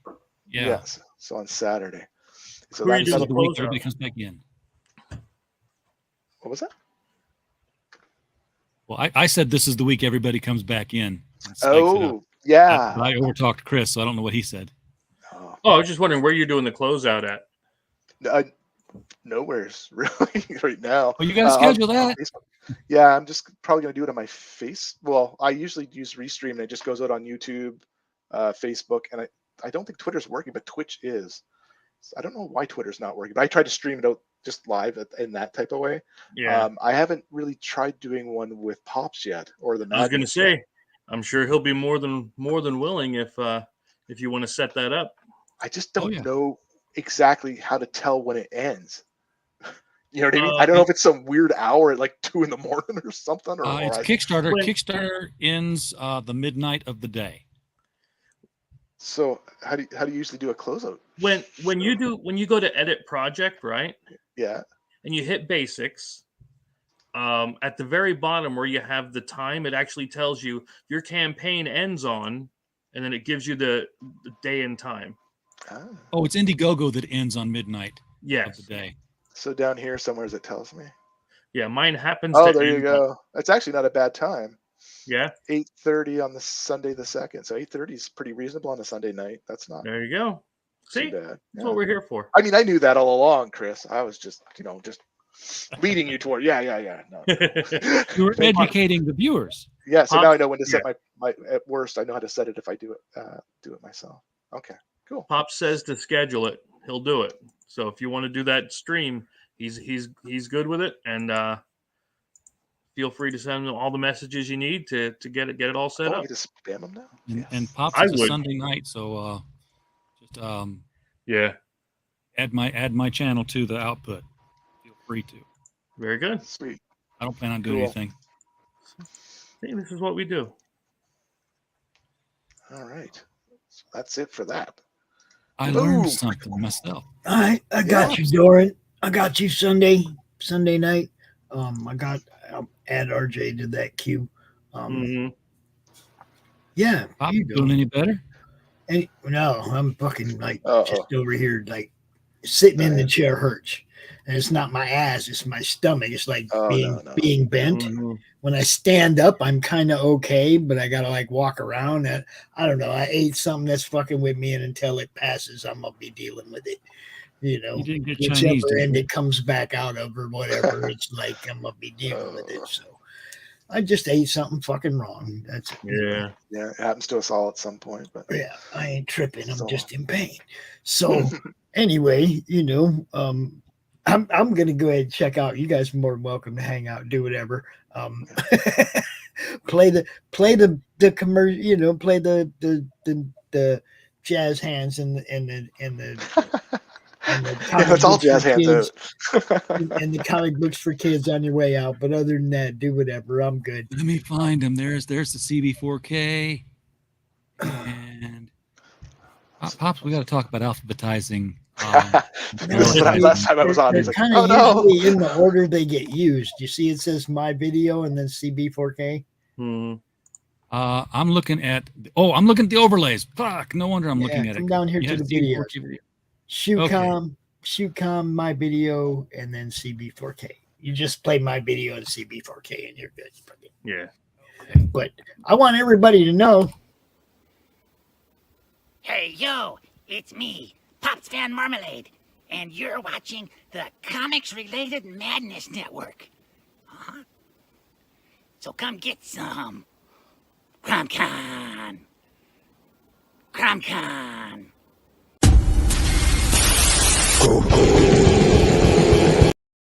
Has been a blast. Thanks everybody for showing up. I love Yeah. It has been. Yeah, I think Another I'm one about in to the head out books. too. All right, guys. Yeah, I'm gonna head in too. It's been. I told RJ, I said, yeah, man, I want Marmalade just saying, you're watching the Madness Comic Network. And he screwed it up so bad, it was like, well, it's a puppet, just leave it. You're watching the Comics-Related Madness Network. Pop said, no, it's the Madness Comic Network. Like, He when did meshed, you he rename meshed the it? group. He meshed the group and the YouTube channel together. The comic related Did I see a what Hocus happened to Pocus CRoM? Did pin on there? McCam take him down? But then I was like, well, he is a puppet. He's not going to get everything right. So That's just right. leave it. It's good, you know. Covers the back group too that way. You know. We're getting some beautiful 60-degree weather outside. I'll take him back out and Oh do no, some more dude! shots. Like I said, it grew on me as I as I thought about it. It's like it says "Comic Related Madness," which covers the Facebook group, and it does say the Madness Network, which basically, you know, I mean, that's close enough. He's a puppet. He's He's not going 9. to get everything right, you know. He's only 9 years old. Yeah, he's a little guy. He's not going to get it all perfect, but. Talk to his agent about this. It did grow on me though. I even told Chris right away. I was like, "Yeah, I like it. I think I'm just gonna leave it. I like it." Yeah, I didn't even catch on to it honestly. I didn't. Being someone on the outside looking in, I didn't even. I got the whole thing. You know. Then once it says CRoM Con, of course I know CRoM Con, so it's like. Yeah, exactly. And he did that perfectly. Come get some. And then if you watch it on Facebook where they put the captions. Oh God. God, he's a CRoM Con and CRoM Con. and he's a Pops fan named Marmalade instead of Pops Van Marmalade. It was good stuff. It's wonderful. Hey, I had another good time this weekend, guys. I'm still trying to figure out where we're going to go for that first roadshow. For that first roadshow con, we'll figure something out. Cindy, what do you got going on over there in freaking November? Anything semi-big but not too big? I'm just trying to find some place for us to go. I think there's a website you can go to that lists all the cons too. Yeah, that would be research. I'm no good at that shit. Chris, Where have I seen that? I've seen it for Canada. I heard. No, wait. Ain't there one down there by URJ, like in November? In November. Not that I'm aware of, because I'd love to be part of it if you find one out. I know that Jason Hunt's group, sci-fi4me.tv, they keep track of all the conventions, and what's coming up and what's being canceled. So be a good place to check. Cindy's got a mini con coming up here. Mini con. It's like a mini me. we got to do a mini con down here down south, like Vanna was talking about. It'd be fun to get all of all of us indie guys together and just do something at a building or something. It'd be funny if we all got together and did it before they ever got the CG Con in Florida organized. Oh, are they doing one? Oh. Well, They've been they talking keep saying about it yes. for 10 years, but I ain't seen shit. I seen this weird. I don't know if you guys watch American Got Talent or not. They had these hologram machines on there that people were talking to their families around the world, and they were just square. It looked like a telephone booth, like a wider than. And you literally, the people were sitting there looking at you and talking, like and interacting with you. That are holograms of people. The technology it's just crazy. I can picture that at a convention or something. Like I don't have to go there anymore. They have hologram almost booth where I can sit there and talk to people. That's insane. But Yeah, I they think used the to do technology is actually there. live by satellite, and now you can actually have a telepresence there. Yeah. Okay, I think I found it. I think I found this one. Chris? Yes. Check the Fanboy Expo in Indianapolis. Fanboy. It's the same weekend we were planning on going to Grand Rapids. It's about the same, it's a little bit farther the other direction, but not much. Minicon is in Des Moines, Iowa, or Johnston, Iowa.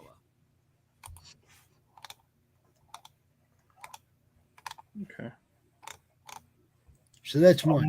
I'll mark it and make sure to check it all out then. Yeah, it's that same weekend. That would work out. That's not too much farther away. We'd still be able to pull that off probably without too much, overhead. Oh, now you know what? Let me check this. Is this what I think this is? SpaCon in Hot Springs, Arkansas is yesterday, today, and tomorrow. Yesterday, the day before yesterday, and today. Damn. Let's go back in time and hit it. Air Capital in Wichita, Kansas on November 5th and 6th. Air Capital Comic Con. Imagine if you could go back in time just once and that's what you picked. I'm going to go back to this convention. That's my thing. My hot tub time machine. Are these going forward in time? Because, so the Fort Smith Comic Con 2023 is next June. ShadowCon is in January. The Memphis Comic and Fantasy Convention is in November. Akron Comic Con, November 5th and 6th. Akron, Ohio. Mm-hmm. Oh, wow. Did you guys find a master website almost? I found this.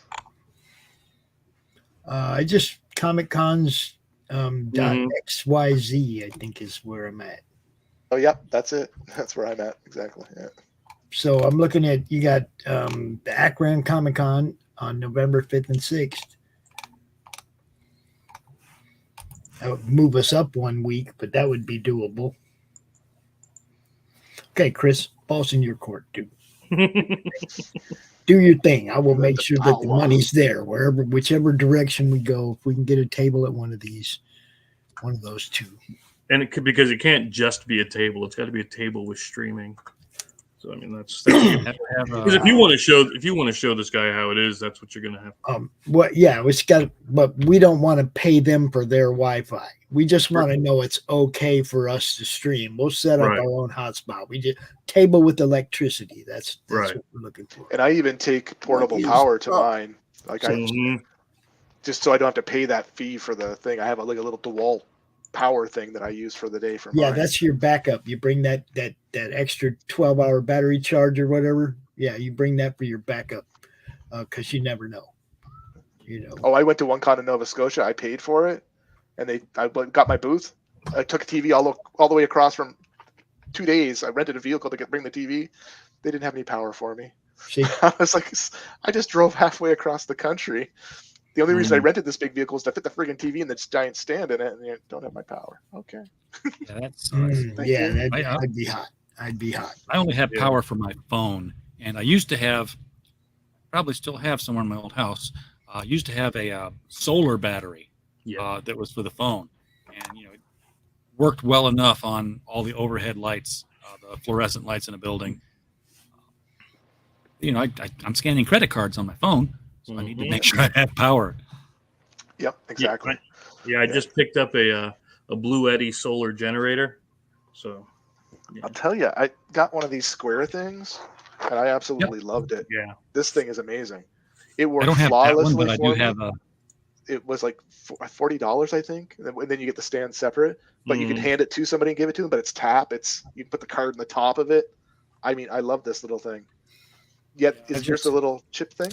Yeah, they got rid of those. Oh, yours is different. That has a different extension than my old one did. But I think they're getting rid of those now. They're replacing them with this thing. The card. Yeah. So this is what it looks like when you hold it in your hand. It's just like a little square thing you can hand to somebody. But then the stand, I just didn't want anybody to walk off with it, right? So it has a little stand you can buy for a little extra. Got my cash box ready. I put my square sticker on it. Yeah. This is the stupidest thing, by the way, I've ever bought. Because I bought this cash box. Like, okay, it's got the section here for coins and your dollar bills. And never mind that there's not enough sections for all the coin. Right. But here's the thing. This thing comes out, and there are holes in the back here. Why are there holes here? Oh, well, looky here. They included drywall screws in case you want to take mount this it on the wall. Mount it on the wall. Like at a hotel. No. So you mount it on the wall. This is right You side open it up and everything falls out. You open it up and everything just falls right out. I mean, and it's even curved so that it's a nice slope. So it slides out toward you. That's natural for any type of change thing, so you can pick the change up, right? In any drawer. Yeah. That's funny. Great design, yeah. And you bought it. Well, I didn't buy it to hang on the wall. I bought it to be a cash box on the table. I'm never going to put it on my wall. Sure you're not. You were going to put it on your wall. We know it. Holy shit. I've always wanted to have a wall safe, but I want mine kind of painting. I always want my money to just fall out of it if anyone wants to steal it. Just it'll confuse the hell out of them when they break into it, right? So once they break open, I just have this little piezo speaker that plays slot machine music as all the coins just fall out at them. Yeah. Well, imagine the noise the coins will make when they drop it. Lets you know someone got into it. Mm-hmm. Yeah, it's a built-in burglar alarm. Yeah. They're going to be sitting there forever trying to get the money picked up. Always breaking out the dice. I'm always ready. Always ready now. Oh. Yahtzee. I was going to say, is it Yahtzee? I got enough dice now. I got like 7 D6s, so I can like. Oh, I got tons of dice.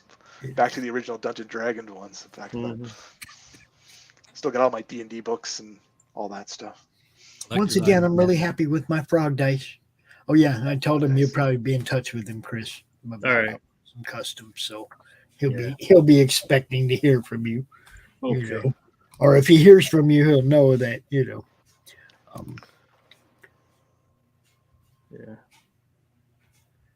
Alrighty.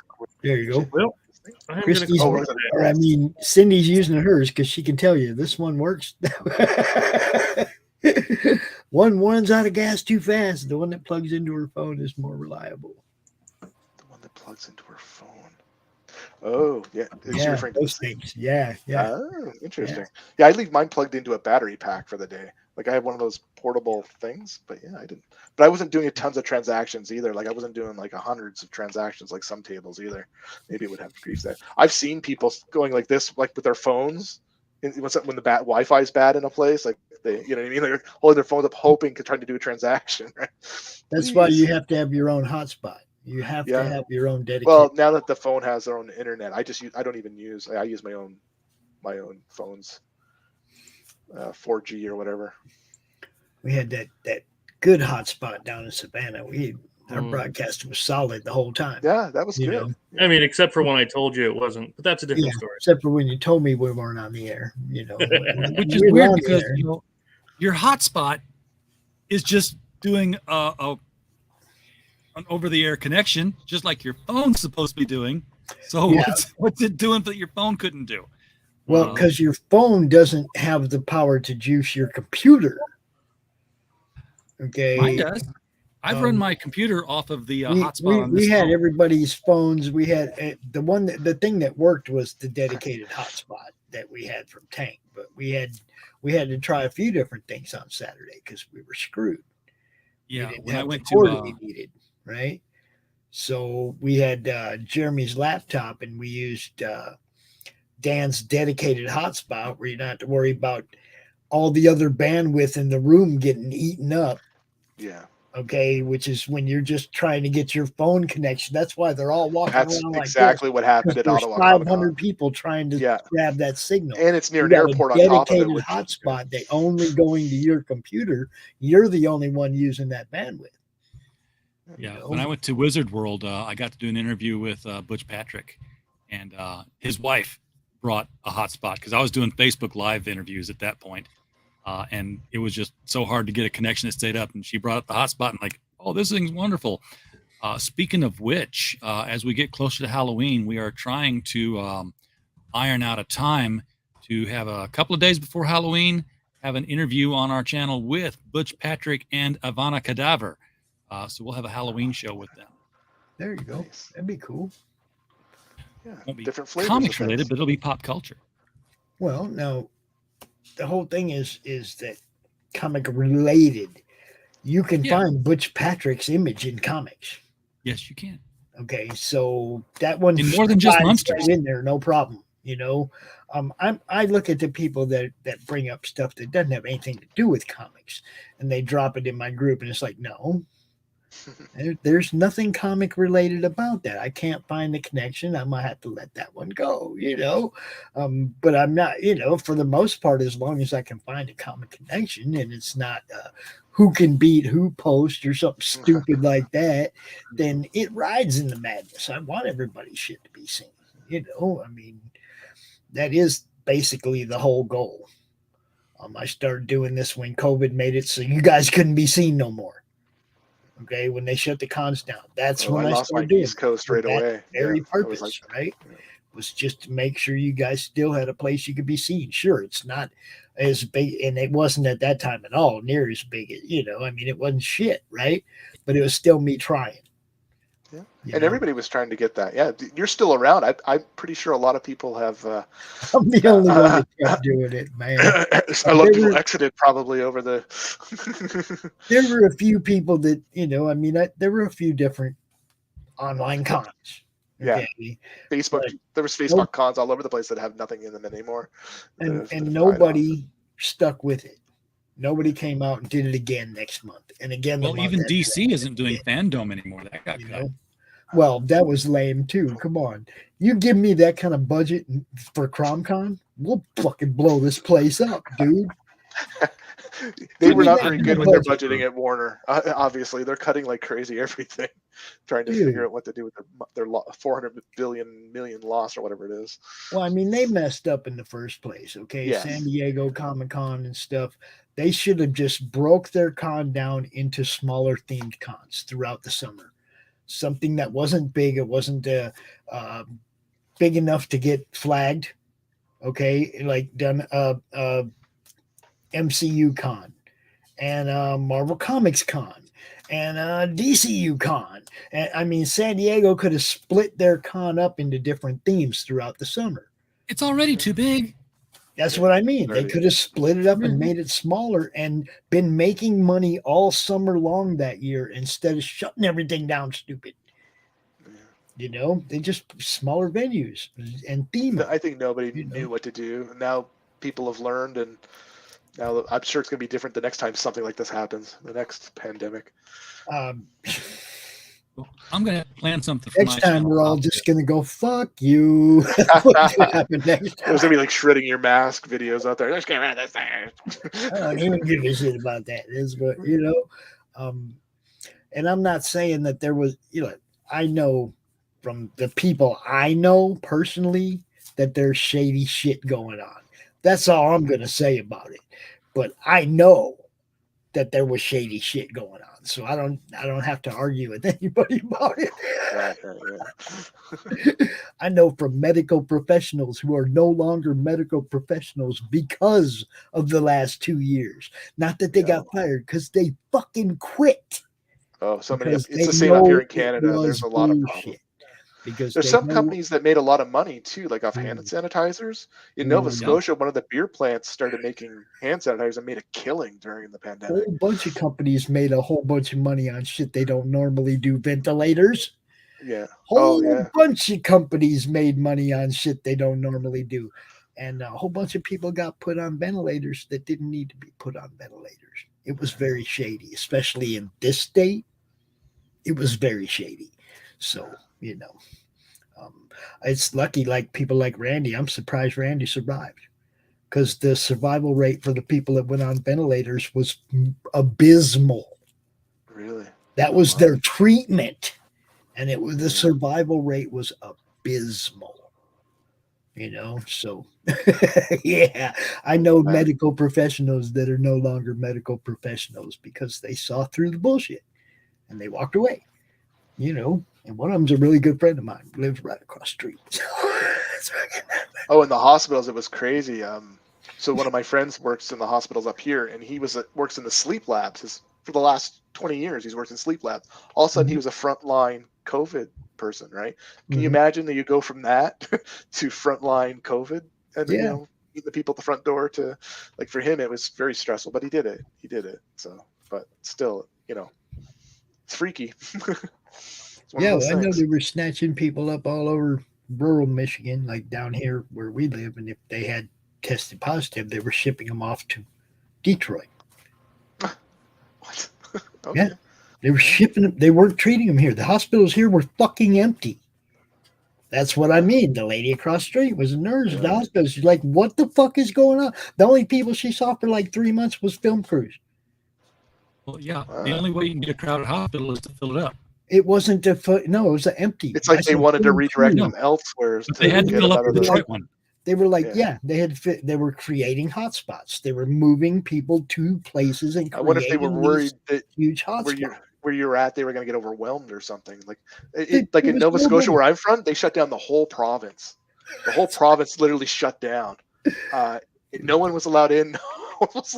You're allowed, but you had to come back in with a bunch of rules. But I could not go see my family for the first year and a bit. That shit was back home, right? You know what I mean? So, yeah, it was crazy. And then eventually we went. But to think that they shut down the entire the reason they did it, my friend's a paramedic, is because they only have 12 because they're so poor. It's a poor province, right? They only had 12 emergency beds for the whole province. So it just took 12 people and they would have been overwhelmed, right? Yeah, so I'm gonna let you guys go, guys. It's 11 o'clock. All right. I had a great time. I appreciate everybody that came out. Everybody do what you do, man. Keep doing what you do, and we will keep doing what we do. Not this Tuesday, but next Tuesday we will be signing up for CRoM Con October. CRoM Con number 30. Wow, number 30. It's fucking crazy. Dude. CRoM Con 30. Something to be proud of, Pops. It's something you should be pretty. And as you say, they're filling up fast. Like when you sent me messages, like, it's filling fast, man. Yeah. I mean, there's some people I don't want to miss out. I know you got an active campaign. Okay. I don't want you to miss out. And the slots are going. And I'm like, oh shit. I got like 4 or 5 people that I need to make sure they get a spot because they got active campaigns, right? But I don't send messages out to everybody. Right. Because then I'd have 400 people trying to get in 35 spots. Yeah. I mean, so it's easier just doing the first come, first serve, put the sign up and let everybody know, hey, now's the time, grab your spot. The last 3 times it's filled up within 6 hours. So that makes it real easy on me. I don't have to mess with it for the rest of the week. Schedule set. I can go right to promotion. Those are the best ones, man. They really are, so that second Tuesday after CRoM Con, just know the sign up sheet's going up at 2:00, man. That's just what we do. I gotta get used to. On my end, you're doing so much. I'm doing so many things. I'm wearing so many different hats and running around this and running around that. Oh, you are. Radio stations over here and people over there and then Nita. Yeah, I had Nita in my inbox. Hey man, Doran needs help, motherfucker. Yeah. She went and got Tina on board. She's hilarious. I got to come up with a special show soon here, Pops. I don't know what I'm going to do, but I am I'm at 1921 subscribers. Mm-hmm. So I'm at like what is it? 79 away from hitting 2000. Mm-hmm.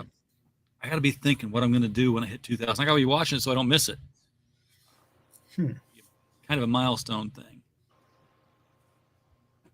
But I feel like I've been sitting in 1920 for months. So Well, yeah, and that was one of the reasons I wanted to start doing this more broader area of broadcasting out to different channels and stuff, and getting all these fan bases bouncing off each other. Yeah, I picked up some subs. I mean, it's. I think Doc's picked up a few. I don't know. I haven't checked out Doc's channel in a couple days. Let me go see what's up with Doc. Doc is at 102, so he hasn't gone back under 100. He's doing okay. You know how usually when you get to 100, you go back under it before you ever get far enough away from it not to worry about it. It's just on that He hasn't edge, gone back under 100 yet, so he's doing all right. Rich's channel, I wish my Twitch channel would grow. That's the one that pisses me off. I'm broadcasting every one of our shows to Twitch, and I ain't getting shit over that. Is it Twitch TV that it goes to, I imagine? Twitch.tv? Yeah, Twitch TV. Yeah. Yeah, okay. I mean, we got a Madness Comic Network channel over there, and everything we're doing is broadcast there, but I got like 23 followers. Maybe you need some more video game stuff, streamers to join in. And well, we got draw streams. They like those. That's where we got the 23 from, right? Okay. We're going to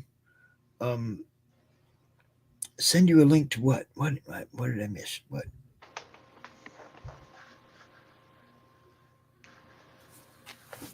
Send you a link to what? Well, to what? We're getting ready to leave, Seth, but yeah. We're getting ready to call a night on this one, but the Twitch link, you mean? Is that what you're asking for? There it is. Yeah, I can probably join it on Twitch too, because I have a friend who's been doing some streaming in Nova Scotia from there. Yeah, that's the Twitch right there.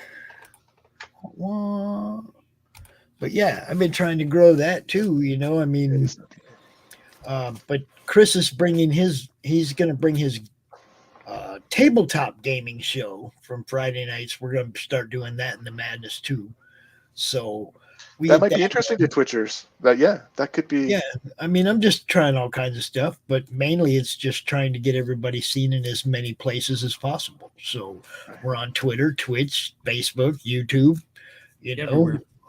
Yeah, I mean, I'm broadcasting everywhere. That's the whole point. Get everybody seen wherever. There's some people that don't Facebook. There's some people that don't Twitter. Believe it or not, there's people that don't do any of this shit. They buy books in comic book stores. That's why I tell people to get their books in stores, because some people don't use this dumb shit. They just go to their store and they buy the stuff they like and they go home. I used to broadcast to Facebook, and you know what? I had it happen again yesterday because UMG decided that they were going to strike some more really old stuff. And I sent them the same pursuant to Nastygram. I'm not even doing that anymore. I'm going lies, and more lies. And that's all I'm putting in every time I'm getting my dispute agreed with. And they're overturning all the shit. I got tired of doing it because it's harassment. So I finally went to UMG's website and I sent them the same information to their news agency. If you're media, contact us here. I'm like, hi, we're this person. We do this. This is what our calling is, to report on media. This is what you're doing to our videos. We're publishing an article next week on the predatory practices of UMG against Facebook and social media users, and the illegal DMCA claims that UMG is putting against music that is not even remotely their own. If you would like to comment, please reach out to us at my phone number. Any comment? Well, it's Sunday, so I'm not expecting anything yet. I want an invite to when you're doing that show. It's not a show. I'm publishing an article because our articles get picked up by Google. We still have to follow it up with a show. I can follow up with a show, but bring print attention to the article. So anybody searching UMG in Google News is going to come up with our article on this. That's why print's not dead. Print's still very important in this market. I mean, I wish we did more. I wish I had somebody that wanted to do a weekly gamer stream and come out and play different video games. I don't know how to do any of that shit as far as setup goes. It's I not can play too video bad. games. I can Yeah. stream. Oh, I play video games video quite games. often. Me and my brothers play quite. I've always been a gamer. So I've I'm saying I can play video games and I can stream, but I can't do them both at the same time. same time. Yeah. Okay, you know that's a little bit Well, beyond me. it takes special equipment. You got to get that Legato box. Then you can hook your game into that, and then you're just like playing the game, and the stream is going on without you. Oh, you guys, I got to show you something. Hold on, I got to show you something. Cindy, I love you. Just in case you didn't know, all right? Holy crap! Are you ready for this, guys? No, but do it anyway. Oh, I gotta load these. Hold on, I gotta load these. Is there something I'm not supposed to see that's going to get me in trouble? This better not be porn. I'm. No. My Fire Comics is not responsible for any of the following Cindy, you material that we guys, see on be this. nice. It's from Cindy. Be nice. Be nice. Oh. Dude, look. Oh, it's CRoM. It's glow in the dark. CRoM. Is that great? Freakishly awesome. Cindy. You know they made glow in the dark yarn. Yeah. Dude, is that awesome or what? Yeah, You know she what- was telling me about it. She said she was going, oh, he's so cute.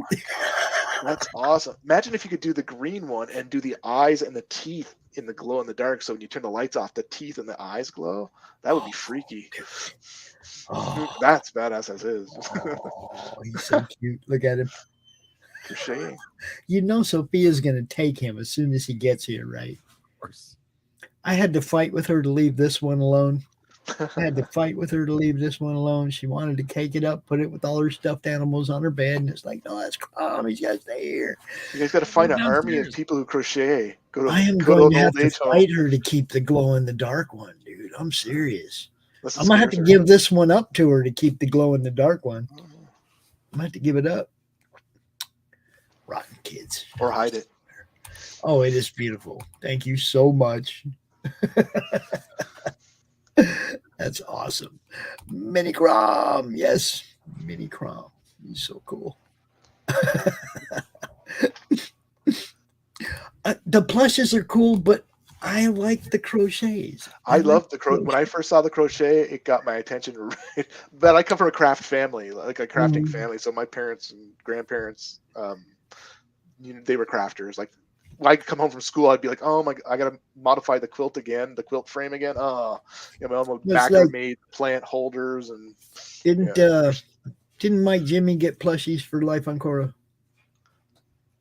Yeah, you got one of those around there, don't you? He's looking. Yeah, he's looking.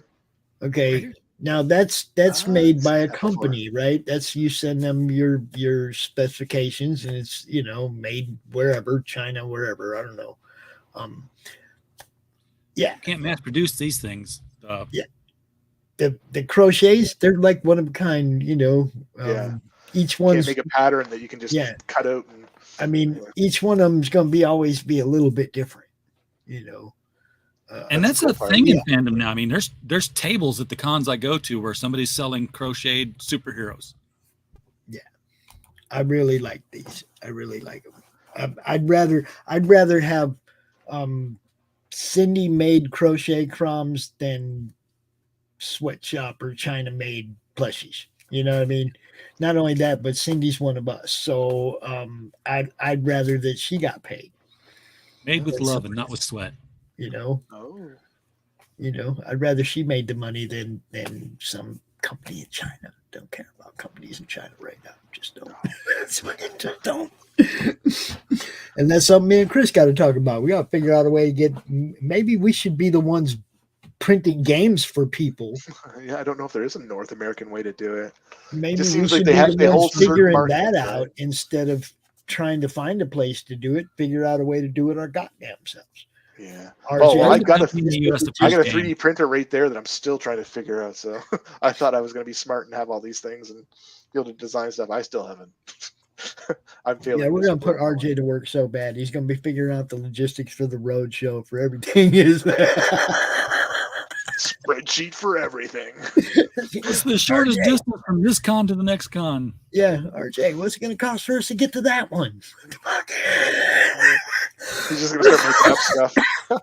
Something's wrong with the spreadsheet. 12 days. Yes.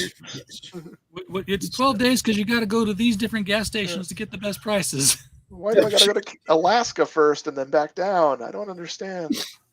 Yeah, well, you're following the Great Circle. The Great... Oh, that makes it... Yeah. Actually, it is going to be kind of like that because it's going to be figuring out, how we're getting each of the people picked up, or, like, Chris, you want to drive to so-and-so place and meet me? I'll drive by the RV, pick you up, go get RJ, and we'll go to Missouri somewhere or something.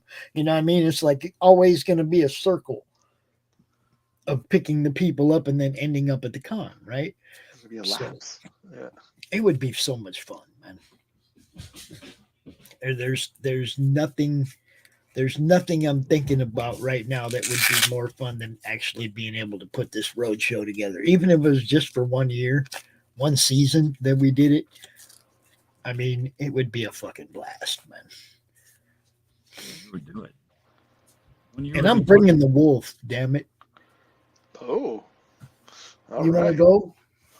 You want to go with me? Oh. You want to go? There you go. Do you have a driver's license? You do, huh? You want to go with me, huh, buddy? Yeah? What are you looking for? What? Realize you don't have any treats. He said, yeah, I want to go. Where's the treats? You want to go? He's ready. He's ready to go. Yeah, he is. Beautiful dog. He'll get a lot of attention, that's for sure. Man, they both get so much attention now, it's ridiculous. They got 4 kids, 3 adults, and they're always up somebody's ass. Aren't you? Aren't you? Aren't you? Oh, now you're embarrassed? You're going to walk away? Again, no treats. I'm out of here. I gotta go do something. I gotta go chew on a shoe. It's gonna be your shoe. No, when we first got them, man, they went after the kids' toys. Oh, that would suck. Like you'd get them little remember them little mini heroes, little, about this tall Hulk and all the different heroes. They're kind of like made in the style of the superhero squad. Right. We had a whole bunch of them for the kids, right? We had like 30 of them bucket things, man. And every day we find one half eaten, chewed up, and it was like the poor kids were losing their goddamn toys, man. It wasn't shoes. It wasn't adult stuff. It wasn't none of our stuff. It was going after the kids' stuff, and it was so irritating because toys. One of our dogs ate my Star Wars stuff. I came home one day and it was like my TIE fighter and my snow speeder were all chewed up. I was like, when I was I would have been 12. So just when I was going in my teenage years, I'd be like, ah. He doesn't chew up toys no more, though, do you? You don't chew up toys no more, huh? Unless you don't give me treats. I don't got any treats, dude. Uh-oh. That's an unacceptable answer, Pops. You don't have any treats. What do you want? Don't you know where Amazon is? Amazon. Jeez. Are we gonna fight? Are you gonna start biting me right now? You're my treat now. Speaking of tires on Winnebago are gonna have an extra smell to them. He's gonna go pee on them. She's gonna go pee on them. Such a butthead. You're such a butthead. Yeah, he wants something. We're gonna have to shut this. I think he wants to go outside. Oh yeah. We can I got to get myself a treat, and I got to get this thumbnail ready. Nice shirt, RJ. Oh, what fucking nice shirt. He's got some critical blast. Oh, got a matching hat and all that stuff. Nice. That's my hat up there. My hat's up there. It's up there. Hat club. I'm East Coast, so I'm Nova Scotia. It's our East Coaster. Nothing promotional. Thanks so much for the backup there, RJ, for helping me out, dude. Hope you're feeling better. Well, it's kind of going away. It's just like fucking, oh man, I don't know. I ate something that just didn't agree with me. Give it another hour. You'll have lots of fun after that. No, I figure once I get past the pain part, then it's all right. It's like it's almost gone. So these, I don't know what kind of attacks they are, but they last about 2 hours. Whenever it's like, I don't know if it's something I'm allergic to or something my stomach just totally rejects that's in certain foods or what it is. because it's not like, oh, it only happens when I eat this, or it always happens when I eat that. It's not nothing like that. It's just once in a while, bam, you shouldn't have ate that. You know, so Maybe it's gallstones. I got gallstone problems that almost can be like, well, it'll kill you over for sure. Because if they get big enough, they'll stick in the way. It's almost like a, I don't even know how to explain it, but there's a tube, and if the ball's too big, it's going to get stuck in there, right? So you have to kind of jiggle around, like, oh, I'm in pain, and then yeah, that could be. Who knows? Got to lay down. All or something for bladder. a while. I don't know. I stay away from big pharma because them fuckers scare me too. What? You don't trust them? You have to do 50,000 different medications for everything. No, and all the medications do is Test it on a rat first. Come on. None of it is to cure the problem. It's to make the symptoms tolerable. Right. Yeah. Otherwise, if you you're cured not it, you wouldn't buy the fixing product it, You had a anymore. business then. Yeah, if you're not fixing it, leave me the fuck alone. I'm just saying. If you ain't fixing it, let God handle it. That's you know, okay. Yeah, I hear you. I'm not a big fan of hospitals in the first place. So I'm just I'm with you. I've always seen through big pharma. You know, it's like, wait a minute, you want to treat this? Oh, the worst thing is, you know, every night if you watch any kind of late night TV, the lawyers are out trying to sue them for this medication and that medication, that medication, that medication, that med. Doesn't that tell you something that maybe they ain't testing this shit that they're giving you people?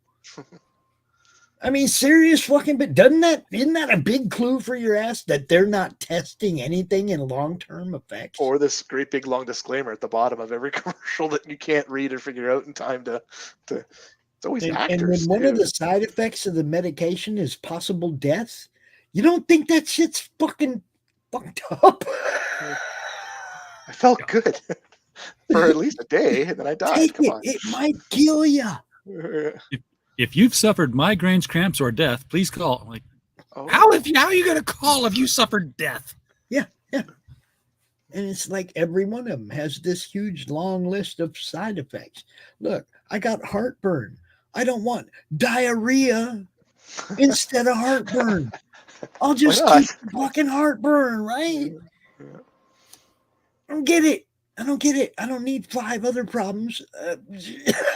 But we're genetically, you know what I mean? We're designed a certain way, right? Our body, like, we've earned the right to be on this planet. I guess it's all the other junk food and whatever else we eat, I guess, chemicals maybe that affect it. But Oh man, they ain't been treating us right. They ain't been treating us right for a long time, man. But, my main thing, like I said, is just straight up fucking test the stuff you're giving us. I don't like seeing the lawyer that gets to make money suing you because my family member died over what you sold them. yeah, They talk to the lawyer before they ever marketed it, Pops. It's a cycle. Hell yeah. exactly. No, this is what I'm Even saying. car companies, right? I They don't know. play. I don't play the game. I don't play the circle. I don't do the big pharma. I don't do none of that, man, because they don't care about us. All they care about is that we keep buying their shit. That's all they care about. You know? The first pill's free, man. First pill's free. Yeah. Because we had to get these products approved because we're stockholders. Yeah, all them politicians all wrapped up in that shit. They're wrapped up in energy companies and they're wrapped up in big pharma, and they're wrapped up so bad that they're owned by those entities. Period. Ain't no politicians don't do shit but what they're told. Remember that. They get their money from somewhere to get in Yeah, office. they don't do shit but what they're told, man. They're not out fighting for you. They're doing what they're told. Every fucking one of them. And what did Carlin say? It's a great big club and you ain't in it. You know, I like that saying. it's a big old club. We ain't none of us in it. You Let me know. get my membership in the mail. Damn it. But yeah, again, let's get the hell out of here, guys. Yeah. I'm a yapper. I'll yap all night. I'm gonna play some shit, and then we're gonna be gone. What should we play first? Let's see. How about You decide. how about some Brian K. Morris? I didn't see a whole lot of Brian K. Morris this weekend. From author Brian K. Morris comes a tale of irreverent holiday horror. told with much inappropriate humor. Dr. Victor Frankenstein creates the spirit of giving himself. Ho, ho, ho. Santa Stein, or the post-holiday Prometheus. Available at Amazon.com. Get your copy today.